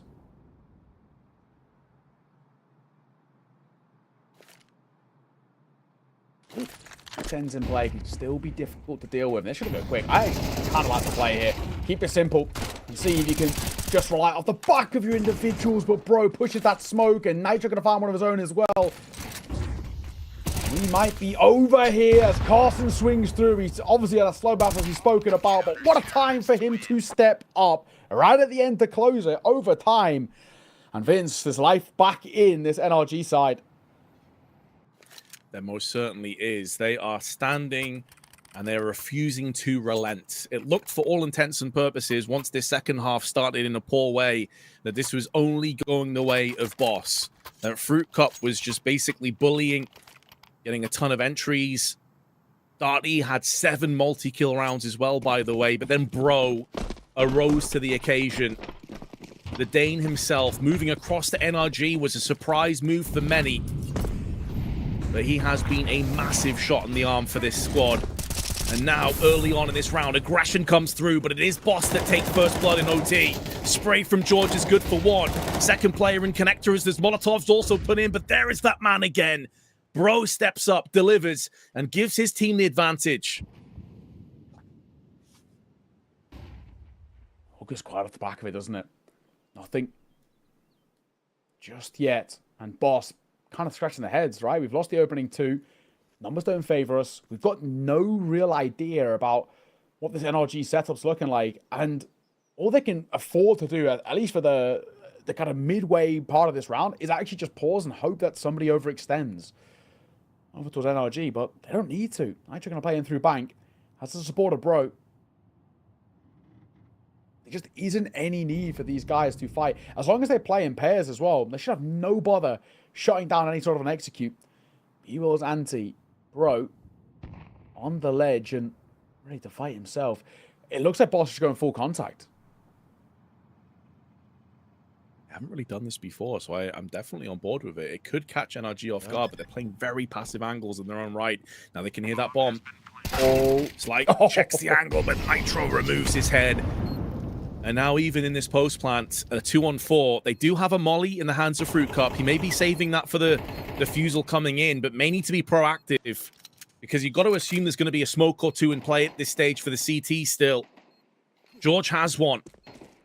And now the molly's been tossed out. Carson's going to be trying to put them under heavy duress. Fruit Cup loses his teammate. He's been spotted in the bathroom. Decent damage inflicted as he sprays down, looking to try and deny this defuse, which is fully coming through. Goes back in again and takes him down. That's an insane clutch from Fruit Cup. Oh my. Fruit Cup, what a time for him. I mean, he's been lights out in this map. The best player over towards Boss and proving why. I brought this kid's name up as we got in towards this series. I've seen some nice moments of him in the past, but that is a real gem. Really is. Single-handedly. We now see Boss. They find that 13th round that had been eluding them in regulation. They start off OT well. NRG. Off one to lose for them. It felt like they were set up and ready for exactly that round, and still they couldn't make it stick. That's credit to Boss and Fruitcake on himself. The contact play worked excellently. If their heads were dipping a little bit after regulation working against them, they had a 10-5 lead, by the way, did Boss. You could have understood it, but that's going to awaken everybody. If that doesn't inspire and motivate you on Boss, I don't know what will. That is an incredible clutch. Yes, NRG should have done better. There's no doubting that. And Darty, I'm sure, just saw a player drop from heaven. So information gathered and attained. No early kills, but plenty of damage inflicted on both sides. And there's the backstab as Bro takes out Fruit Cup. That is a significant player to remove off the board. That's a nice find from him. Darty also reclaims some space. That molly couldn't have been timed any better. Forces Boss to continue waiting around. Ain't got the util of their own, though. They committed towards this B here, but with 3 players in the 3 versus 5 now, and still no idea of the numbers on this setup. They've got to hit some seriously crispy shots. Flash will come over. It will only blind George, but it doesn't really matter. He's not peeking. He's waiting for the aggression to come towards him. Carson up close as well. Nitro can play here for the cross, but a molly will force him away, and he did tick in it, so they'll know he's there. Darty, nice find. Looking for the second. Jordan's a little bit careful. The spam gets close and he gets it in the end. And there comes Zotic to pounce. With AK-47, NRG answer back. Only the one casualty too to really show a level of dominance. It's a rough Molotov for Nitro, but I reckon, honestly, as soon as that landed, he was pretty happy because he had 2 players at the back of sight. That one Molotov that they had left collectively, if it was tossed to the back of sight, things get really awkward. But because those 2 were able to just stay completely untouched, just play the time and spray through the smoke, and the rest will follow. So NRG, after a very disappointing first round in OT, they have bounced back in the best possible way, and that's with a victory. HE down. Minimal damage to Slight. Just takes 6 for his troubles. And NRG will back away. Flash over to send them in. Get that party control. But away, Molly in towards Khan. So slowly Boss are getting bits of map control here. Spending a lot of util to do so. Watch this round. I've actually only got 1 smoke left to work with. That itself does worry me. Flash over towards Long. Nothing spotted, but Ben is there just behind the rock.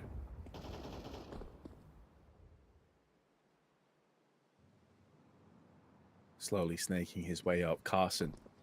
A couple of really impactful rounds towards the end of regulation, getting an RG in this position.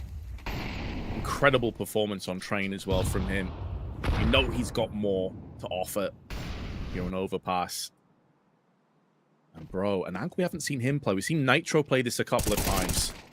Bro passes with flying colors on the first player, but unable to get the second. HE could finish off the rest. Damage inflicted. B-Will's just spilling out of the bathrooms. Back and forth trades, 2v2, but the plant will be getting put down. Good Molly. Doesn't actually spread in where I thought it would. Just a little pixel or 2 to work with. Posting towards Long. They know where the last guy is. All at the Fruit Cup. Called upon in the clutch. He did so well last time. We need a hero again. Oh my god, we get so close. Fruit Cup steps up again. 2 rounds off the back of him alone. This kid continues to pull Boss tooth and nail through these rounds. Advantage goes to them. I mean, he's quite literally single-handedly got them both their rounds in OT in clutches. Yeah. Like, he's the nemesis right now of NRG. A good trade to get Bro down, who is the real threat to contend with, and dividing and conquering. And like you say, though, they did have a good read. They knew he was long side, so it surprises me they effectively gave him 2 separate 1v1s. But regardless, Boss down the CT side of OT have the round advantage. And NRG started very slow on their tee-off, but they did pick up the pace. Let's see if they can pick up from where they left off. Yeah, you're right. Advantage Boss, though. That itself is really sick to see. I mean, also as well, it's moments like we're seeing in towards overtime, which sort of make us question, why did Blue Jays bench this guy?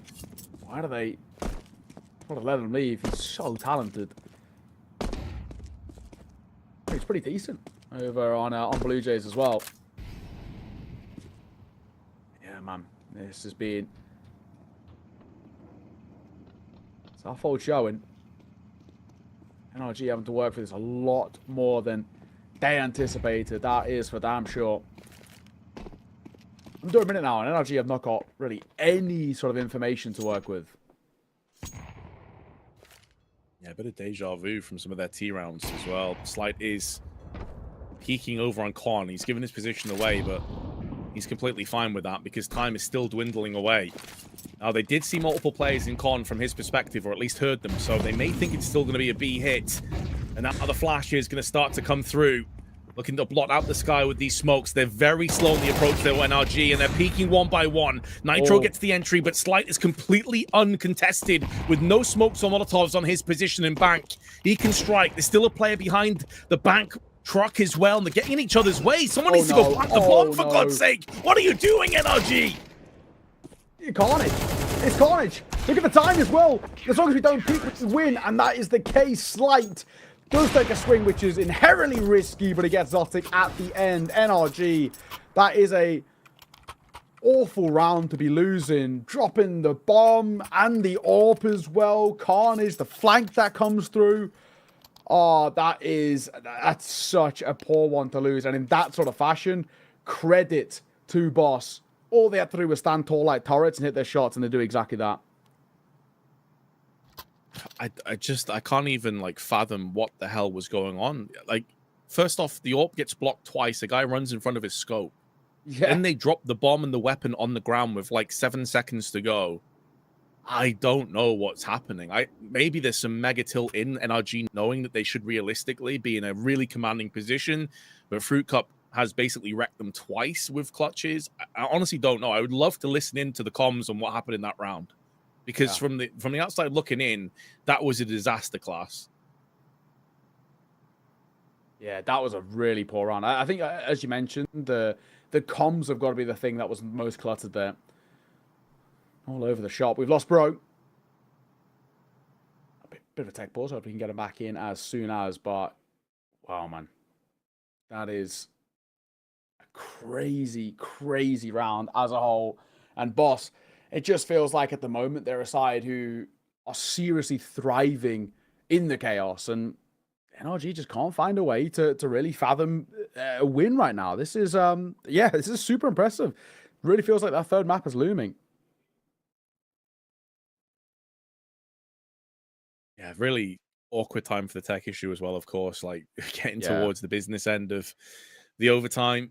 I do wonder, I'm obviously not making any excuses, and I'm just purely interested in speculating here, but I wonder if the tech issue, if it was like a mic issue or like maybe like a TS problem or something like that, if that contributed to that weird bomb drop that we just saw and some of the shenanigans that happened. Probably not, but it's in the back of my mind at least. That being said, take nothing away from Bossy. Like, I would imagine a lot of people, now that Clone is done for the day, are joining into the stream and they didn't see what happened earlier.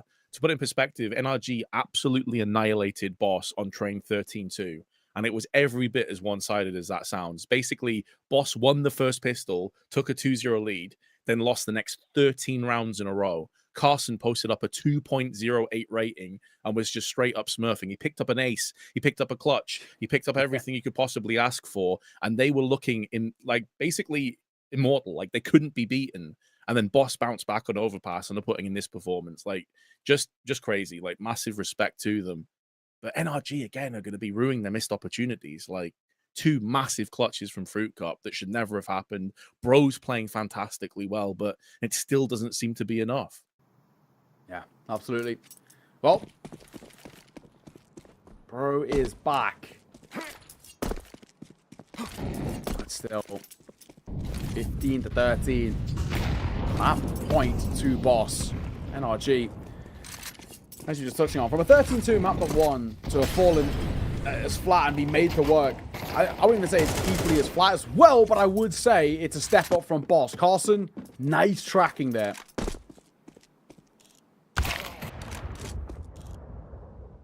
Oh dear. Slight maybe felt compelled to go on a fact-finding mission after losing the first player, and he has, but it's not worth his life. 2 of the freest picks that NRG could have hoped for going into this round, hot off the back of a tech issue. And our Boss, gamble stacking over on the A site. It is a site that NRG hit a lot in regulation. I believe something along the lines of out of 12 rounds, 8 of them were on the A site, very few on B. So it stands to reason that you'd want to try and make plays here again. Smoke's now being thrown in. Hold on a second. NRG may be in serious trouble. If they don't check bathrooms, this could come undone real quick. They now know this player's in there, but Darty and Fruit Cup have picked up 3. Not again, NRG. Surely you don't lose to Fruit Cup for a 3rd time in overtime. Don't let it happen. Not after what this guy has done single-handedly. Bomb will go down.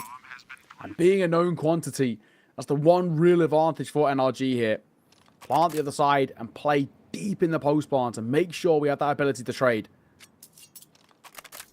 It's got a molly now, a flash and an HE, and Zotic's not exactly going quite about this. I mean, sorry, Bro, it's him who goes down, but thankfully on the reload, it's Zotic who catches him. Oh, man. I still hate how close that gets, but ultimately all that matters. NRG find the round, and they stay alive. 3 on 5 to barely holding on in a one-on-one. Yeah, that's dicey to say the least. It doesn't fill you with confidence. Fruit Cup continues to impress. NRG continue to be distressed in this game. One more chance to take us an extra step or two here on Overpass. Or can Boss seal the deal and take us to Dust 2, which would be our third deciding match? That's the question. So, it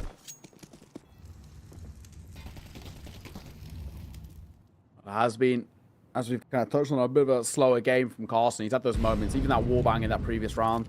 It's nice work. Feels like he's got a bit of his own confidence back. And it's a nice way to open things up. He will tag. It's unconfirmed damage, of course, towards NRG, but damage that could go a long way later in the round. Bad idea, too.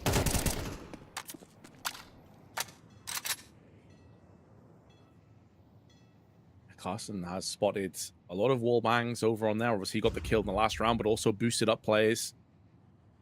So, understandably, wants to put some speculative shots there through the wooden panels. Faking the rotation is Ben. I don't think anyone was close enough to hear it, though. But it goes to show, he's the IGL, remember, it goes to show that he's pretty sure this is a B hit.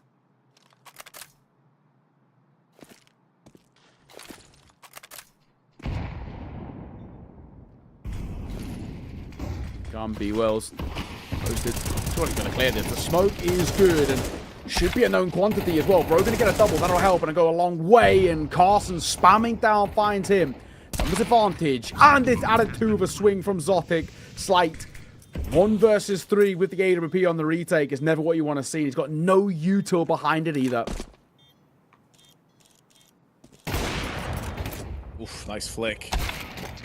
There's Exotic again. A beautiful shot onto Ben, by the way, just instantly ripping him to shreds on Graffiti around the corner. A very important frag at that.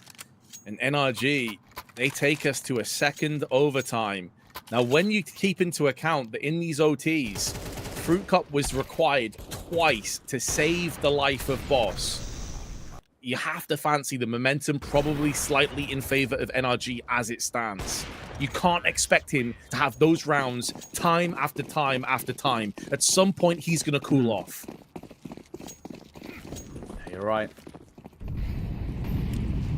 So, we're heading towards double OT this game. It's life once again. And maybe Boss might have squandered their chance because it looks like we're looking to set the tone here. Oh my, Bro and George.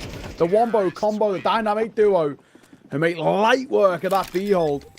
Zotic will close. NRG found the 16th, and now they're starting to roll here. That's a level of dominance we've been looking for the side, basically all map long, and finally we get it here.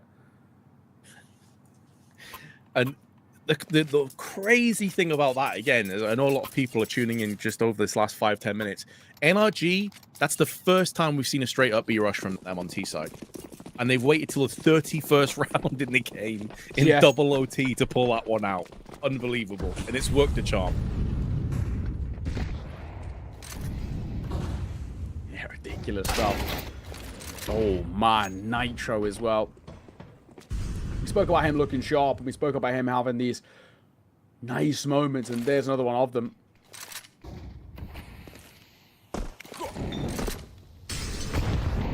The way, though. Boss, you got to find a way to respond, and Darty could be the one here. Carson snuck through, though. Oh, no, surely he's dead. Yeah, he completely is. Sure, the trade comes through, but arguably job done by Carson.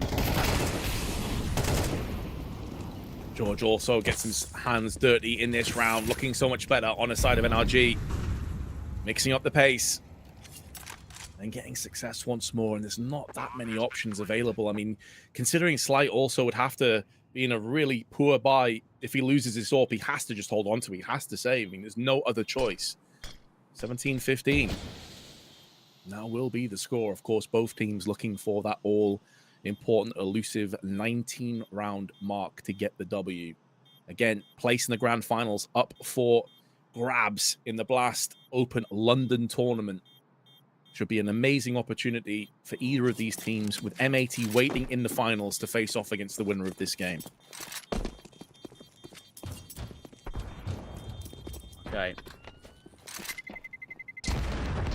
Oh, gee. So close now, and the hunt as well. Considered successful. Good work. If they go 3 for 3 on this C side, it looks like maybe luck about to run out for this boss side. Down to the real wire now, boss. They've got to find at least one on the CT if they want any chance. Said again, this is considered a very, generally speaking, CT-sided map. But NRG, I love the tempo change. This call here from Nitro of just, right, I just want to play with pace. I want to get in towards the fights. I want to, you know, fall back on our individuals who can step up. Zotic, but obviously in particular, Bro, who's been lights out and continues to be. Let's use them. If you are mechanically the best players in the server, now's the time to prove it. And both of these 2 rounds have fallen off the back of that. Excellent work. Very simple utility usage and just facilitating space for these guys to fight. It's that kind of state in the game as well. Here was Fruit Cup and Bro, the 2 heavy hitters, the 2 titans on their respective squads, about to do battle. Oh, the element of surprise falls away from Bro, and it's Fruit Cup that will sign his death sentence. Flashes and Molotovs down. It's Exotic that is going to back himself then. They know that Fruit Cup is low on long side. Look at this aggression from Carson. This is much more like it from him. Block pulled down, nearly gets a double. What is happening? Carnage. 2 versus 3. Flash will come down. Nitro has to get away here, and Zotic now knows about it. They don't know about this last guy who's making his way through. Slight. Might have to gaff, and he does. There it is. There's a pincer maneuver here, but George will find one of his own. They know where Slight is, and they don't need to peek him. Again, he's retaken with the AWP, and he'll opt for the AK. That's the smart call. He's looking for U-turn, a smoke on the bomb. He might try and chance it here. Tap on. He does get off. That should cost him. He gets the kill, but he just doesn't have the time. George sees it off. NRG, flawless T-side in OT2. Yeah, this is the time of the match where mental fortitude is really also pressured in. Like, to concentrate for this long, for this many rounds, it's going to catch up with players. And this is where having a veteran of Nitro's capability, think of all the S-tier tournaments he's been in. At one point was in a straight-up top 3, top 2 team, you could argue, just behind Astralis in his Liquid days. This is where his experience really shines bright. Getting everyone on the same wavelength. They had so many tilting moments. That bomb drop round, for example, I honestly thought they were done after that point in the Yokai, but here they are, still winning, still in this game, and one of the next 3 required to secure their spot in the grand finals. Now or never for Boss. Such an unfortunate time to fall flat as well for Boss, who've earned a lot of respect from us in this second map, especially from what we saw in map number 1. I think it's safe to say, Vince, we sort of assumed we'd be done about an hour ago. We thought it'd be another one-sided affair, but the idea is, oh, George, his spam is really good. The Molly will put pressure on towards him. He's trying to fight above, and it's a fight in which he works. He drops, but he doesn't burn.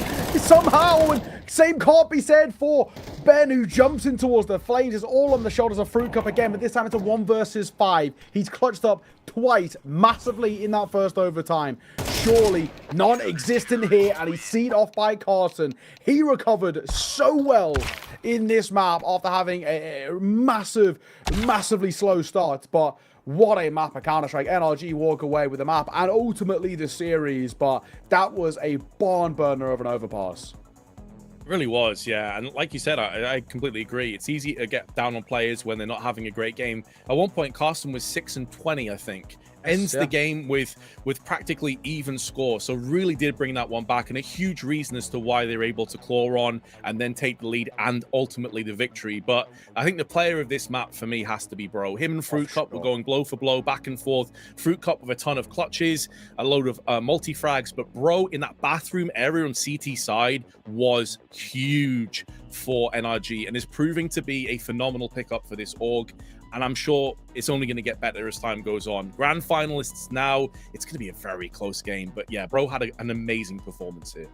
Yeah, I mean, especially if we get performances like that, out from Bro, if he gets Zotic playing as sort of lights out as he likes to be, you know, we know this kid's got quite a ceiling on him, in all fairness. I mean, Zotic, while being new in towards the team, is not sort of new in the scene itself. He's been around for a while. He just never got the chance to really prove himself at this sort of a top level, and it seems so far to be doing a really, really good job of it. I mean, serious commiserations to Boss, especially from what we saw on map number 2. That is unbelievably commendable what they've brought to the table, but unfortunately just not to be. We're going to go to a little bit of a break. When we're back, we'll round out the show of all the stats for you, but for now, we'll see you soon.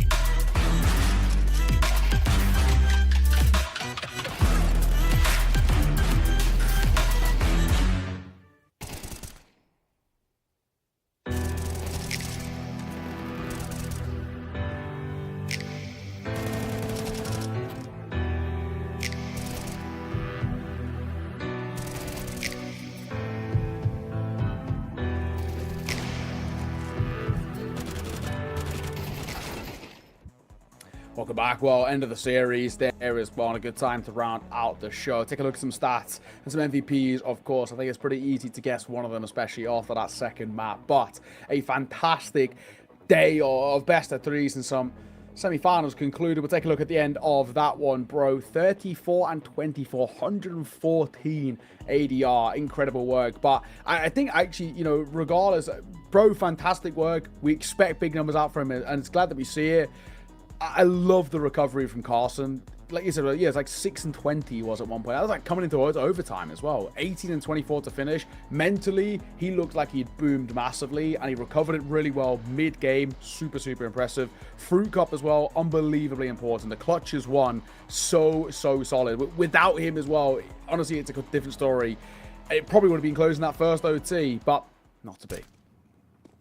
Yeah, I think Fruit Cup for highlight definitely is one of the players that you look towards. But I think Darty also was just so consistent throughout a lot of those rounds with the rifles. He actually ended up with most kills and very high amounts of opening duels in his favor and multi-frags as well. So yeah, definitely some good positive signs from Boss. And, you know, after that train performance, we both said, like, there's no real shining lights. Like, nothing's really happening for this team. We don't really have that much faith in them to perform. Proven wrong on Overpass, I think it's safe to say. Some really, honestly, huge moments in play from them, but ultimately NRG, they're the favorites for the reason. They showed it towards the end there. When we started to see Carson and George have more impact, Bro, of course, consistently really good from the beginning. And Exotic may not have had, like, a ton of kills there, but it felt like every frag he got with the AWP was super impactful. Yeah. Worth mentioning as well, I think the scoreboard is just a little off there, but Fruit Cup 31 he had, and he was going, as you kind of rightfully put, blow for blow with Bro. 34 and 25 for him at that tail end. 114.5 ADR, an incredible run. 7 and 3 in opening duels as well, so not only getting, you know, a lot of kills, but actually being the one to set the tone, being the one to open up a lot of fights. Having a player that you can rely on like that, super impressive to see. Bro, fantastic map. And, you know, the same vein, there's arguments to make that if Fruit Cup didn't play as well, that might have been settled earlier. If Bro didn't play as well, we might have actually been going to a map 3. Oh, 100%, yeah. I think that's very true, because Bro's positioning as well. He was playing a very important spot on the CT side of bathrooms. If your bathroom player is having a struggle, the entire map kind of falls to pieces, because bathroom and connector are kind of intertwined with one another. Typically, your bathroom player is also going to be in connector a lot of the time, which Bro was, and he had a ton of impact in the process. So I completely agree. I think if Bro plays at like a 6 out of 10 rather than an 8 or a 9 like he ended up playing there, then yes, we're probably already at Dust 2, and who knows what can happen from that point forwards. So yeah, very impressive. He's only 23 years old. I think some people forget how young this guy is. Moving across to NA was definitely a surprise, and it was also a risk and a gamble, but so far I think it's paying off for him. And if NRG can start to make their way towards these EU tournaments like London, for example, then Bro can put himself back on that main stage and say, look, Astralis, you done goofed. I was actually a really solid player. You let me go. This is what I can do. Yeah, I've got to agree, of course. And that'll be our results for the semi-finals today. Marsborn, unfortunately, couldn't get a map off M80, but at the moment, nobody can, it feels, right? This is a side that are on an incredible win streak, and they're doing it all in a 2-0 fashion. So that leaves us just with one more game. It's NRG versus M80 tomorrow on the grand final to see who we book in their spot to blast London. It's all coming down to this, and of course, it's a cutthroat qualifier. It's single elim, but on top of that, there's only one spot available, so you could get all the way to the final. You lose, there's no prizes for second place, and that is sort of the unfortunate thing of it all. That's how cutthroat it can be, but that's, in a sense, the best way to be. It means you really got to prove your medal. No prize pool even for second place, so it's all down to that spot. A crazy time. Actually, you know, deservedly having this final, both of which NRG and M80 have had a really good run. I think if we're going to make predictions early here, since we're not going to be working on the final, it's going to be Extra and JRT. We cast that one. I guess we can kind of make our little predictions. I'm probably going to have to throw out M80, but I think it might have to go 3 maps. Yeah, I think M80 are probably the favorites to take it as well, considering how NRG struggled a little bit on Overpass. I think M80 have a better map pool as well, so I'd expect to see them grand final winners and make it across to London. We'll have to see. Well, that is us done for the semi-finals. That's also myself and Vince done here on this qualifier. Like we said, it's Exner and JLT who's going to be taking over tomorrow for the grand finals. We've had a pleasure of doing the semis today. It's been a great day at Counter-Strike. Vince, thank you for joining me. It's been a pleasure. Thank you as well to the guys running the show. And that is today, the penultimate day of the ASNA Masters 2025 Season 2, the Blast Premier Rising event qualifier. For myself, Neokai, and Vince, thank you for joining us. Farewell.